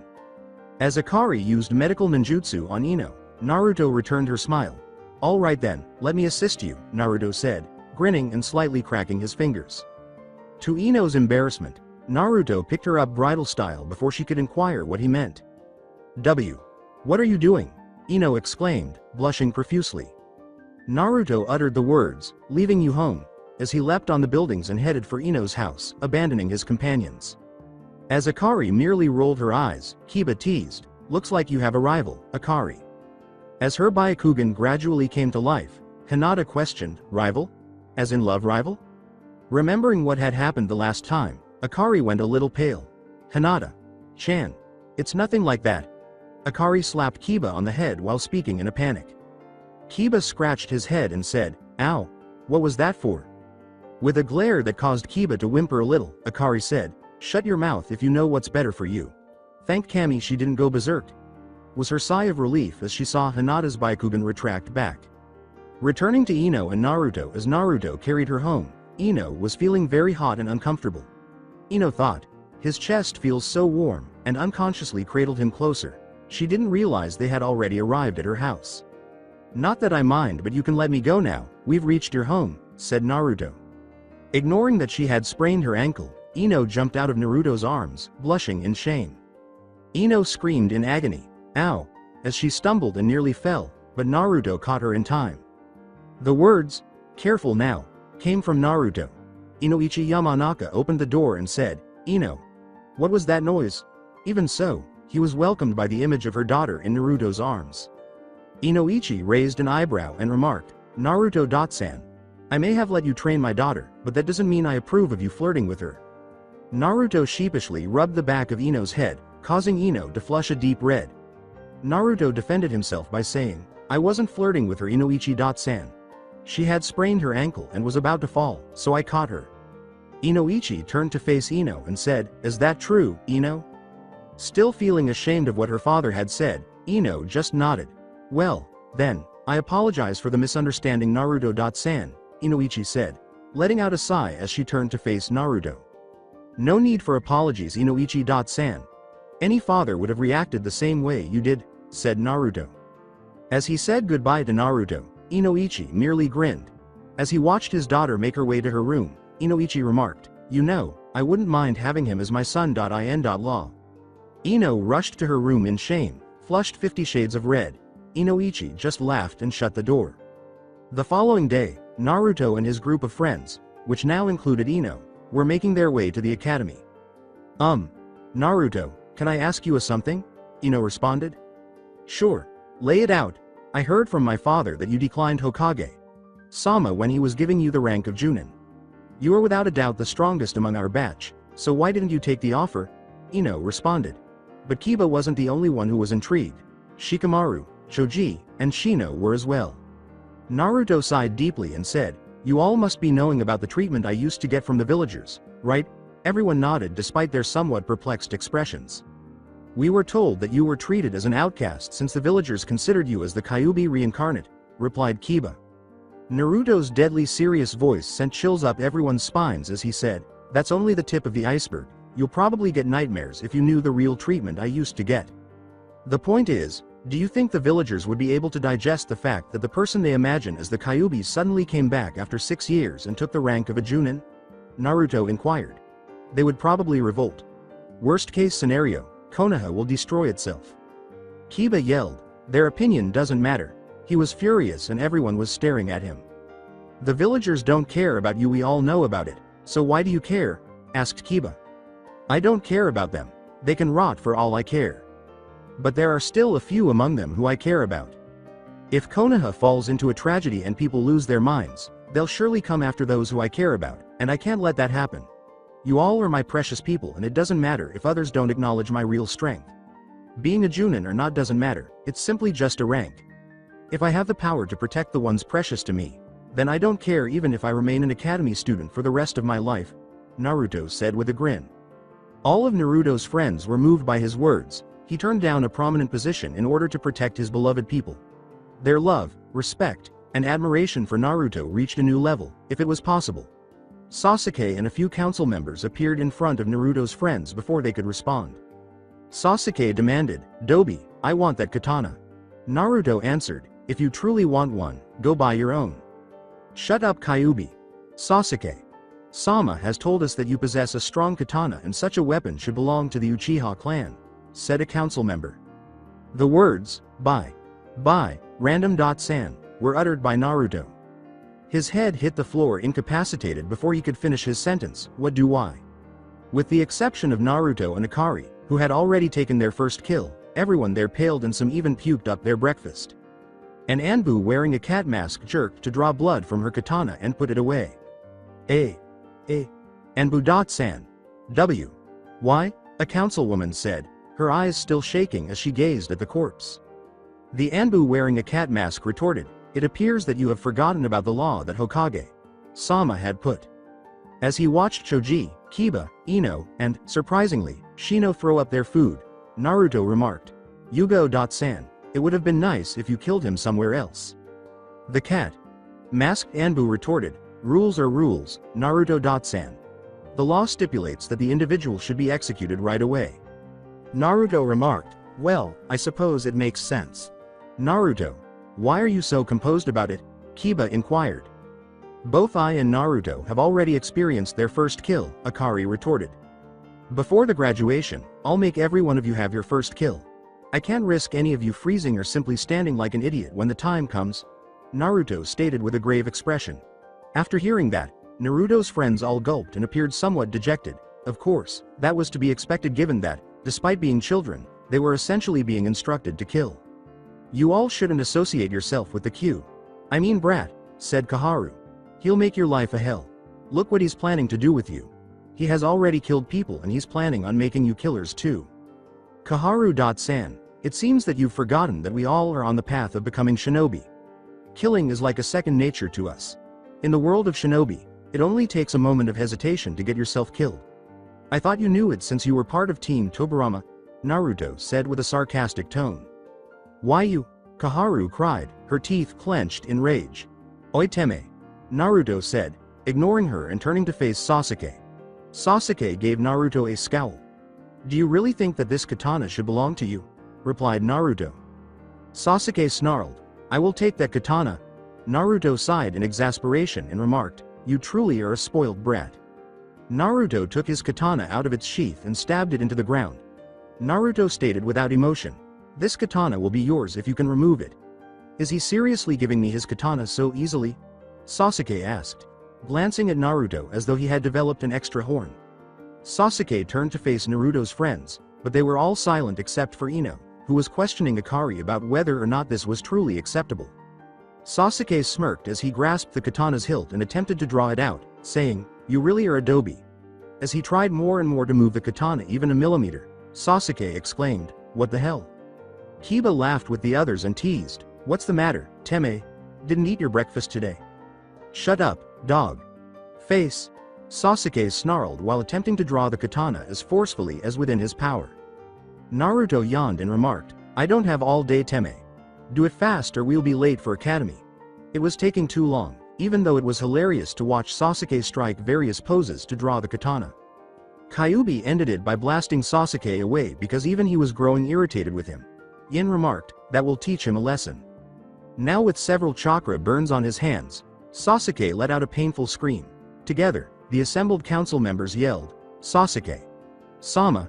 and hurried over to Sasuke. Kaharu bellowed, "You fucking brat, what did you do to Sasuke, Sama?" With a sigh, Naruto approached and withdrew his katana. As Naruto put his katana back in its scabbard, he responded, "I haven't done anything to him.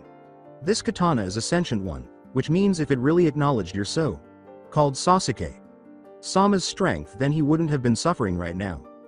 "As if you're more worthy than me, Dobi," Sasuke snarled, his hands stinging. Naruto turned to face his friends and said, "I won't even waste my time proving that to you." With a slight smirk on his face, Sasuke remarked, "So you're finally scared that you'll lose to me?"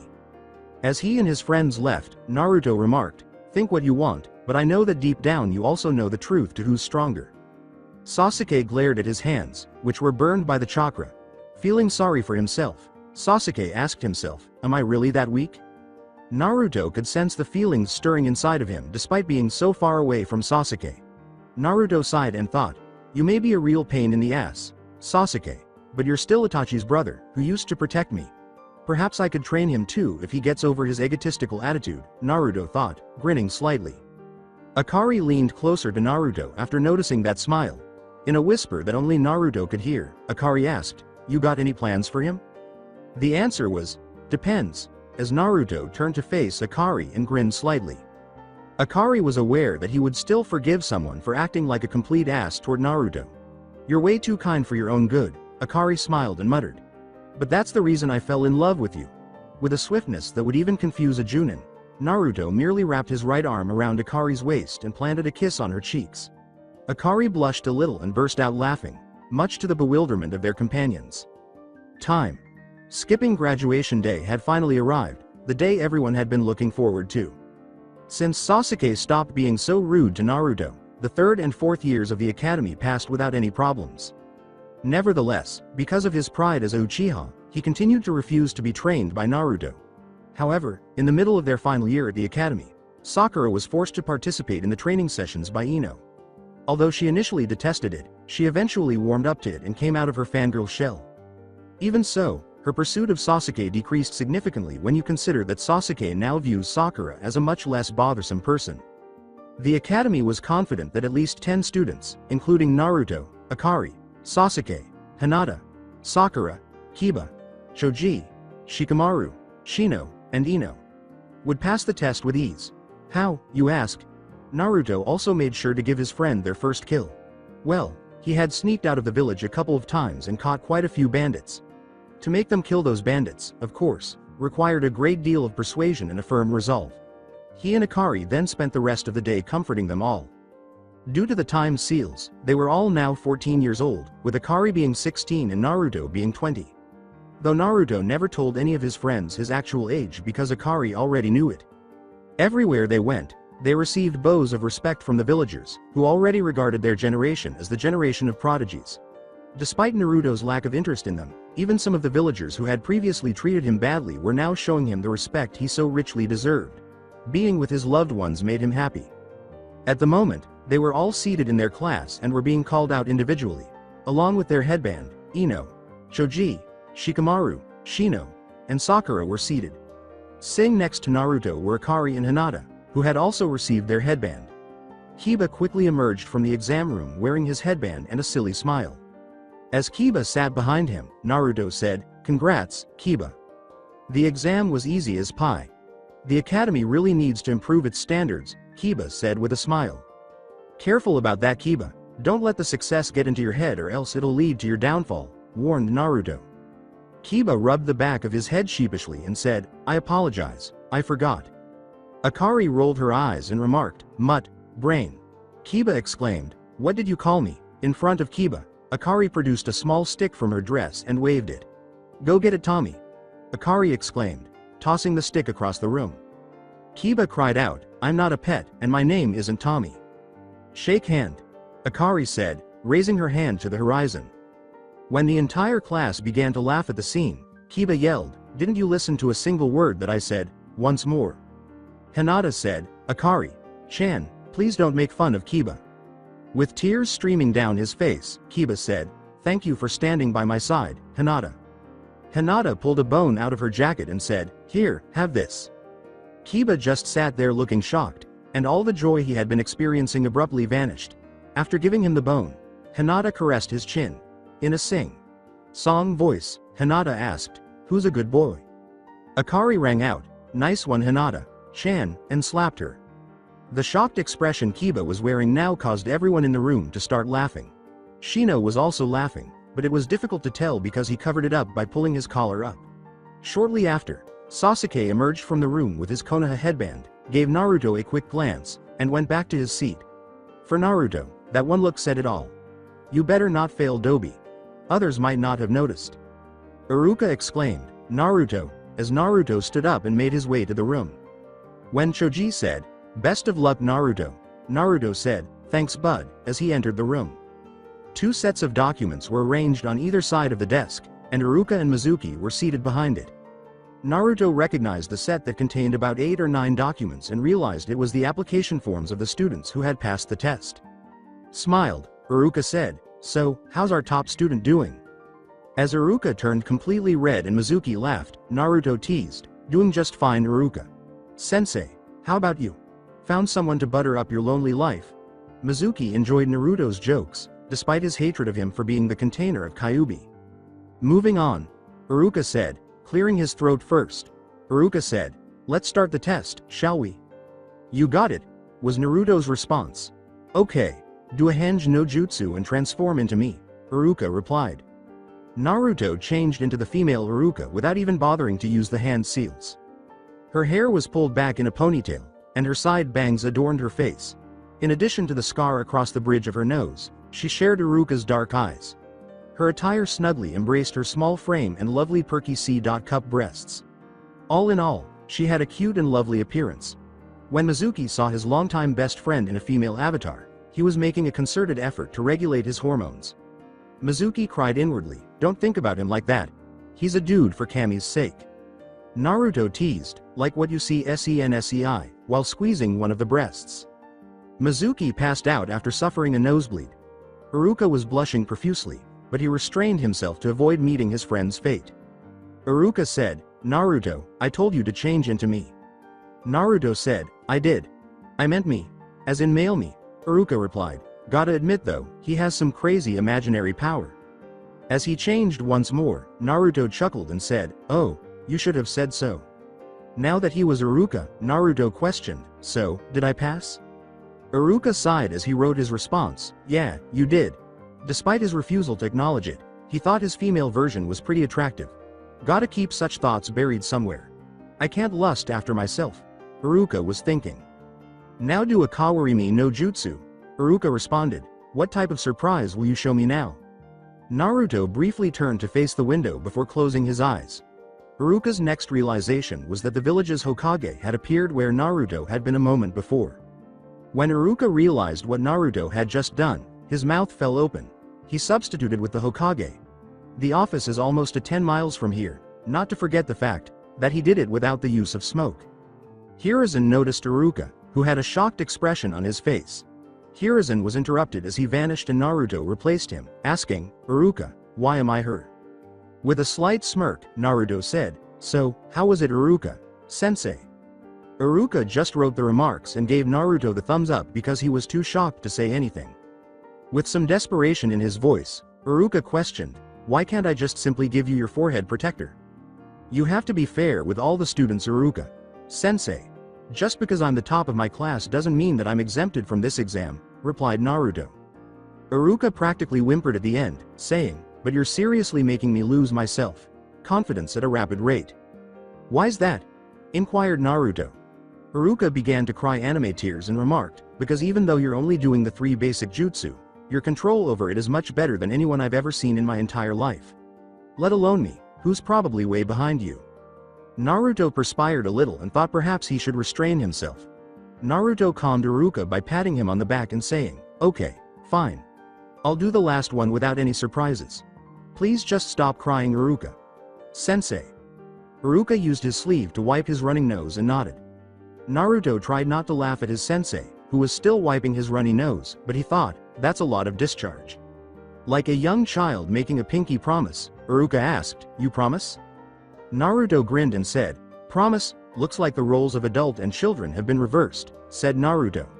At times, he thought it was truly incredible that he could have the same impact on others as Ryu. Iruka sniffed in between and said, "Okay, do a Bunshin no Jutsu." "Geez, don't cry so much, Iruka. Sensei," Naruto said, turning to face Iruka and changing the hand seals from Ram right pointing arrow snake right pointing arrow tiger to Tiger right pointing arrow dog right pointing arrow snake. "Bunshin no Jutsu," exclaimed Naruto, unaware that he had created the incorrect hand seals. Before long, a wood clone was standing next to Naruto as wood began to emerge from his back. Nervously, Naruto thought, "Oh crap," and turned to face his clone. The god of bad luck must be really pleased with him because he not only used any combined nature transformation, but also wood release, which would make the villagers nervous if they found out. He didn't want to reveal that he could use combined nature transformation so early. Naruto was about to offer an explanation when he turned to face Iruka and noticed that she was whimpering, which was quickly followed by tears. Sensei, I can expel, he said. Uyuwa. You liar. Please just take it, I can't handle it anymore. Iruka sobbed uncontrollably as he gave Naruto his forehead armor. Sensei. Naruto approached Iruka cautiously before stopping when his sobbing got louder. Iruka, who was practically crying uncontrollably, yelled, Please just take it, I don't want to lose any more self-confidence. Sweating, Naruto slowly removed his forehead shield. Naruto sighed with relief, thinking, I feel a little sorry for Sensei, but it looks like I'm safe for the time being and Iruka. Sensei will probably forget about it after he's done crying. Naruto noticed that Mizuki was still unconscious from his previous nosebleed. With another sigh, Naruto dispelled his wood clone and headed for the door while wearing his forehead protector. Thank Kami he's not awake, or else he would have told the council about this for sure, he thought. Naruto's friends barraged him with inquiries as soon as he left the room. Gazing at Naruto with wide eyes, Kiba said, Hey Naruto. We heard Iruka Sensei crying, did you do it? For the first time in his life, Shikamaru did not use the word troublesome when he said, we knew you were a sadist, but to not even spare our teacher, that's kinda cruel. Naruto told them, I swear I didn't do it intentionally. So you did do it. Let out Choji. Naruto sheepishly rubbed the back of his head and said, yeah, it kinda happened. With a slight smirk on his face, Naruto muttered, but I gotta admit though, it was kinda fun. Despite how low Naruto's voice was, everyone in the room thought, he's a real sadist, and a chill went down their spines. Mizuki, who had tissues shoved in his nose to stop the bleeding, and Iruka emerged from the room a short while later. Iruka, however, looked like a mess from all that crying, so that was nothing in comparison. Iruka looked at the students in the classroom and winced a little when he saw Naruto, something that the students were aware of. As Naruto noticed Iruka averting his eyes, he thought, I feel like a criminal now. Iruka hurried out of the room, stammering, The team page. Placements will be done in AW, week. Mizuki did the same, but he chose to walk rather than run. As he vanished through Shunshin, Naruto declared, I'm going to go fix this up. After a week, 5 days passed before Naruto was able to restore Iruka's self-confidence. He was doing much better than he had in the past, despite still acting somewhat submissive toward Naruto. 3 days prior, Mizuki was caught by Naruto stealing the Forbidden Scroll from the Hokage's office. Regrettably, this was also Mizuki's last day on the planet. Witnesses to the execution were reminded that day that Naruto does not pardon those who disparage his family. Rewind. On Training Ground 3, Naruto was attempting to master his 9 Tails chakra mode through meditation when he suddenly sensed a chakra signature coming his way. Naruto opened his eyes and thought, there shouldn't be anyone out this late. He knew that neither Anko nor Akari would be present because he had a shadow clone back at the house. Naruto fixed his gaze on Mizuki, who was sprinting toward him while carrying a massive scroll fastened to his back. Raising an eyebrow, Naruto asked himself, what's he doing out here? Mizuki was too preoccupied with getting away to notice Naruto standing in front of him. Naruto said, what are you doing, Mizuki? Sensei. Causing Mizuki's skid to stop suddenly. Mizuki noticed Naruto staring at him with suspicion while he stood in front of him with his arms folded across his chest. Asking, what are you doing here, Naruto? Mizuki aimed to divert Naruto's focus so he could flee. Mizuki might have killed the person without thinking twice if it had been someone else, but he was aware that Naruto was strong, much stronger than someone his age, if their practice fights were any guide. I could ask you the same thing, Naruto said, maintaining his vigilance. Knowing better than to put his trust in Mizuki, Naruto narrowed his eyes and asked, and what's that huge scroll on your back? He gritted his teeth a little as Mizuki raged in his head, damn it. Get lost already, Kyuubi brat. You're gonna get me caught. Without allowing his thoughts to alter his expression, Mizuki replied, just an errand from the Hokage. This late at night, Naruto inquired, fully aware that he was gradually starting to irritate Mizuki. His face began to slowly twist in rage as he mentally roared, just get the fuck out of my way. Mizuki answered, you know, it's a late night errand. Naruto remarked, then the scroll must really be important. Mizuki put on a straight face, but she was boiling inside.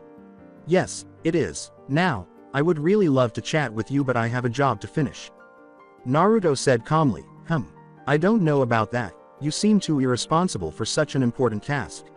I can already sense the Anbu approaching here, maybe they can help.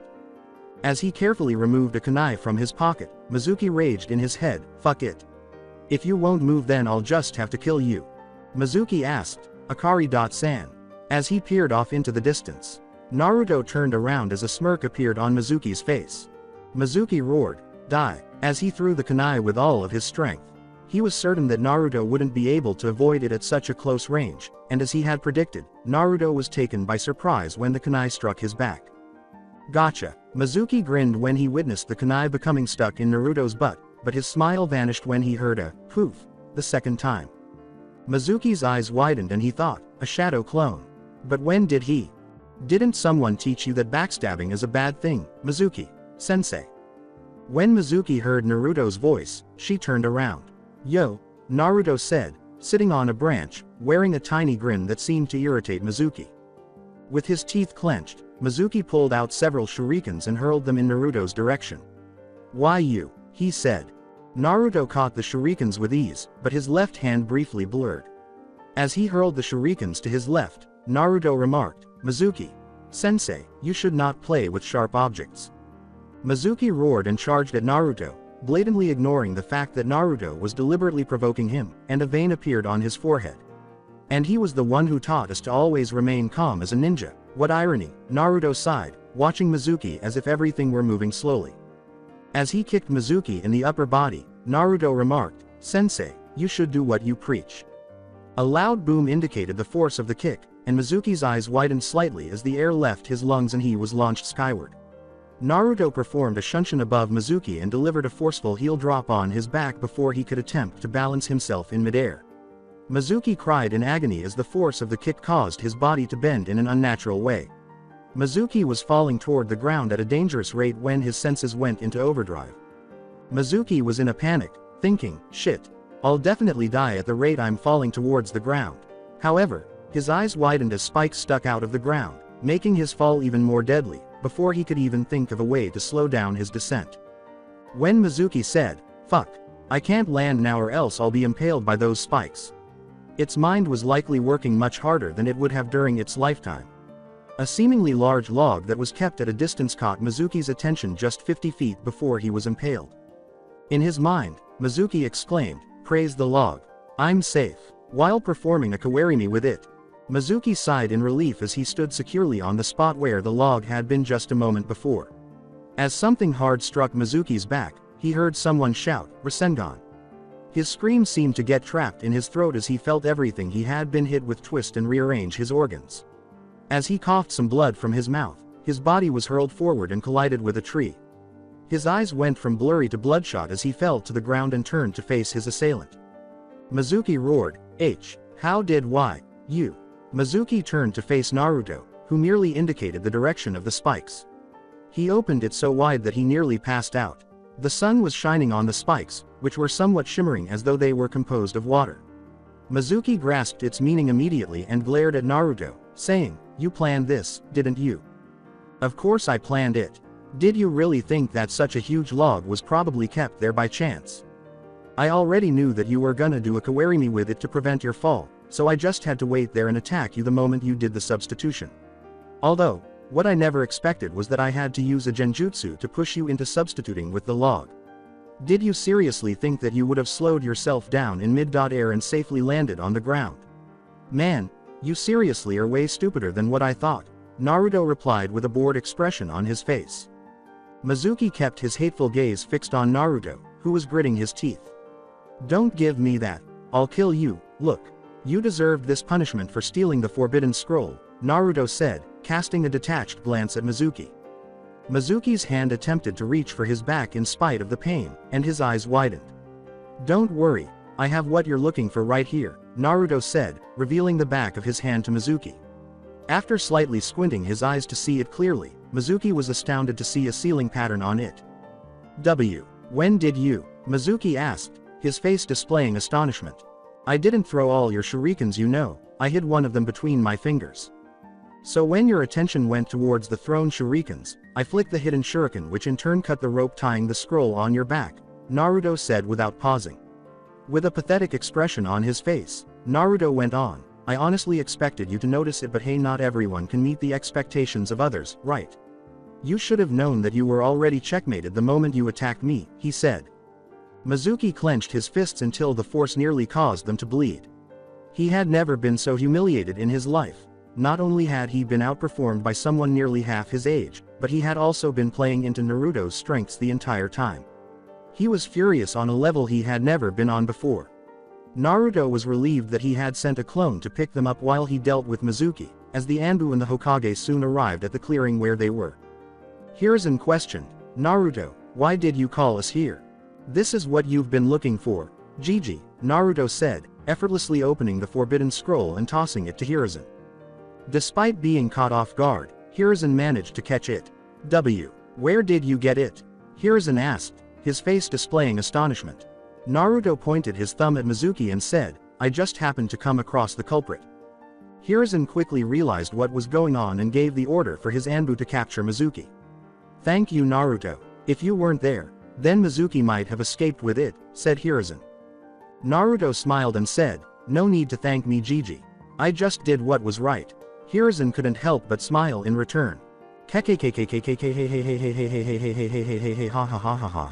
Mizuki roared with laughter as the Anbu seized him. You fucking demon, what's with that smile? You don't deserve to smile like a human, you don't even deserve to live. When you finally went away for 6 years, it was the best time the village could ever have. But then all of a sudden you come back with some whore along with you and slowly start to sink back your poisonous roots into this village. You even bonded with that snake.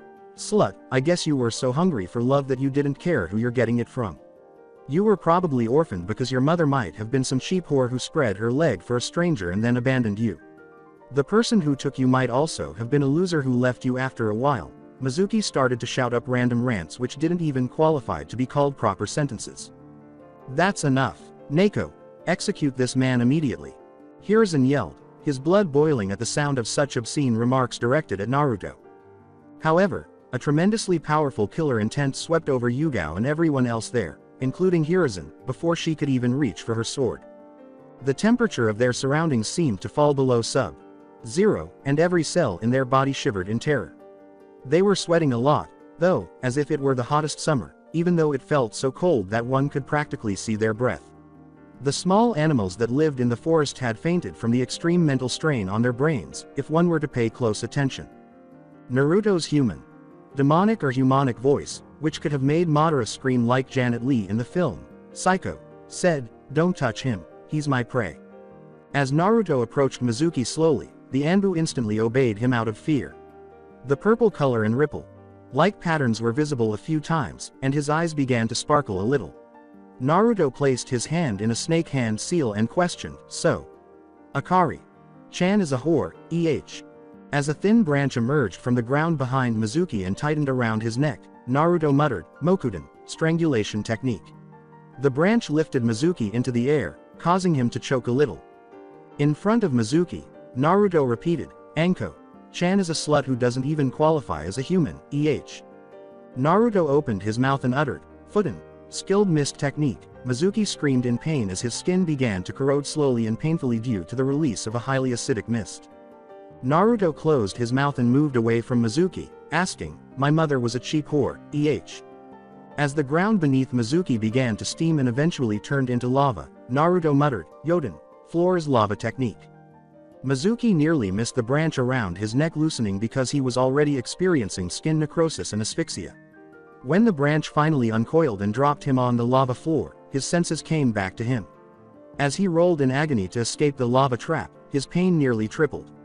The bones and organs were clearly visible in the outline of his skin, which had nearly melted by the time he emerged. After canceling his jutsu, Naruto approached Mizuki. Mizuki stared at Naruto with such terror in his eyes that his heart was beating so quickly that it was nearly ripping the flesh from its bones.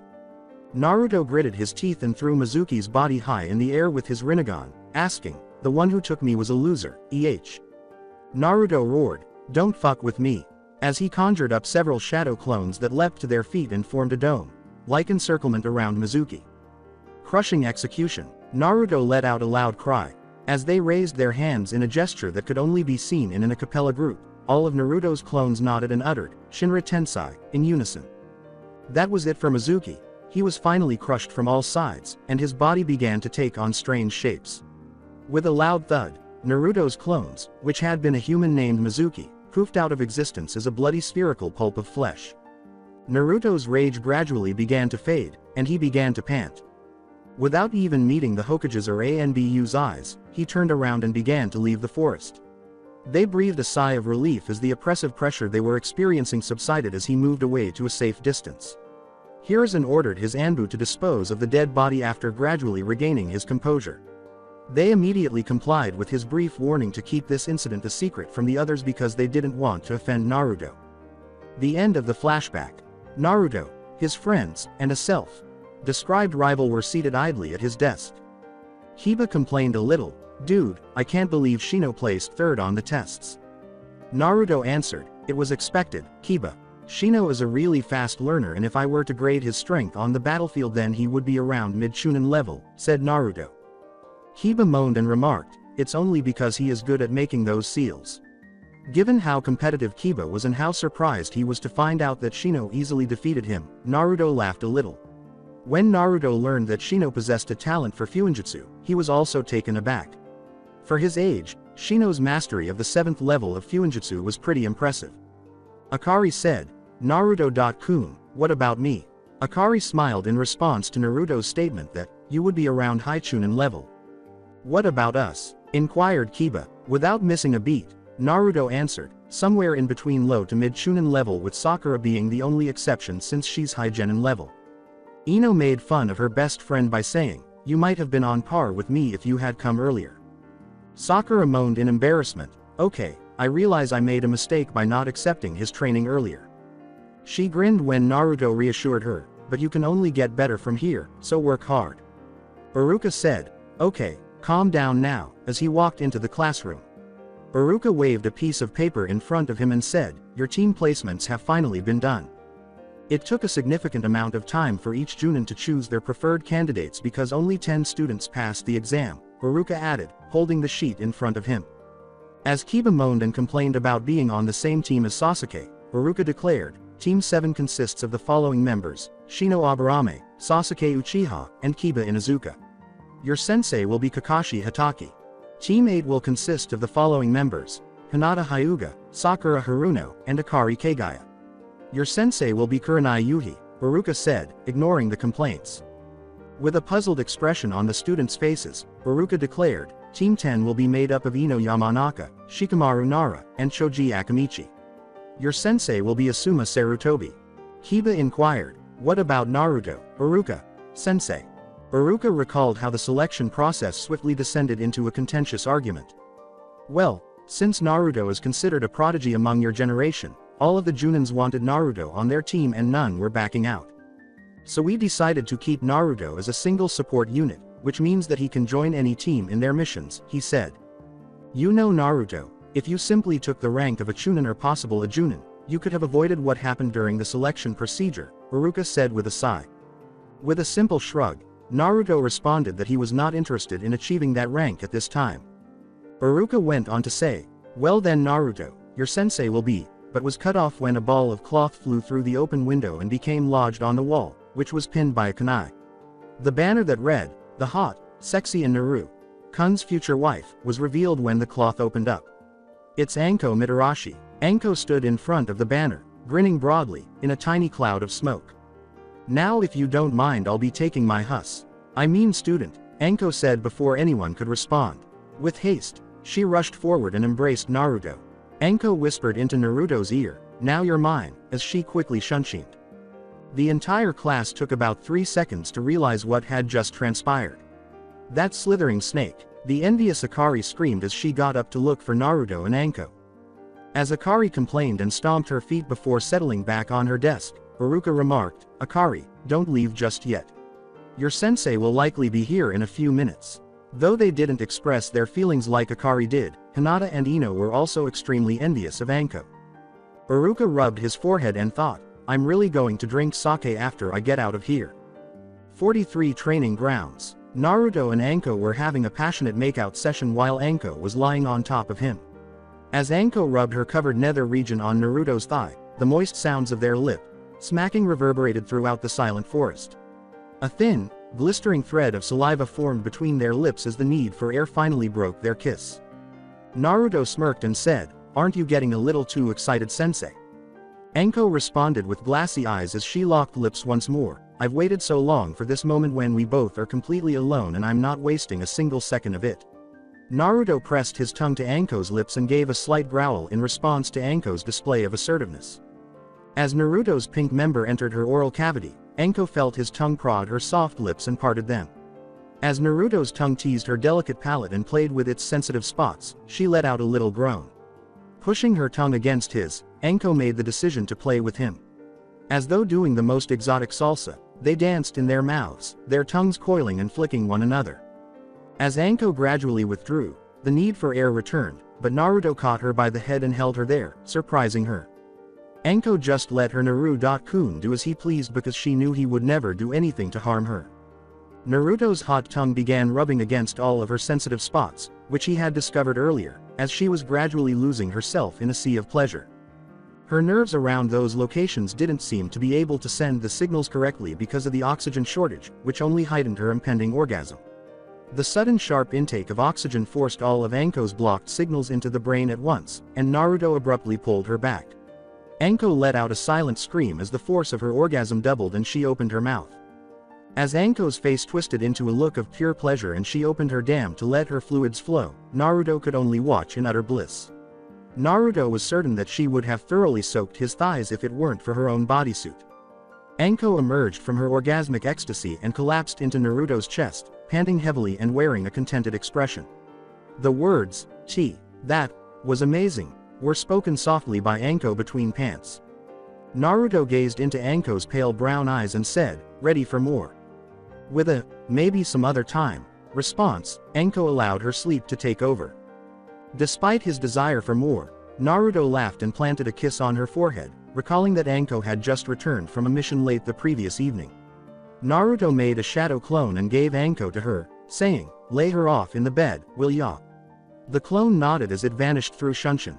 As he hurried out to visit his friends, Naruto thought to himself, "Let's see how the others are doing, shall we?" 39 Training Grounds. He improved the Akamichi clan's human bullet tank version by wrapping kunai around his body. Not bad, Asuma said, grinning broadly as he dodged Choji's spiked human bullet tank. He did a backflip to dodge the shurikens that were hurled at him, interrupting his train of thought. When he noticed Shikamaru standing far away holding a few more shurikens, he smiled a little. Asuma chuckled and reflected, "I still wonder where that Yamanaka girl went, but he might be the most active Nara that I've ever met." Sweden. Syrup trap, Ino uttered as she spit out highly viscous water infused with chakra. As planned, she had at last been able to create a parameter composed of this sticky liquid. Panting from chakra exhaustion, she sat down on the ground, hoping that Shikamaru and Choji would trick their sensei into falling into this trap. "What's taking those boys so long?" she exclaimed as she got up to go where her teammates and sensei were after waiting for approximately 30 minutes. She was unaware that she was being watched the entire time by a shadow clone of her sensei. The clone smirked as it approached from behind Ino to force her into her own trap, but Ino caught it off guard and kicked it with a back hook to dispel it. "I might have been a goner by now if I wasn't used to Naruto sneaking up behind me while we were training," Ino said with a smirk and a sigh of relief. Ino muttered, "Now I gotta warn Choji and Shikamaru that this plan was a fail," recalling that once the shadow clone's memories are dispelled, they return to their owner. She had only taken a single step when she suddenly stumbled and fell into the thick liquid. As Ino attempted to escape the trap, she cried out, "Gah! What the hell? How did I trip up?" She stopped babbling when she heard a little laugh and turned to see a boy with a tuft of blonde hair she knew. As the boy continued to laugh, Ino exclaimed, "Naruto!" with a look of utter surprise. Ino questioned angrily, "What the hell? Were you the one to trip me?" "Yes," was Naruto's smiled response after he squatted down and met her eyes. "Why did you do it?" Ino exclaimed, struggling to escape the gooey fluid. While drawing his katana, which he had sealed in his palm, Naruto remained silent. For dramatic effect, he held it just above Ino and slowly unshed it. She mentally panicked as she gazed at Naruto with wide eyes. With a trace of fear in her voice, Ino said, Naruto, what are you doing? No Sora, was Naruto's whisper as he stabbed Ino in the cheek with the katana, only a centimeter from her, causing the blonde to erupt in a noise. As Ino gazed at Naruto in shock, the liquid surrounding her vanished. Naruto picked her up, wrapped his arms around her waist, and pressed her back against his chest before she could vent her rage at being so terrified. She shuddered as Naruto whispered in her ear, "You were spying on me 2 days prior, weren't you?" Her eyes widened slightly as she recalled the night she saw Naruto washing himself up after a strenuous workout in Training Grounds 10's lake while partially nude. Every friend was aware of the location of his regular training sessions. She had the option to just leave, but instead she hid behind a tree and kept an eye on Naruto. "Why, you saw me." Ino groaned a little at the end, while Naruto bit her earlobe tenderly. The unfinished session with Anko had left Naruto's hormones raging, even though he wasn't a huge pervert who did such things with every girl he saw. He was aware of the intense crush Ino had on him, and he thought Ino was very attractive. His hormones began to roar once more when he noticed that the translucent, sticky liquid had covered parts of her body. He therefore made the decision to ask her a question that had been bothering him for several months. Naruto kissed her neck slowly and asked, "Did you really think that you could hide from me?" Naruto added, laughing a little, "Why did you think I was giving you so much fanservice a few times?" When Ino finally understood why Naruto had given her those sexy poses a few times, her eyes widened. To tease, Naruto said, "So tell me, did you enjoy the show?" She writhed slightly in his arms to cover her face, blushing with shame. Naruto planted a trail of kisses on her jawline and said, "Don't try to hide, I don't hate you for it." Ino relaxed a little as her groans became more audible. Her heartbeat quickened and she experienced a tingling sensation in her stomach. Naruto was influencing her body in a way that no one had ever done before. She couldn't help but glance at him and always appeared awkward in his presence. "Ino." She turned her head to face Naruto, who said it gravely. "If I asked you to be my girlfriend, would you accept?" Replied Naruto. When Ino heard the question, "Is he proposing me?" Her heart skipped a beat. She was in love with Naruto, and when she finally realized why he made her feel so different, tears filled her eyes. She caught his lips with hers and quickly spun around. After a minute of them continuing in that manner, she broke the kiss and met his sapphire eyes directly. Naruto smirked and said, "So, should I take that as a yes?" "Of course," Ino called out, laughing. "But what about Akari? I thought she was your girlfriend," she said, and it quickly vanished after realizing something. Since Naruto kept his placement in the CRA a secret, he knew that Ino might be asking this question, so he let out a sigh. "Akari-chan is my girlfriend, and not only her. Hinata-chan and Anko-chan are also my girlfriends," replied Naruto with calmness. "Are you playing with their hearts?" Ino asked, her eyes widening as she continued to stare at Naruto. Naruto retorted, "I promise, I'm not. They're sharing me." Ino mentally cursed herself as she asked, "They agreed to share you? Doesn't any one of them gets jealous when you kiss or go on dates with other girls?" She felt as though she was essentially blowing up her chance to be with him, but she needed to know the whole truth to avoid becoming the girlfriend of a cheater. Naruto said sheepishly, "Well, can't say they aren't jealous," recalling that Akari and Anko occasionally acted like cats and dogs. Naruto smiled and added, "But don't worry, they're all happy." Naruto kissed her on the lips and said, "No need to rush, take your time and then tell me if you want to be mine or not." Ino continued to look at him, but her expression softened. "Who will you save first if both Akari and I are captured?" she asked, looking directly into Naruto's eyes. Ino mentally strangled herself for posing such a question, and Naruto's eyes darkened slightly upon hearing that.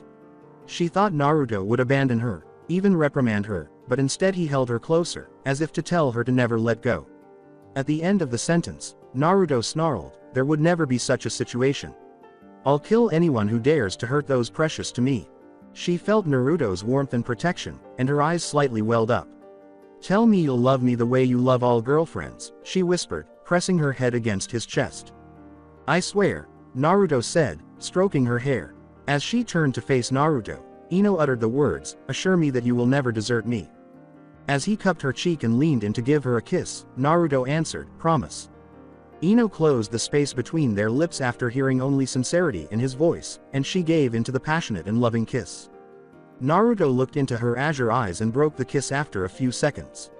Naruto gave her a final kiss on the lips and said, "I'll be leaving now, gotta check how others are doing." When Ino noticed Naruto running in an arbitrary direction, she nodded and giggled. Ino let out a sigh and chuckled a little because she was still finding it difficult to accept that she was now dating Naruto.